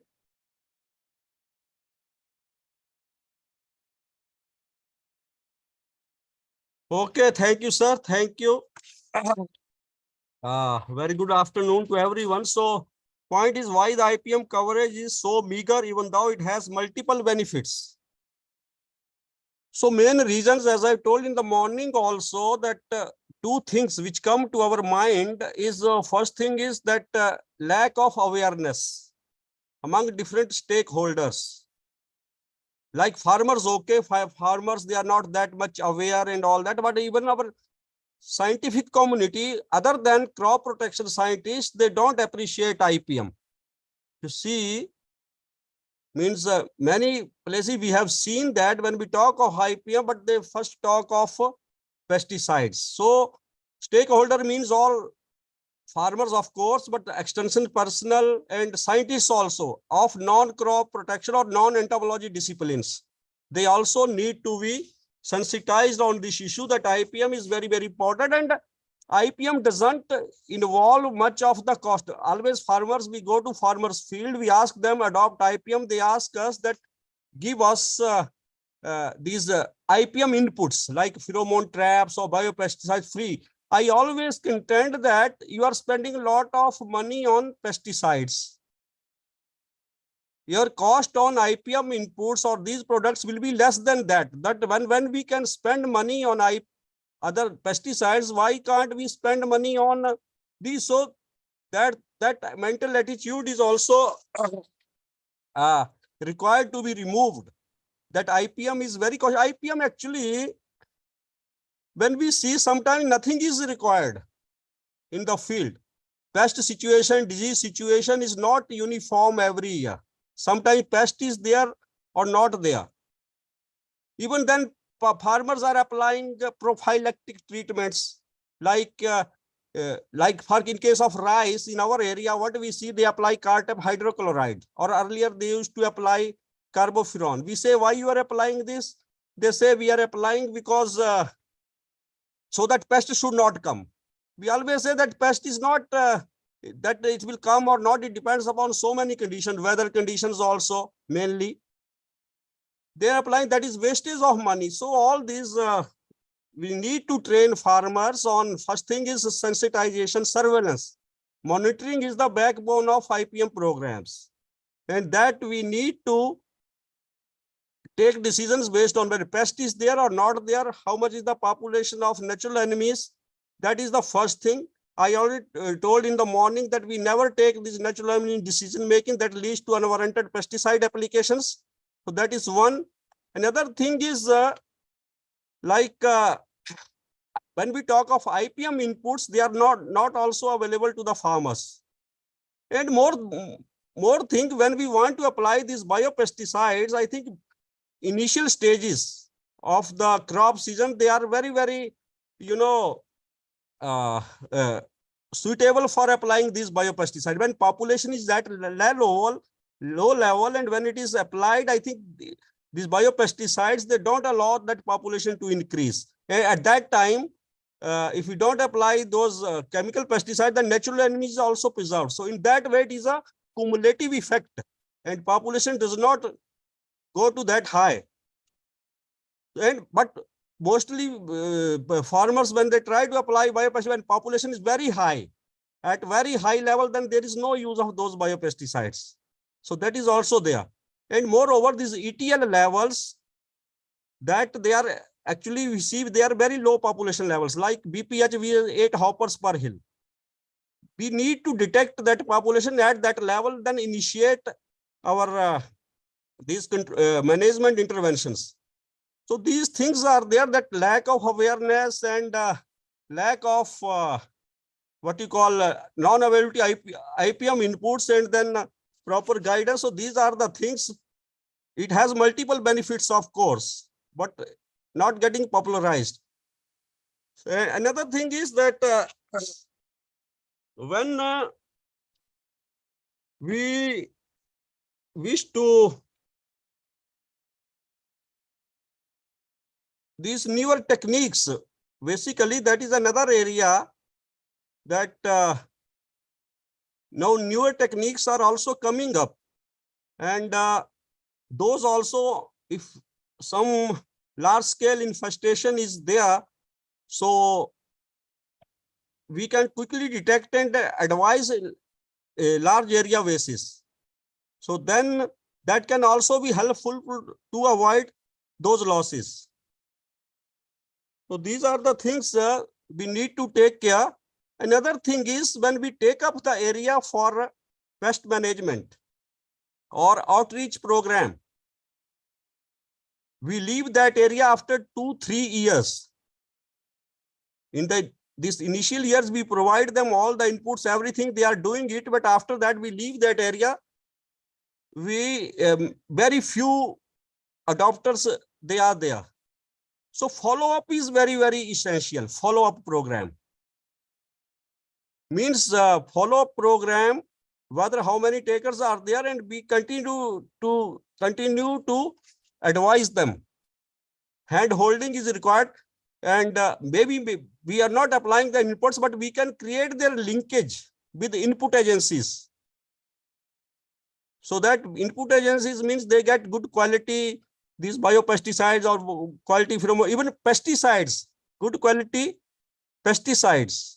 They are also very important, because 30% market of pesticide, that is called spurious pesticides. And farmers, when they purchase them, apply them, they sometimes say we have done 2-3 rounds, which they are not showing any effectiveness. So that way spuriousness may be the reason for that. So this creating awareness, creating linkage of the farmers with input agencies, then ensuring availability of IPM inputs, I think that will help to bring more areas. We have to create confidence in farmers that with IPM be sustainable. When we use judicious of pesticides and avoid indiscriminate use, your biodiversity will be so high, means your predators, parasitoids, because pesticides, they kill them. And in organic farming and natural farming, we have to do with these non-chemical methods. So when those people are able to do, why not in chemicals? So only thing is this, it is a psychological problem that we can't do without pesticides. But if we do systematically, I think this area will come. But this 5% or 3% area, I think this is very old figure. This 3%, 5% figure is very old. In the morning now itself, I told you that they say, okay, 5%. Let us take that it is a 5% as per the criteria days. But now 10 point or 11 million hectares is under organic farming. Government is projecting. Sikkim complete state is organic. Many hilly areas, Uttarakhand, Himachal Pradesh, they are organic, means not applying any pesticides. So that way, if we say this figure goes much high, this 3.5%, adding 8% of 159 million hectares, and then 8 million hectares under IPM, they call it, and then 11 million under organic farming, it makes 19 million hectares. Then our center, along with CICR and other agencies, we are doing this agro advice, pest surveillance and agro advisory in 18 million hectares. It goes more than 20%. Like Directorate of Plant Protection Quarantine, they are doing agro advisory. So that leads to judicious use of pesticides. And now it is also misconception in the minds of people that only when we use biopesticide, that is IPM. But judicious, not doing anything is also IPM, and doing judicious use of pesticides is also IPM. Judicious use, because if you see IPM, definitely organic farming, natural farming, that are different. But using judicious use of pesticides at when pests have exceeded that ETL based and that natural enemy population, I think this area goes up that way. So there is a need to have a realistic assessment of the area under this judicious use of pesticide, under resistant cultivars together, and then biopesticide. So that is the way that how should be more than 5%. I don't agree that it is only 3 to 5% at the moment.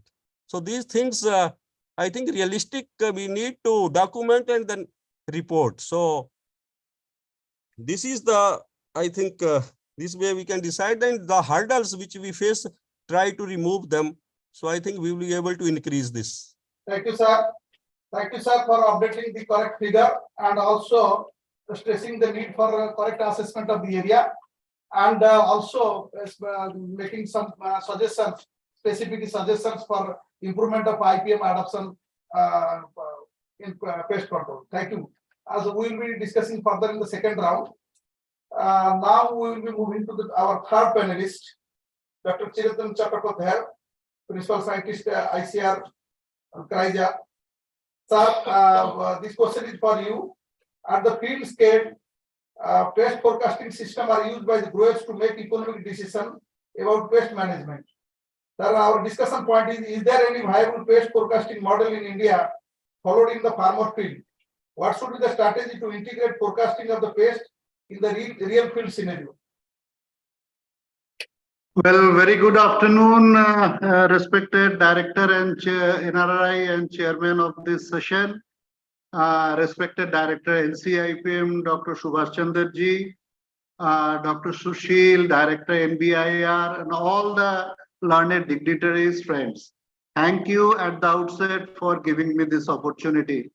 I'll restrict to the allotted time. First of all, already whatever Dr. Subhash ji has indicated, on that front, there are several forecast models available across the country. If you look at the publication list, it's huge. Dr. Subhash himself has published both for remote sensing and also for weather-based models. But now one of them, I'll just give you one example. One of the models have been handed over through Vedas to the ISRO. Because Honorable Prime Minister wanted to, do the job for mustard aphid. But the problem is, when I was inquiring, I came to know that the main issue lies with the India Meteorological Department. Because unless, the India Meteorological Department issues the advisory using that, it's never going to happen at the grassroots level. So this is, there are for different models. This is the story that the nodal agency in this case is IMD, and if IMD and other concerned, nodal departments, they don't make use of the models, and then only we will know what are the hurdles further. Chairman, sir, I think I have more or less answered these questions. And for other models, there are requirement of fine tuning. Mere published material is not enough because it's a long step and a long process before we actually arrive at the usage of the models for public use. Can I just skip little bit beyond this and indicate a few of points within the available time, Chairman sir? Yes, sir. Okay, Is sir. it okay? You can Hello? Sir, within the time limit, you can do that. Yeah, within the time limit. I'll restrict to the time. I'll just indicate at a few points. I'm in the discussion, listening to the things. First thing is, what I want to highlight is, thank you for kindly, doing this discussion since long, allowing this. But actually, what is happening, it is becoming within the periphery of the crop protection personnel. Like in this case, like Dr. Mahapatra, at the ICR level, ADG plant protection, or for even for the, at the cabinet level, maybe honorable minister, that's all. Unless it is made everyone's business, I reiterate, unless it is made just like liquid petroleum gas. Today, everybody is concerned. Swachhata Bharat, everybody is concerned. Similarly, IPM, it has to be farm biosecurity, has to be everyone's business. Number one. Number two, already awareness, has been very nicely highlighted by Dr. Subhash. I don't need to be, elaborative on that because it is knowledge intensive and related to health and environment being in danger. Third is spurious chemicals have also been highlighted. We are in a government meeting and it's being recorded. I won't go beyond. There is law, but no execution of the law. Biopesticides, the major problem is it needs to be produced in much larger quantities and continuously with regular quality check. So government policy is certainly required because other things are already Dr. Sushil has highlighted. There are very nice acts and they are being practiced. So putting the inputs from the production side to the utilization side is important. DAISY is a very good program, but it is too slow in progress. And there is a better example for IPM. I would say, I told Dr. Mahapatra ji that there the traceability issue has been indicated so nicely in grapes. It is being practiced also as the present advisor was indicating. And then prescription versus economics. We put usually a very big prescription, but the farmer finds it very difficult to follow the prescription because of his pocket. So there is need also to brand IPM as a product and generate more of consumer demand for safer alternative. One important thing is education. The new education policy 2020 gives leverage to that. Last point I would make is, the merit of IPM is many times subverted due to, very messy politics. Thank you so much for the allotted time and thanks for the opportunity. Thank you. Sir. Thank you, sir. No doubt any model that is developed and available with us has to be used by the stakeholders and there should be a proper feedback system so that can be further improved. Sir, in the next round, we will be having further discussion. Now our next panelist is Dr. Deo Mesra and he is available with us on the dais. And for him, the question is pesticide application is the sole management practice rather than integral part of IPM. Rather, the question is directed to him that when the pesticide companies are making recommendations, why they may make it alone the pesticide and not with the IPM system. I think the question is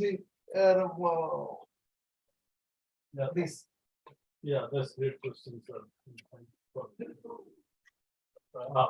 Yeah, so one part is that as we were discussing since morning, so the concept of integrated pest management is really now changing and we are talking about the comprehensive plant health management.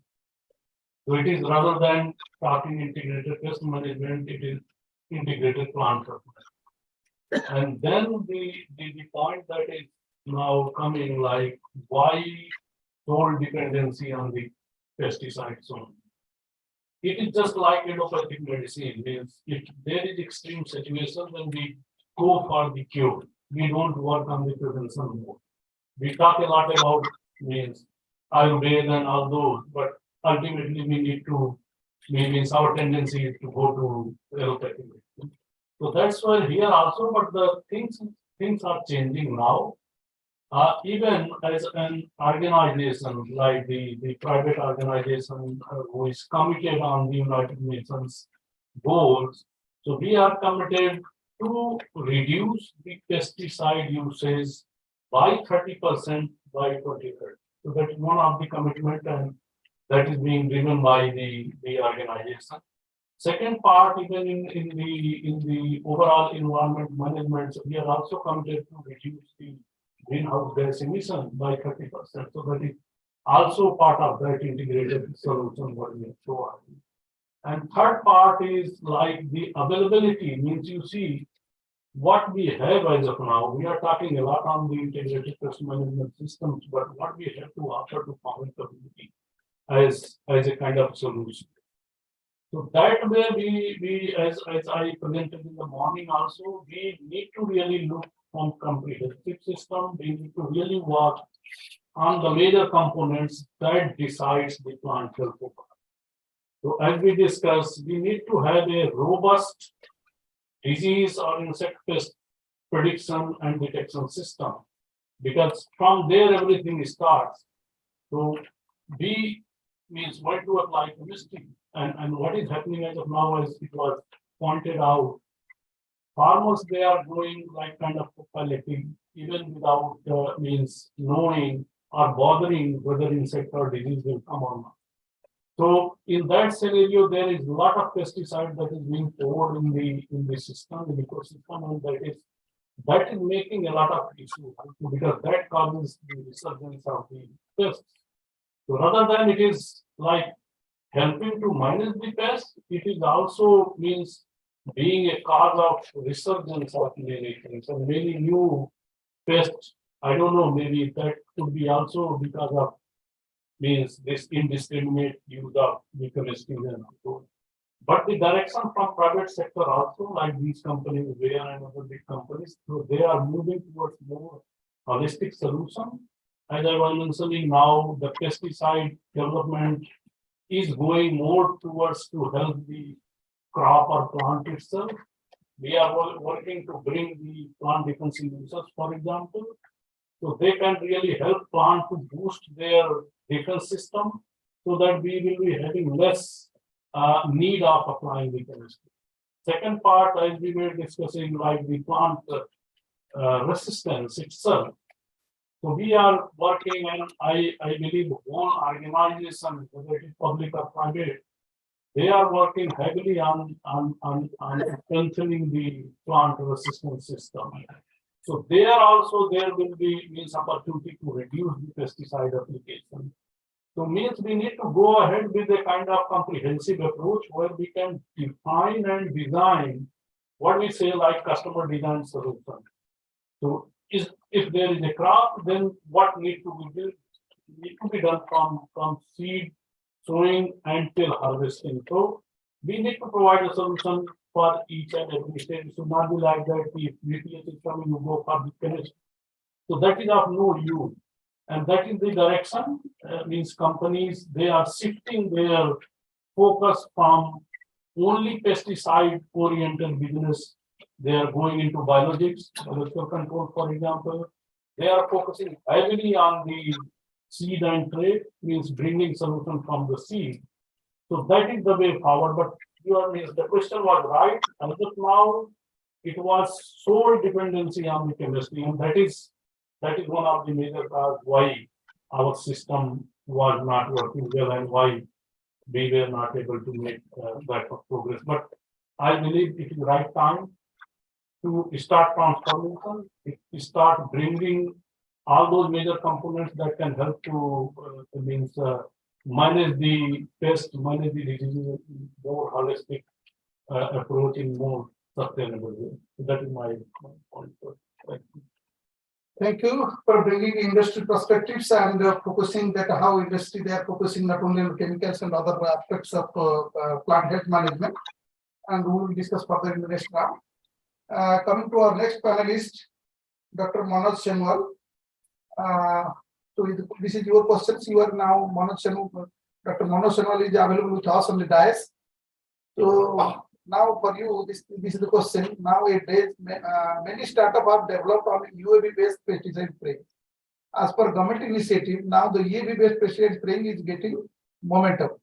So the discussion point is how you are seeing the future of drone-based pesticide spraying, and what are the other applications of UAV in IPM implementation for sustainable agriculture? Thank you, Chairman. Hello. Yeah, thank you, Chairman, sir, for giving me an opportunity here in the panel discussion. It's a very valid question, but have been put in the panel regarding UAV. As we all know that UAV in India is a recent phenomenon, or it has been recently introduced by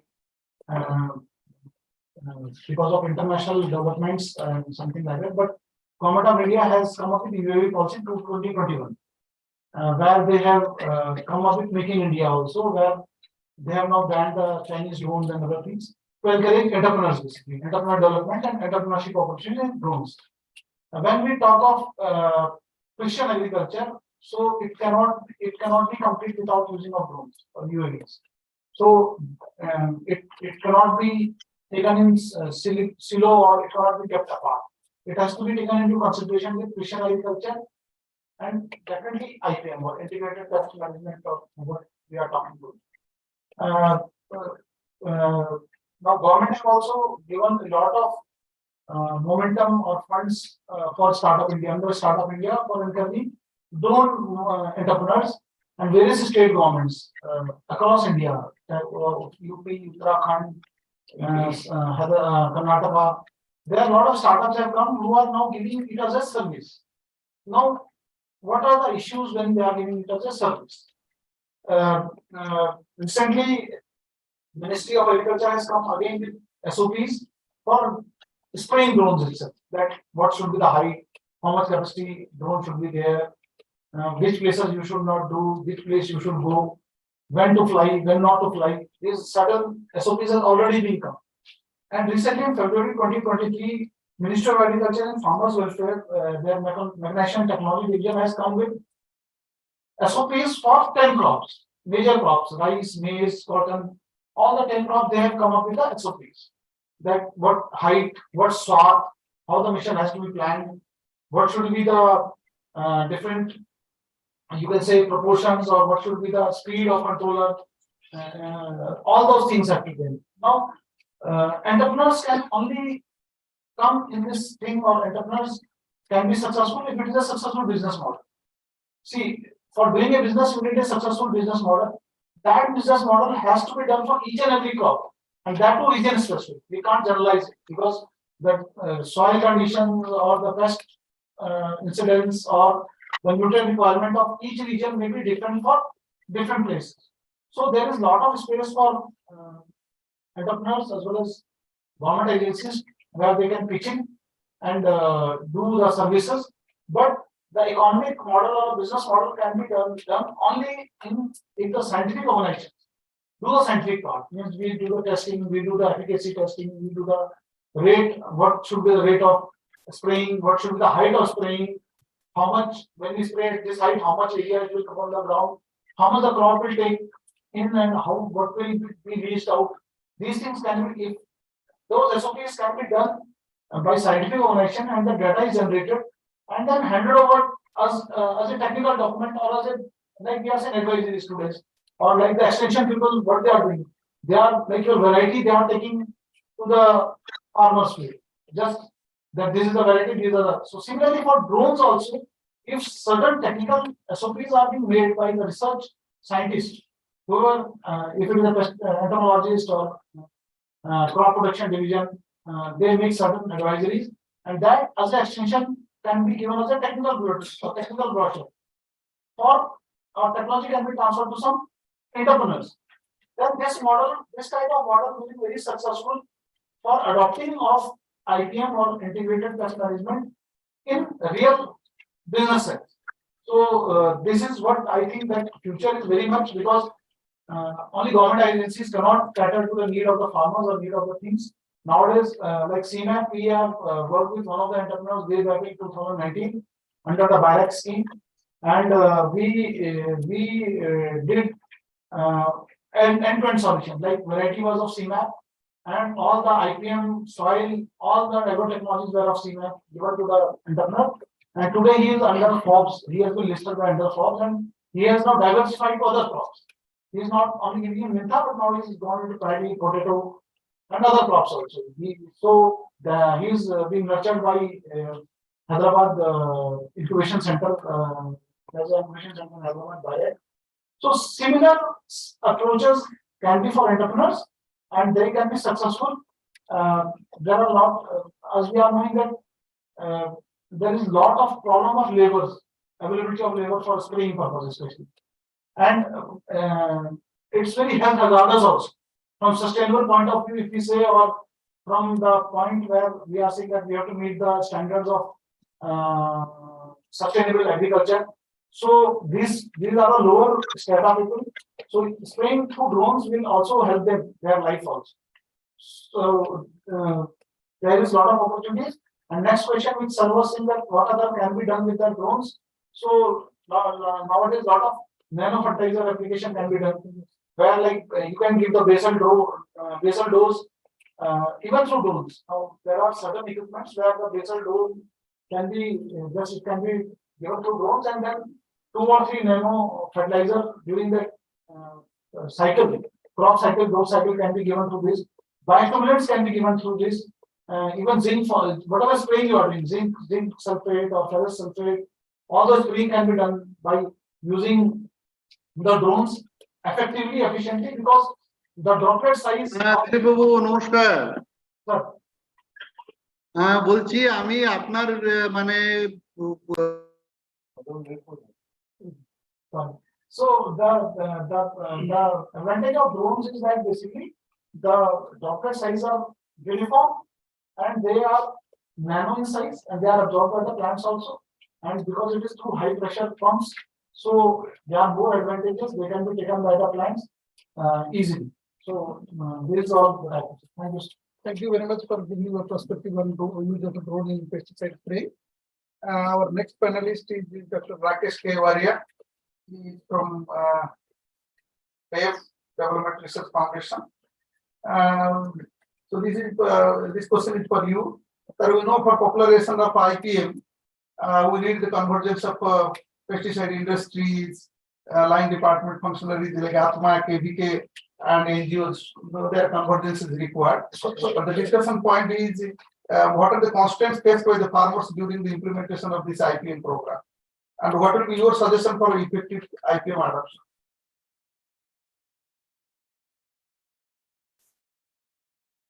Thank you, sir. Good afternoon, Honorable Chair, Convener, rapporteurs, panelists, scientists, delegates, all of who are present here physically as well as virtually. At the outset, I would like to compliment ICAR-NRI for this very relevant workshop, and thanks for inviting me to be part of this. I represent BIF, which has over 5 decades of experience in sustainable rural development. And we have very strong collaboration with ICAR, with multiple AICR, and we present in 14 states and working with over 5 million families. So what I would bring in is the development practitioners' perspectives and the organization experiences. For the benefit of larger audience, I'll use a mix of English and Hindi. So since morning onwards, we have been looking at various constraints and challenges. So as I told, I'll bring in more of the development practitioners' perspectives here. Some of the challenges, constraints are generic, some are specific, some have solutions, some don't have. So I'll put all this in front of you for greater discussion. So one of the first I don't want to have repetitions of points. So some of the points which I've noted and which we may not have discussed in the morning. So what we have found based on the organization experience that I was mentioning. So the mode of monocropping that we have now and the resultant loss of biodiversity, which includes natural predators, etc. That is one thing, the constraint that as someone working very closely in the field that we are observing. The second is the climate change aspect, resulting creating favorable conditions for the pest. जैसे आप सबको पता होगा 2-3 साल पहले काफी बड़ा north west India western India में लोकस्ट अटैक हुआ था, तो इसका काफी ज्यादा एट्रीब्यूट दिया गया था because of extreme weather pattern, जिससे काफी लोकस्ट का population had proliferated and जो threshold level got altered to the disadvantage of the farmer. So there's something which we are again seeing again in the earlier discussion we were having some other examples as well. So this is something which has to be taken seriously and it has overarching effects because of climate change. The third point in the morning, Dr. Khan made a very good reference of that. Lack of strong interdisciplinary and interinstitutional linkages. Entomology or plant pathology is a pure science, but then it will become only more effective when it will interact socially and in the economic domain. So this has to be that way, that interaction needs to be there to a larger extent. And that is why I feel this kind of workshop is very important, because here we have the scientific community, the industry experts, the development practitioners like what I represent, and more importantly, the farmer representatives as well. So this kind of linkages is what needs to be more emphasized on and given actual action to take this IPM to the larger implementation. The next point is on development of appropriate technologies for IPM.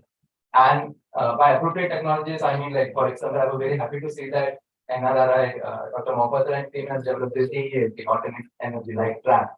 That is what is meant by appropriate technology, and which is very thoughtful. So how the beneficial insects and the non-beneficial ones are segregated. So that is what is needed in terms of, and we were discussing in the morning, lack of or unavailability of inputs. The next point that I want to touch upon is which Dr. Mukund mentioned about the assured framework. So I would like to give a very similar but a more concise framework, the 4A framework, which is the first A stands for awareness. And awareness, again, we discussed lack of awareness, but awareness is not just lack of awareness, but it is even the information asymmetry.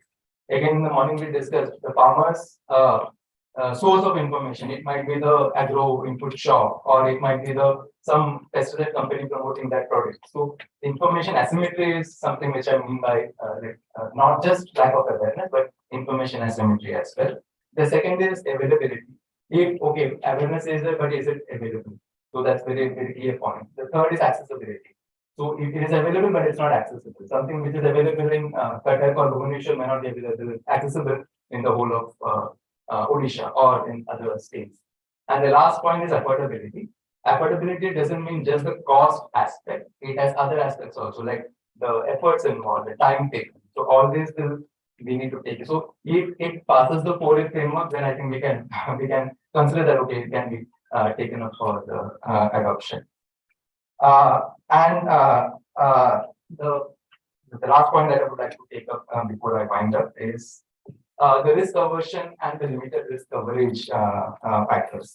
So we saw about the preemptive action. जैसे Dr. Chandran ने बताया था, pest आने से pest नहीं आना चाहिए करके pesticides spray करते हैं. So it is human nature. Like we take up preemptive action. So prevention is better than cure in a wrong sense that way. So we cannot blame the farmer for that. So how we need to with other mechanisms we need to see that how the preemptive action can be avoided. And one very important point the faculty from OUT made. So that is in terms of risk coverage, I would like to mention. So more than compensation, what I would like to mention is the risk undertaking. So if there is some kind of risk undertaking, then the farmer is assured, okay, he can try this and he can take up this. And I feel most of the insurance, what it covers is based on the notified area basis. It's not on the individual farm basis. So that is one major risk, constraint for the farmer to take up IPM practice. So these are the points, and in the next round maybe I can pick up something more on the implementation part. Thank you, Dr. Warrior, for highlighting the core framework, awareness, that is proper awareness, again, availability, accessibility, and complexities and reports that is required by the farmers. So, the good account of farmer perspective. So, next round will be having further discussion. Now, our last panelist in the first round is Mr. Radhasam Biswal. He is a progressive farmer. ଆପଣ ହିନ୍ଦୀରେ କହିବେ ନା ଓଡ଼ିଆରେ କହିବେ? ଆଚ୍ଛା, ଆପଣ ତାହେଲେ ଆମେ ଟ୍ରାନ୍ସଲେଟ କରିଦେବା। ଆପଣ କୁହନ୍ତୁ, ଆପଣ ଏ IPM ଟେକ୍ନୋଲୋଜିକୁ ଆପଣଙ୍କ ଫିଲ୍ଡରେ ବ୍ୟବହାର କରୁଛନ୍ତି କି ନାହିଁ? ଆଉ କୋଉ ଟୁଲ ଆପଣ IPM ର ବ୍ୟବହାର ନିଜେ କରୁଛନ୍ତି? ଆଉ ଯେତେବେଳେ ଏ IPM ଟୁଲକୁ ଆପଣ ବ୍ୟବହାର କରୁଛନ୍ତି, ଆପଣଙ୍କୁ କଣ ସମସ୍ୟା ଏଥିରେ ହଉଛି? ଏ ବାୟୋ ପେଷ୍ଟିସାଇଡ ବା ମାର୍କେଟରୁ କିଣିବା, ବାୟୋ ଏଜେଣ୍ଟ କିଣିବା, ଫେରୋମନ୍ ଟ୍ରାପ୍ କିଣିବା କିମ୍ବା ଲାଇଟ୍ ଟ୍ରାପ୍ କିଣିବା, ଏଗୁଡ଼ା ସବୁ ଯେତେବେଳେ ଆପଣ ବ୍ୟବହାର କରିବା ପାଇଁ ଚାହୁଁଛନ୍ତି, କୋଉ କଣ ସମସ୍ୟାରେ ଆପଣ ସମ୍ମୁଖୀନ ହଉଛନ୍ତି? ସମସ୍ତ ନମସ୍କାର। ସମସ୍ତ ନମସ୍କାର। ଦେଖନ୍ତୁ, IPM ସିଷ୍ଟମ ଆମେ 5 ବର୍ଷ ହେଲା ଗୋଟେ ଚିନାବାଦାମ ଆମ ଅଞ୍ଚଳରେ ସାର୍ ଚାଲିଛି। ସେଠି ସାର୍ ଆମେ ଆକୁ ଯେତେ ଚେଷ୍ଟା କରୁଛୁ, ସେଠି ସାର୍ ସେ ଗୋଟେ ଲେଡା ପୋକ, ଆପଣ ଜାଣିଛନ୍ତି ଲେଡା ପୋକ ତାକୁ ମାଂସ ଖାଇଯାଉଛି। ସେଟା ଆମର ସାର୍ ସେଟା ସ୍ପୋର ପେଟା ତାକୁ ଖାଇଯାଉଛି। ତାକୁ ଆମେ ଯେତେ ଚେଷ୍ଟା କଲେ ମଧ୍ୟ ଆମେ ନା କେମିକାଲ୍ସ ନା ଆମେ ଯୋଉ ଆମର ଫେରୋମନ୍ ଟ୍ରାପ୍ ବ୍ୟବହାର କରିବା। ଅସୁବିଧା ଅଛି, ଫେରୋମନ୍ ଟ୍ରାପ୍ ଆମ ସାର୍ କିଛି ମିଳିଥିଲା। ଫେରୋମନ୍ ଟ୍ରାପ୍ ପୁଣି ଆମକୁ ଟିକେ ପ୍ରୋବ୍ଲେମ ରହୁଛି। ଯଦି ଫେରୋମନ୍ ଟ୍ରାପ୍ ଟା ସାର୍ ଆକ୍ଚୁଆଲି ଆମର କିଛି ମାନେ ଦିଆଯାଆନ୍ତା, ସେଟା ଗୋଟେ ଚାଷୀ ମାନଙ୍କ ପାଇଁକା ବହୁତ ଆମର ବହୁତ ଅଞ୍ଚଳ ପ୍ରାୟ 5,000 ଏକର ପାଖାପାଖି ଆମର 3ଟା ପଞ୍ଚାୟତରେ କରାଯାଉଛି ବାଦାମ, ତାହେଲେ ସେଟା ସାର୍ ଭଲ ହୁଅନ୍ତା। ଆଚ୍ଛା, ତେଣୁ ଆପଣଙ୍କର ଯୋଉ ପ୍ରୋବ୍ଲେମ ଯୋଉ ଲେଡା ପୋକ କହୁଛନ୍ତି କ୍ୟାଟରପିଲର, ତାର ସମାଧାନ ଆପଣଙ୍କ ପାଖରେ ପହଞ୍ଚି ପାରିନାହିଁ। ଯୋଉ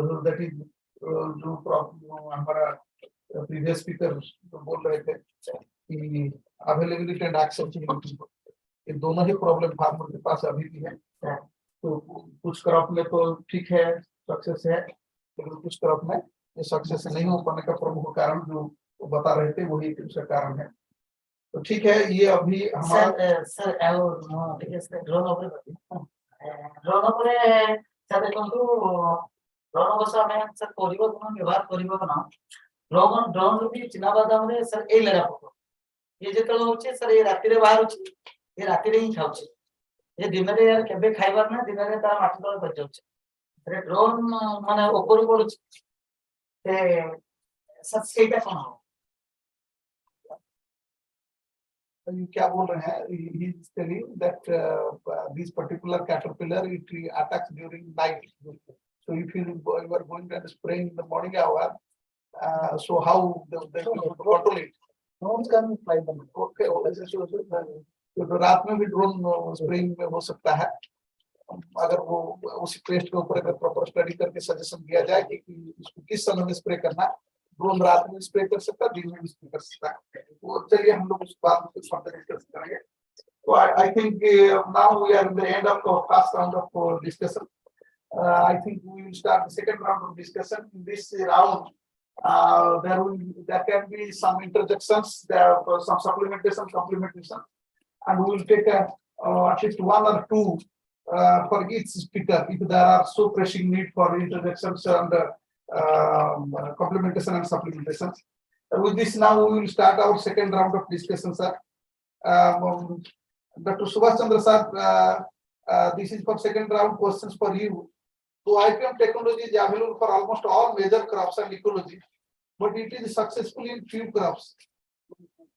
So what is the problem with the other crops with respect to this particular IPM? I don't know if this question has been framed as properly or not. Sir, it is for your time. Dr. Subhash Chandra sir.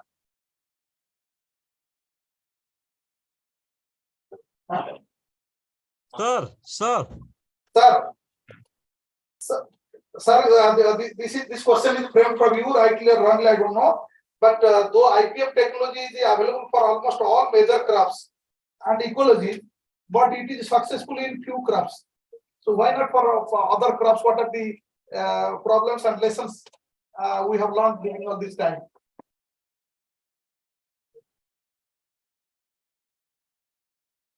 So still it is not audible. this is actually available, but I always emphasize that because IPM is a very stepwise procedure we need to carry out, right from selection of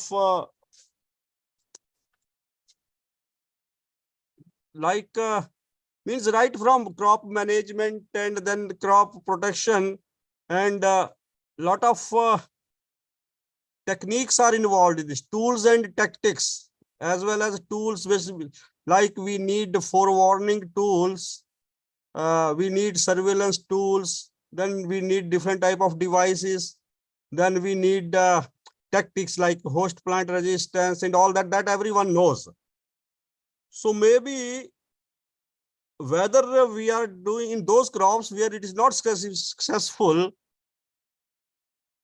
maybe some of these tools and tactics, they are not available for those pests and diseases.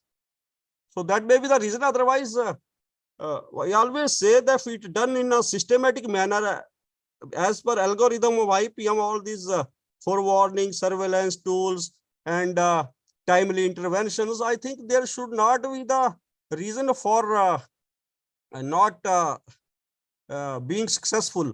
Only thing is this IPM, when there are outbreaks are there in certain years.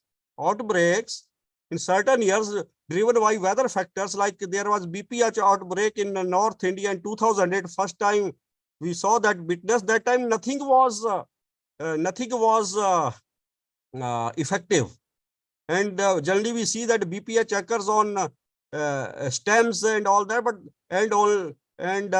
it doesn't go to leaf hoppers on the leaf. But that time these migratory populations, they came and settled in thousands on plants, and today fields were very green, and next day I think totally dried, and farmers fields crop was devastated, means area wide basis. So those may be the reason that sometimes it is not successful, but otherwise I believe that if done systematically and we have tools and tactics and timely intervention is there, I think there may not be any reason for its non-effectiveness. So that is my opinion on this, but it has to be done systematically, stepwise, both for insects and diseases together, stepwise procedure, nematodes, and including all the first non-chemical, and then finally at the last resort that chemical tactics, and that way. So that is my opinion on this. Thank you, sir. Thank you, sir. So at this point of time, from our audience, is there any interjections or any queries, clarifications from Dr. Subhash Chandra for this round of queries, discussions, and previous round of discussion? Yeah. Dr. Srinivas. Sir, there is a query from Dr. Srinivas. Thank you, sir. Yeah. Sir, as you have told in the first round of introduce yourself, myself, Dr. Petikam Srinivas, I'm principal scientist, Central Horticulture Extension Station, Indian Institute of Horticulture Research, Bhubaneswar. Sir, as you have told in the earlier round of discussion, that IPM is actually science-based, developed based on the phenology and the morphology of the insect pest or a disease life cycle. It is completely science-based. And for a farmer to adopt it, as you have rightly pointed out, that the moment a scientific community or extension person supports the IPM program in a farm, the farmer tends to accept it, adopt it, while the inputs are also provided to him. But at a particular point of time, when the support is withdrawn, the IPM may also not sustainable the farmer is like our farmer at the dance also said, that they are not getting the inputs, they are not getting the support, they may not be aware of following the pest management from the starting to the ending. So can the IPM be commercialized through private sector? That's my question. Whether the IPM can be commercialized, the private people can come and on a cost basis, whether they can support the farmers. No, actually, you are right that actually we need collaboration between government agencies and public-private partnership. That is there. I think all these private companies, even pesticide companies, they are coming into biopesticides now. So we need cooperation of all. In fact, what I have seen in this basmati rice last decade, I don't know now because I am not now involved in that IRI program, but that time, some of the companies, they were still recommending calendar-based pesticide applications in this area near this Ghaziabad and other areas. Still, some of companies under that contract farming, they were recommending calendar-based. There is no place for calendar-based applications under IPM. Rather, it should be need-based. So that is collaboration is okay, but companies, they have to change their mindset. Another thing is, as I told you, it is a scientific approach, but farmers also, there should not be any problem. I always say that earlier said that we go to villages like Cotton village near Rohtak, Haryana. They were asking, we have adopted certain number of farmers. They are asking, sir, also involve us or include us in your group. We said, okay, we'll give you advisory, all the expertise, but they wanted inputs. I told you, they think that IPM inputs are costlier than costly one, but that is also wrong impression, because when they are spending doing indiscriminate use of pesticide, spending a lot of money, and that is not effective. I think these pheromone traps or these biopesticides, if available, quality biopesticide, they will not cost more than that if timely interventions are taken.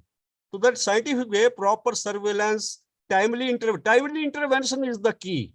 In case of pest management, monitoring, continuous surveillance, and timely intervention. So there should not be an end. Moreover, the distinguishing between harmful ones and useful ones. Natural enemies, I told you, that is a nature's gift to us. So these are a simple procedure, but only time, it requires time. And when farmers say, no, we don't have time, you can't implement IPM. That is very correct. Surveillance, timely intervention, and last resort, pesticide as a last resort, that will help in reducing your cost of production, as well as conserving the environment, as well as conserving the biodiversity, and reduce means all environmental effects. So I think it should not be, I am convinced that it should not be difficult, but we have to devote time and do it from like farmer field school. We teach that good agriculture practices, and now it is coming integrated plant health management. So that it requires time. IPM will require time, it will require surveillance, it will require only then we can implement. So it should not be difficult, I believe. The IPM has been propagated since by us, the plant protection community and extension services, since last at least a quarter of decade since we have been studying, at least from my age.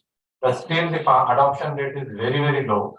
So I was just wondering, the IPM, the state government, the universities are making so many IPM modules. Can these modules be commercialized, licensed, and any company, any entrepreneur, any startup can commercialize it and they take care of this IPM with the farmers? Is it practically possible? That's a short question. No, private company, okay. Private companies, of course, no one is, I think, denying them that you don't enter, they enter, but only thing is how much they charge from the farmers, that is also another issue. What if on commercial agriculture, if that is fruitful, I think they can play a role in this. There is no dividing about, but although these private companies, they are coming in the area of pest surveillance now with the Directorate of Plant Protection Quarantine, Badwani group is there, all that artificial intelligence, basically timely intervention. So naturally, if farmers should be convinced of your technology. That is the issue. If he is convinced, he will be ready to pay money for that. If he knows that he will get profits, so those at least progressive farmers, they are ready to pay also, so they can take advice from them. There should not be any hurdle in that. Thank you very much, sir. Now progressive farmers like orchardists, apple growers and all that, they are ready to pay if their money is saved. Rather, this pesticides actually consuming a lot of expenditure of the farmer and hiking their cost of production. So if it is profitable for commercial agriculture, this protected cultivation, etc., I think they can play a role in that. There should not be any. Rather, it is now government and public provide partnership, and many companies are coming in case of forewarning, and Dr. Baiji Prasad was telling forewarning and surveillance and all that, giving timely advisories. Sir, thank you very much, sir. Now our next panelist in the second round is Dr. Deo Misra. So this question is for you. Looking into the share of biopesticide in the pest management scenario in India, what are the action points in the industry point of view to increase this biopesticide share in our pest management options? Thanks. Thanks, sir. And that is a great question, because we need to be there where we can really start providing the sustainable solution to farming community. So as far as the organizations, private organizations are concerned, the big organizations, they are investing a lot now on the biological pesticides. Only hurdle what we see is we have screened almost 2 million microbes, but that was done in Germany and US. So getting those microbes in a particular country, there is a lot of hurdles in regulatory and all, because we cannot have our research center in each and every country. So it is typically focused where.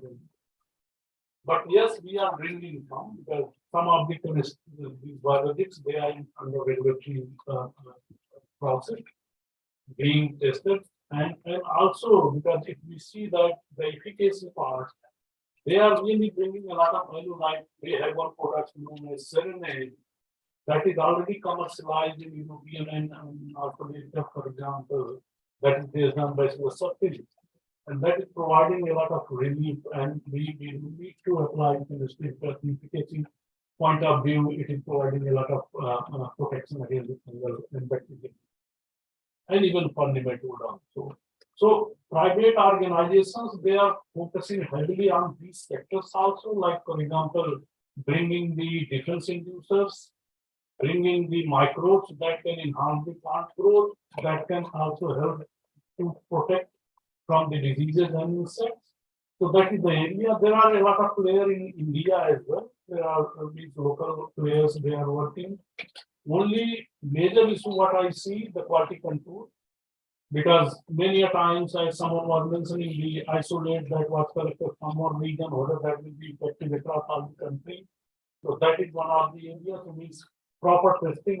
For example, as we have our All India coordinated project for the variety. So before launch, they need to be tested across different states and region. And if we found that they are really surpassing the benchmark, then only it is going to come the system. So same system should be followed for biopesticides also. But the direction is really changing now from the because the United Nations has fixed that commitment, and we are trying to fulfill as a whole community, not only private sector, but all the public organizations, private organizations. So we are on the. So thank you. At this point of time, we can take one or two queries or interjections, complementation, supplementations. Yes. From audience. Dr. Mr. I am thinking that private companies, they are not giving proper emphasis for marketing of the spread of marketing of biocontrol agents or biopesticides in comparison to the other conventional pesticides or other pesticides. Can you please tell us what are the particular steps as like European countries, you are taking here for marketing of biopesticides. Yeah, what is the percentage share of your biopesticides out of total marketable product of theirs? From one company, we can also ask. Yeah, that's correct. One thing is that as I mentioned, because whatever formulation we are developing, it is being developed in other countries, like Germany. So we are not able to bring that strain in India, for example, to release because we have more confidence. So what other things we are doing? We are looking the local players here. We are testing their product because we cannot do R&D here because we have that one. Until and unless that channel opens, we bring those good product here. So that is the alternate approach. We are testing other company products. We are testing their efficacy. If it is matching the level, the standard that has been set by where, then only we are going. So that is the major bottleneck because in molecules, like for example, it can work anywhere. Means it is a matter of registration, you can work. But in biologics, it is the big challenge. And that is the reason. One major component is the efficacy, because not each and every formulation that is available as of now is providing equal effective. It is not effective equal. Sir, this is the case of multiplex. Multiplex, they are providing us a wide range of biological mistakes. Why not bigger companies like Yeah, they are coming on the molecular circle. Yeah, so now there are a lot of growth regulators, there are multiplex and now those they come into the growth regulators. So we are bringing those because that is something we can do. We can research on that, we can bring everything. So what I was trying to say, it was on microbe, the bacteria, the fungi. So those formulations, it is little bit is difficult as of now. We bring those, we have a strain that is highly effective against many fungal pathogens, against nematodes. But the bottleneck is that we cannot bring them here, regulatory that hurdle. So we are trying, it may take some time, but the way chemistry came, what I'm seeing maybe after again 5-6 years, we are seeing that the same channel, once we define every path and process, then we will be helping. As I told that we have characterized 2 million strains. That's a huge number. And we have characterized that what is there that can go directly in the female part. So it is the way we are transforming. Everyone is transforming towards providing sustainable solution to farming community, but it cannot be shifted in few days or few months like stuff. Yes, so that is the way, but we have to. Thank you, Rexa. Thank you, Rexa. Now, for our third panelist, Dr. S.N. Sushil sir. Sir, this question is for you. Sir, we know pesticide policy is directly linked with the IPM incentives. So weak regulatory enforcement exacerbates the downward pressure on pesticide price by enabling unregistered product, counterfeits and other low-cost frauds to circulate easily. How this can be controlled through policy level? What are the effective measures that can be taken as policy measure to control this? I could not hear it properly. I think it is mainly you are asking on the quality control aspect. No, sir. No, sir. I am talking about the weak regulatory and enforcement. So that is just allowing the unregistered products, counterfeits, and low-cost frauds to circulate easily. These pesticide products. So, what are the policy measures that can be taken to control these issues? Okay, you mean to say again unregistered product which are in the market? Is it like unregistered? Yeah. So when our policy is like this, sometimes that encourage the counterfeits product and the low cost products, unregistered product to circulate in the market. I think, sir, as far as the policy and Government of India policy is concerned, we have a, when you talk of the plant protection, it comes to 2 acts are there in plant protection. One is the Insecticide Act and its rule, Insecticide Act 1968 and rules 1971. Then there is a DEEP Act 1914 and also the PQ order, Plant Quarantine Order 2003. These are the 4 regulations you can say which are implemented in the plant protection. Now, none of the regulation allows any unregistered product to proliferate in the system, in the country.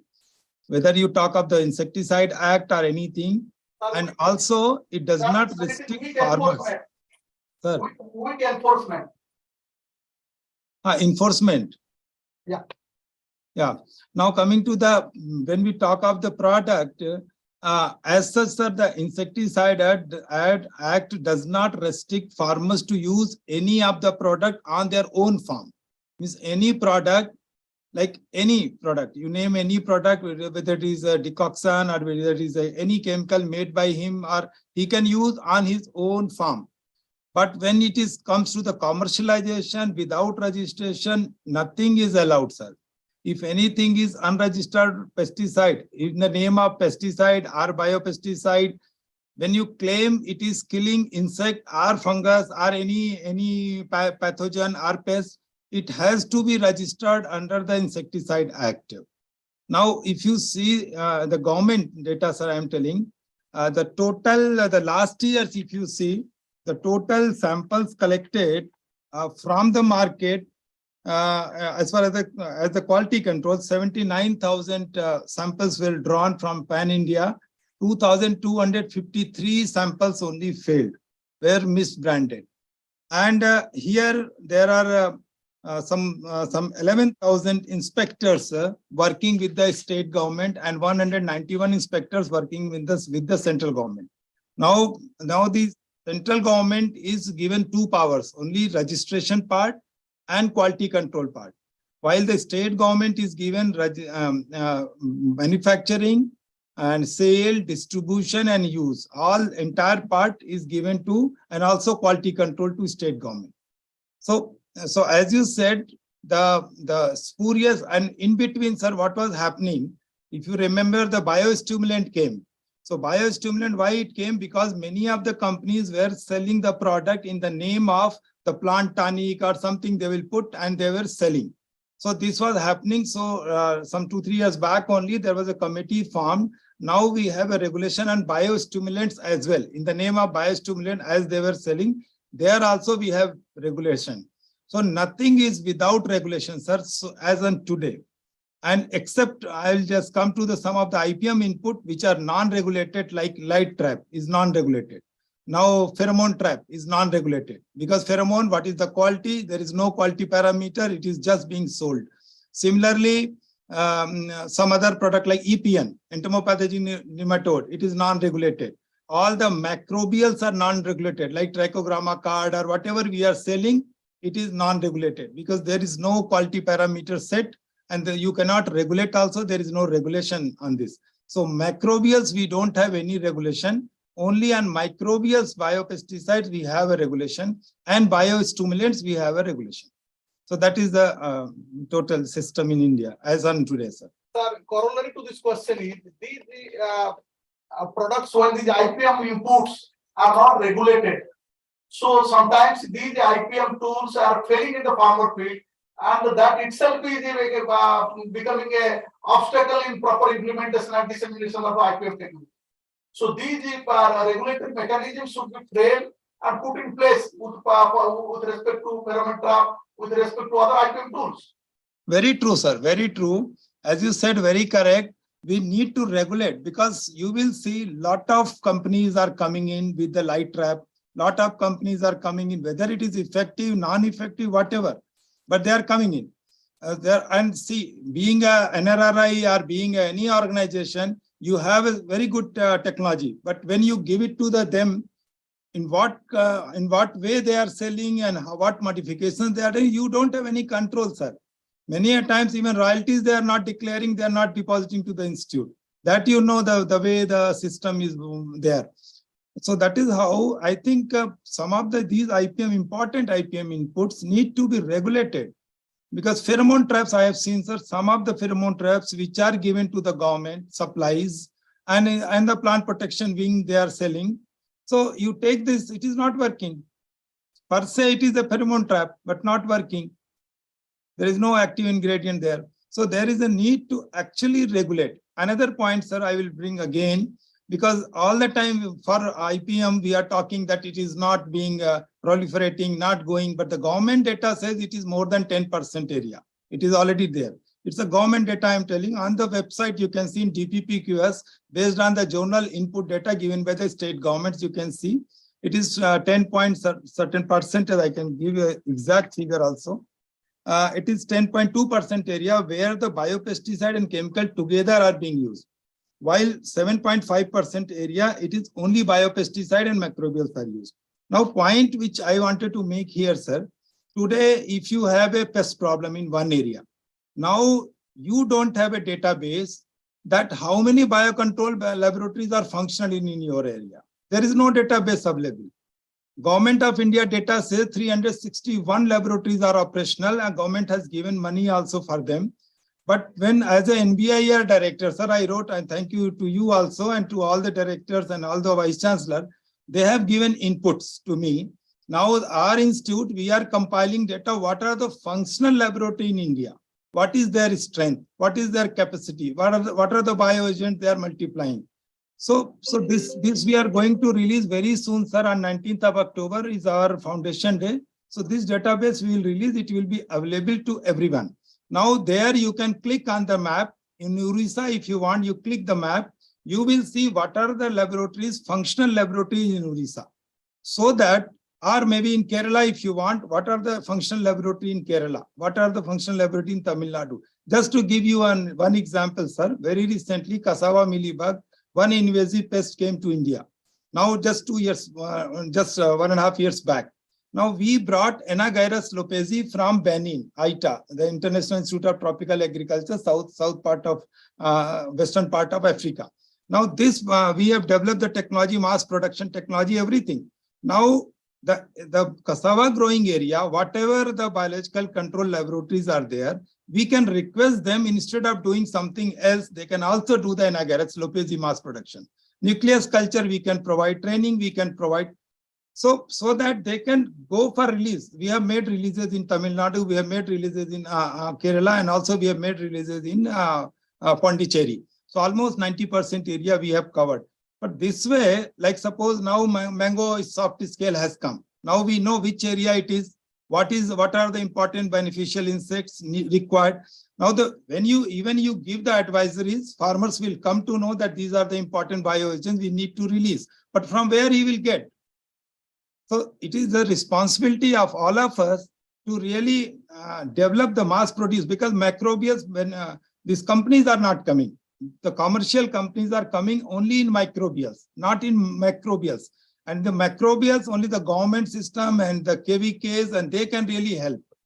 So that is how you can assure the availability of macrobials pan-India. So that is what now, sir, in this database, so far 225 functional laboratory has come in our database. Maybe coming 1 week, some more may add. Some people may also give some information so that we can release it. Further, we can keep updating. So that is how the availability we can ensure. Regarding, as I said in the beginning, that quality control of other inputs. Here again, quality control is required. In trichogramma, whether you talk of trichogramma or Chilonas blackburni or any parasitoid per se. Again, we need to, because sometimes they will give card, hardly 10% is emerging out. So there also we need to have a regulation that yes, there should be at least 90% emergence. Then only you can sell for this rate. So such things are required, sir. Thank you, sir. Thank you, sir. Bringing some significant inputs to this panel discussion. Thank you very much, sir. Thank you, sir. Now our next panelist is Dr. Srinathan Chattopadhyay, Principal Scientist, ICAR Central. Sir, this question is for you. What should be the future strategy for effective forecasting and the surveillance for disease management?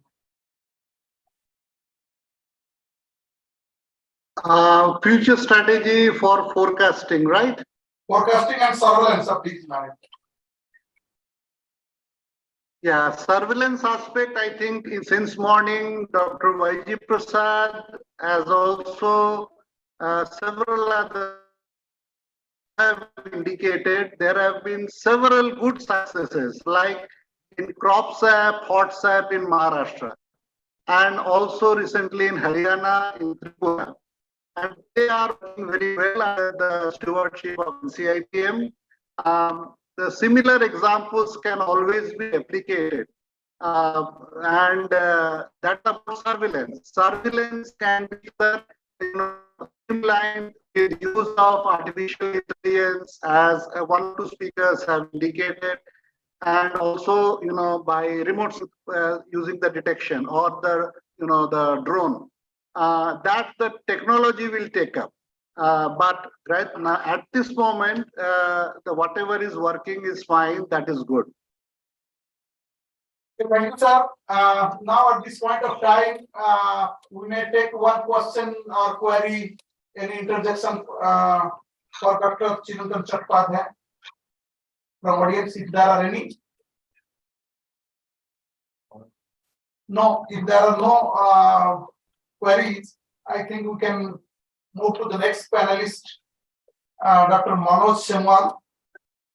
He is the Principal Scientist Head, ICT CMAP, Lucknow. Sir, this is a question for you, how to integrate. We know that IoT, AI, drone technologies, they are coming in a big way. So what is the status, how we go about to integrating these platforms for effective implementation of IPM? Thank you, sir. It's a very valid question for future, basically, like how to integrate IoT, AI, and drone. So these are three different games, basically, and the data generated by them is the big data block, because they will be having a lot of different type of data. Like IoTs are nothing but some sensors which will on time-based schedule get the data and over the internet cloud send it to the servers in your station or in the cloud also it can be. And drone will just have some sensors which will sense the things, and if it is a hyperspectral sensor, then you will get some hyperspectral data on multispectral system and multispectral data. But data, it is not like linear regression type of statistics, or normal statistics cannot be applied to this type of data, because the data is complicated. The data is in different domains, like it's basically big data. So here, machine learning and AI tools can only help, because they can bring some trend, or they can give some predictions which are non-linear. That's why this has picked up so fast. AI and machine learning has picked up so fast, and with the availability of computing technology, now the processors or the memory, like real-time SSD RAMs or your high throughput processors are now available. You even have computing systems which are much faster than our predecessor or generation computers are computing are there.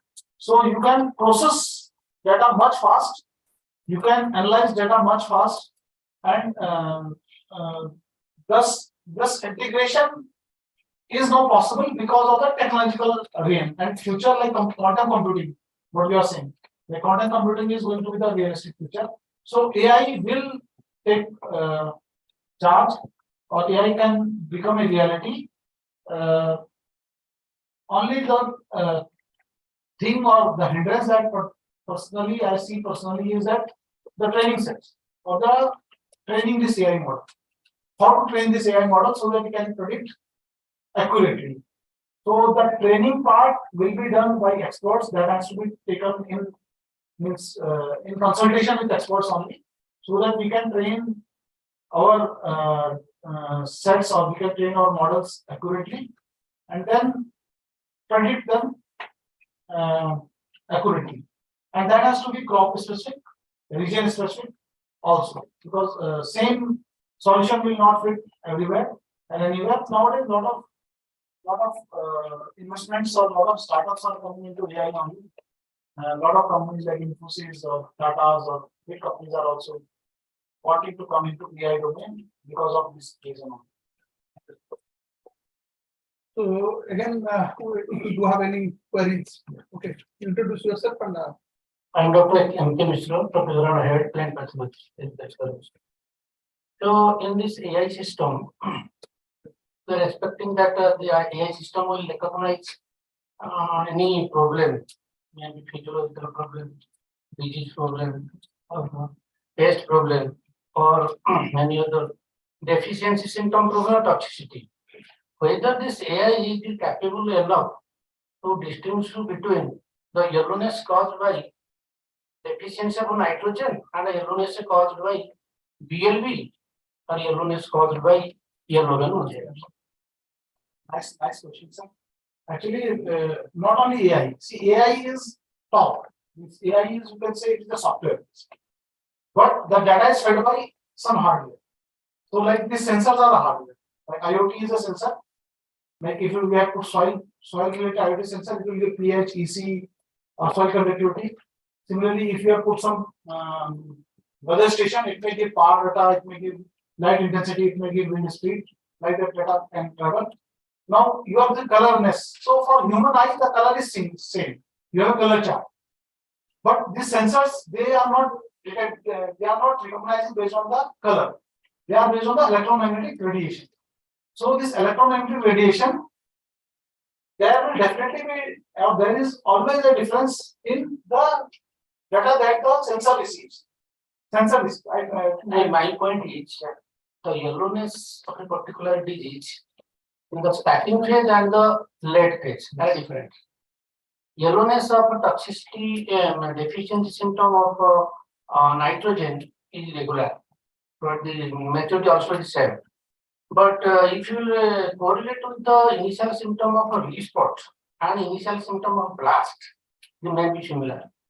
So if it not capable of identifying the disease from the very initial stages, it is not huge. No. And also, suppose mosaic disease of cucurbits and downy mildew of cucurbits. The very initial symptom of downy mildew and mosaic are nearly same.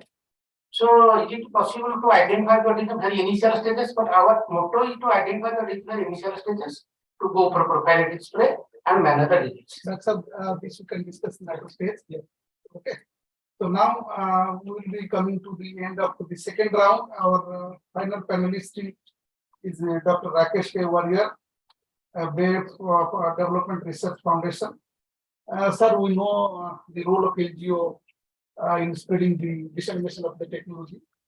So how you are seeing that this particular technology, the adoption rate is obviously low, even if 10% the figure was told. But since last 6 decades, research is being conducted and efforts for dissemination of the technology is being there. So how NGO can help, which way the NGO can help us to take this technology to the stakeholder, real stakeholder? Thank you again, sir. So I'll try to answer this again from my experience in particular and the overall development sector or the NGO sector, CSO sector in general. One, the foremost that we can bring to the platform, the development sector can bring to the platform is leveraging the grassroots connect for last mile connectivity. I think that is we have seen that in terms of how it can be taken. So this last mile connectivity, how we can have that lab to land approach. In the morning also we saw in one of the presentations. So lab to land is something which we, or to the last mile is something which we need to focus on. And that can be had with the very good rapport with the community that most of the development organizations have, because they work at the grassroots level with the farmers. And I don't mean that you have to work in isolation. What we can do is we can, the development center can very well complement the institutes of repute of ICAR, the extension arms like KVKs, the line department. So it can actually be in a very complementary manner. We don't have to work in that isolated mode. So that is where the interdisciplinarity or the institutional linkages that I was mentioning, that we need to strengthen that linkage, and then it can be, that connect can happen very nicely. The second point that I was mentioning was the risk part. So risk undertaking or risk underwriting. That is something which we can, again, the development sector can bring, add value to that. in addition to the existing government support and the support from different sources, now we have a lot of opportunities from multiple sources, like the CSR support, which we leverage. And in addition to that, much larger the ESG mandate, which many of the large corporates have, the environment, social, and governance mandate, which we can actually bring this for the benefit of the farmer, because he can be then encouraged, he or she can be encouraged to take up this practices in a more without fearing for the outcome that if it doesn't happen properly, then what. So what we can do is that like without overlooking the long-term consequences, and as Dr. Naik was mentioning very right in the morning about climate change, so that's a long-term consequence, and we tend to overlook the long-term consequence, short-term results. So in order to ensure that that doesn't happen, we can have this multiple source of funding. And rural challenges are not sectoral, like so we are specifically speaking on pest management. So it is not sectoral, so it actually flows into different domains. So that is again where the development organizations can pitch in. And one important thing is promotion of micro enterprises. So because like again, when we saw that IPM is not one solution or blanket solution or one size fits all. So it is very contextual, location specific. So it may not be possible always for the large corporates to take up in a very centralized manner. So some sort of decentralization is required, where the development organization can actually, in terms of nurturing micro enterprises through FPOs, SLGs. So to a certain extent, they can promote the IPM, the inputs through this. And one important thing is demystification. So just when again we saw that the scientific community, though it should not be like when it is actually conveyed. So that what has to happen is that within the gap between information dissemination and assimilation at the farmer level. So for that, demystification is required. I'll just give a very simple example. By tree-based farming model, WADI model, which is widely accepted and validated. So again, in the context of pest IPM, so solarization, like it's a scientific principle. But how to convey that to the farm? So keep digging, keep the pit open for this number of days. So that is very simple translation of that scientific principle into actual work has to be done. So what BioShield is doing is that in terms of participatory approach in biodiversity conservation for stress tolerance, we again saw in the morning biotic and abiotic stress. So how we can have this post-plant assistance in terms of developing those. So we have been doing some screening of germplasm under field conditions and molecular level. This is all what BioF has been doing as a development organization. Standardization of vegetable grafting again for stress tolerance. And some practices like taking up practices like multiple practices. So most of those IPM practices in many of the CSR projects, they're able to take up those IPM practices and promote that and take that up at the farmer level.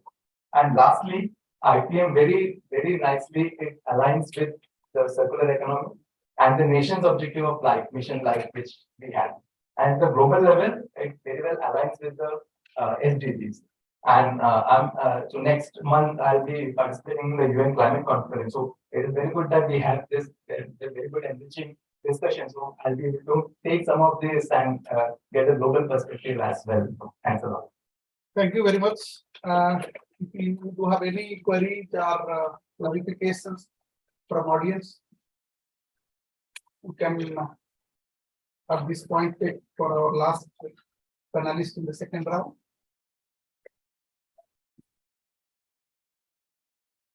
If you do not have any queries now, with this we are completing the second round of our discussion. Now this is the final round. This is the audience round, and this is the time the audience can put up their own perspective. At the same time, they can also give their complementation or supplementation or some addition, whatever our panelists they have already told. And this point of time, if there is this pressing need for asking a question or query, we can take for our panelists. But this is the audience perspective on this particular aspect. So we will take from online also, online panelists. So we can take one by one. In continuation of my previous question, one of suggestion is coming to mind. While preparing AI for a particular disease, for a particular crop, I think Suppose for development of AI for blast of rice, that pathogen should be multiplied in the laboratory and 2 to 3 varieties to be taken. One susceptible variety, one moderately susceptible variety, and one resistant variety.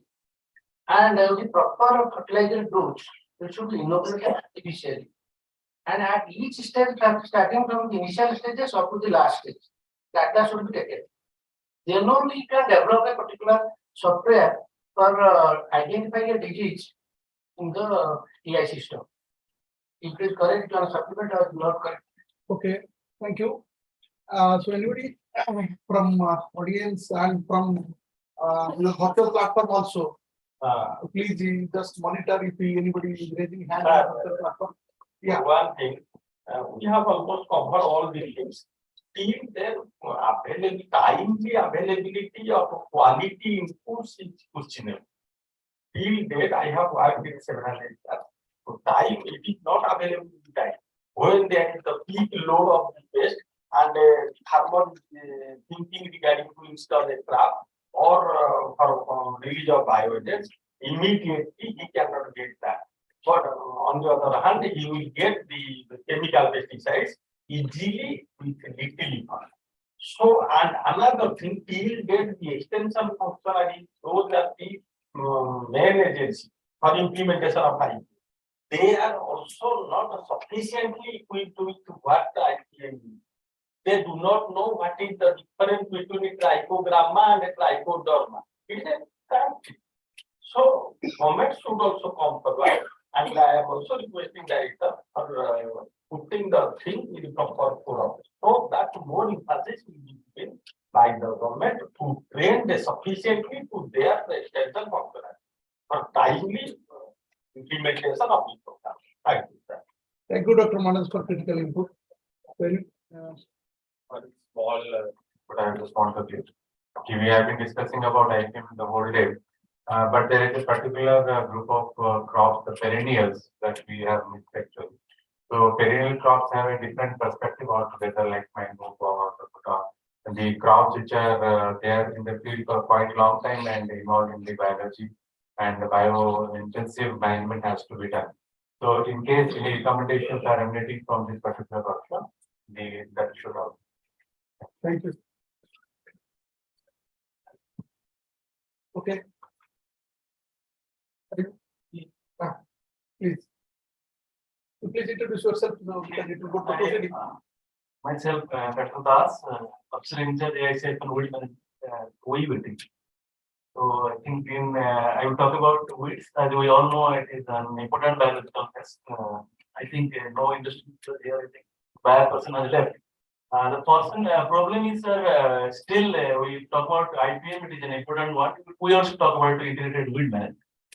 But when you talk about buying herbicide, any herbicide, my call it a bioherbicide or mycoherbicide, they is not available at all. If at all it is available, it's not effective. So when you talk about environment safe method, apart from still the farmers are relying on this manual and mechanical method of weed management, or more relying on herbicides, it's a chemical one. So my point is emphasis should be given on these aspects when you talk about integrated pest whole perspective. More emphasis on bioherbicide and mycoherbicides and effective and available one. Another thing is that in certain point of time, when we talk about toxic level of any of the insecticides, recently we all know that citing some public safety measures, state government has the power and they're banning certain pesticides. But the point is, if it is ban for taking poisoning or some other uses, so due consideration should be taken from scientific community whether the available or the particular pesticide any alternative is available, or if it is really for the main for this purpose, it is debating that. That means my point is, suppose recently state government has banned on the paraquat, non-selective herbicide. But as far as its use is concerned, it's a herbicide load on environment, plant or human health. They're not citing. They're citing public safety measures. Certain things they are committing suicide. That is why government has banned, and government has every right also. But it must be a scientific forum should be highlight these points. So my think that it's like a point to note, and in proper forum it should highlight. Thank you.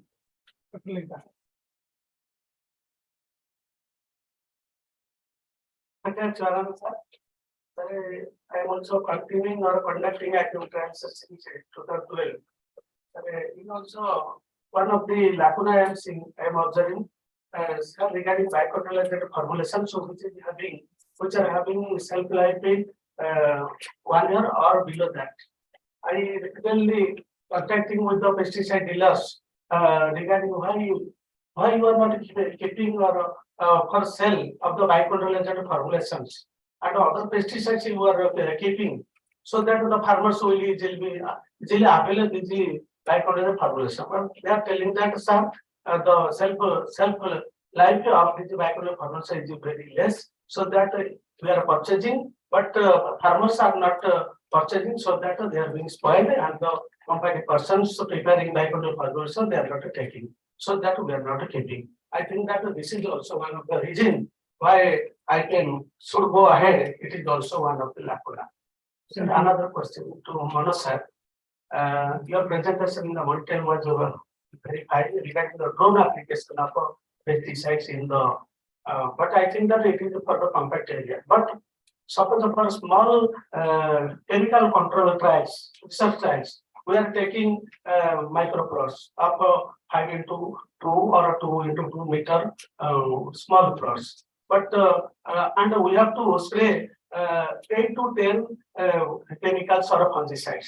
So it will not be possible, I think. What kind of suggestion in that aspect? By which you will avail the drone facility or will not take that? Because microplot it will not be. Thank you, those are specifically made for research purposes. For research purpose, you can use the way you want, but the drone application for farmer free. So I think you should take that in purpose. So nowadays there are availability in there, so you can purchase the drone. Sir, I can ask one question. Because I think you just introduce yourself so that. So I am Dr. B.K. Pani, scientist from OUT. My question is, does IPM model provide an exit option after a certain period? Okay, so who can answer that question from the panelists? Is there any exit option? Dr. Mahapatra?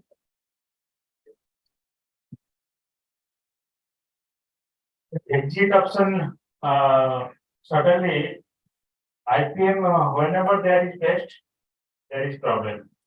So if pest is there, just like health.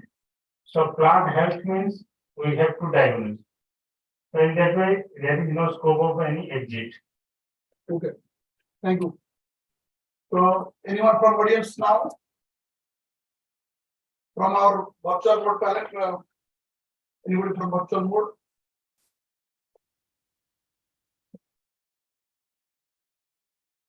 Okay, if there are no other queries and perspective from audience, with this we are completing our 3 round of panel discussion.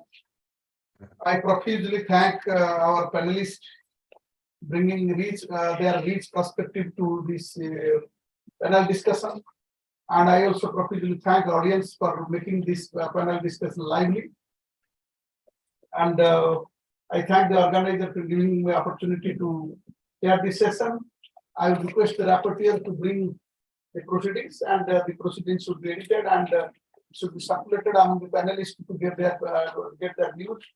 And then finally we can send our proceeding to the stakeholders, state government and other departments. For this, I think, thank you very much. Over to organizer, Mr. Mahapatra.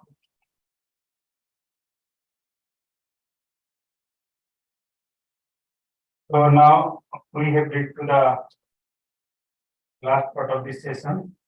So I must thank all the panelists, and in between already Dr. Raja, you are also interested to take you what read online. So now I will request our chairman of the session to felicitate the panelists who is in the critical mode.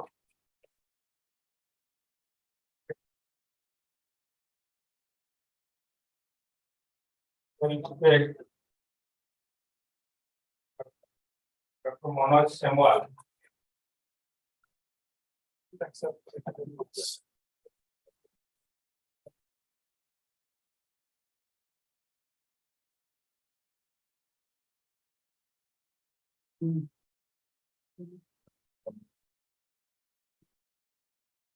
you very much.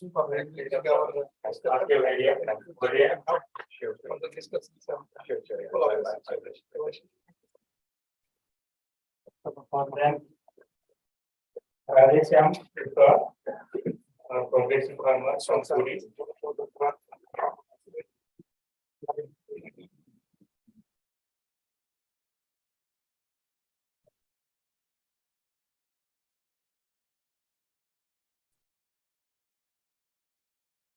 I request our organizing secretary to propose a vote of thanks. Good evening, everyone. So we have come to the conclusion of this session. So it's a great privilege for providing a formal vote of thanks on this event. First, on behalf of Renara and my own behalf, I'd like to extend my heartfelt gratitude to our Esteemed Director, Dr. Ekanek sir, for chairing the session and conducting this with a nice manner. Thank you, sir. Thank you very much.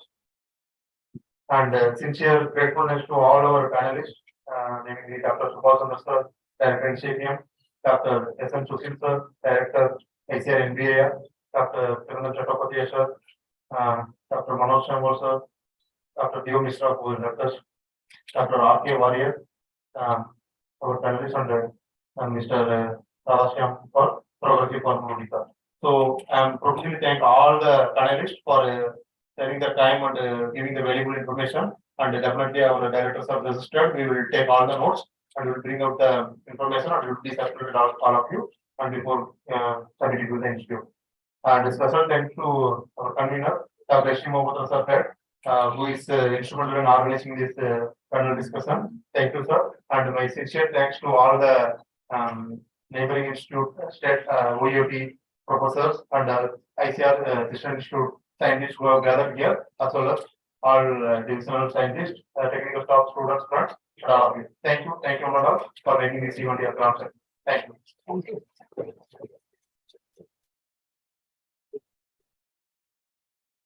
you. Tea and snacks are outside, but participants are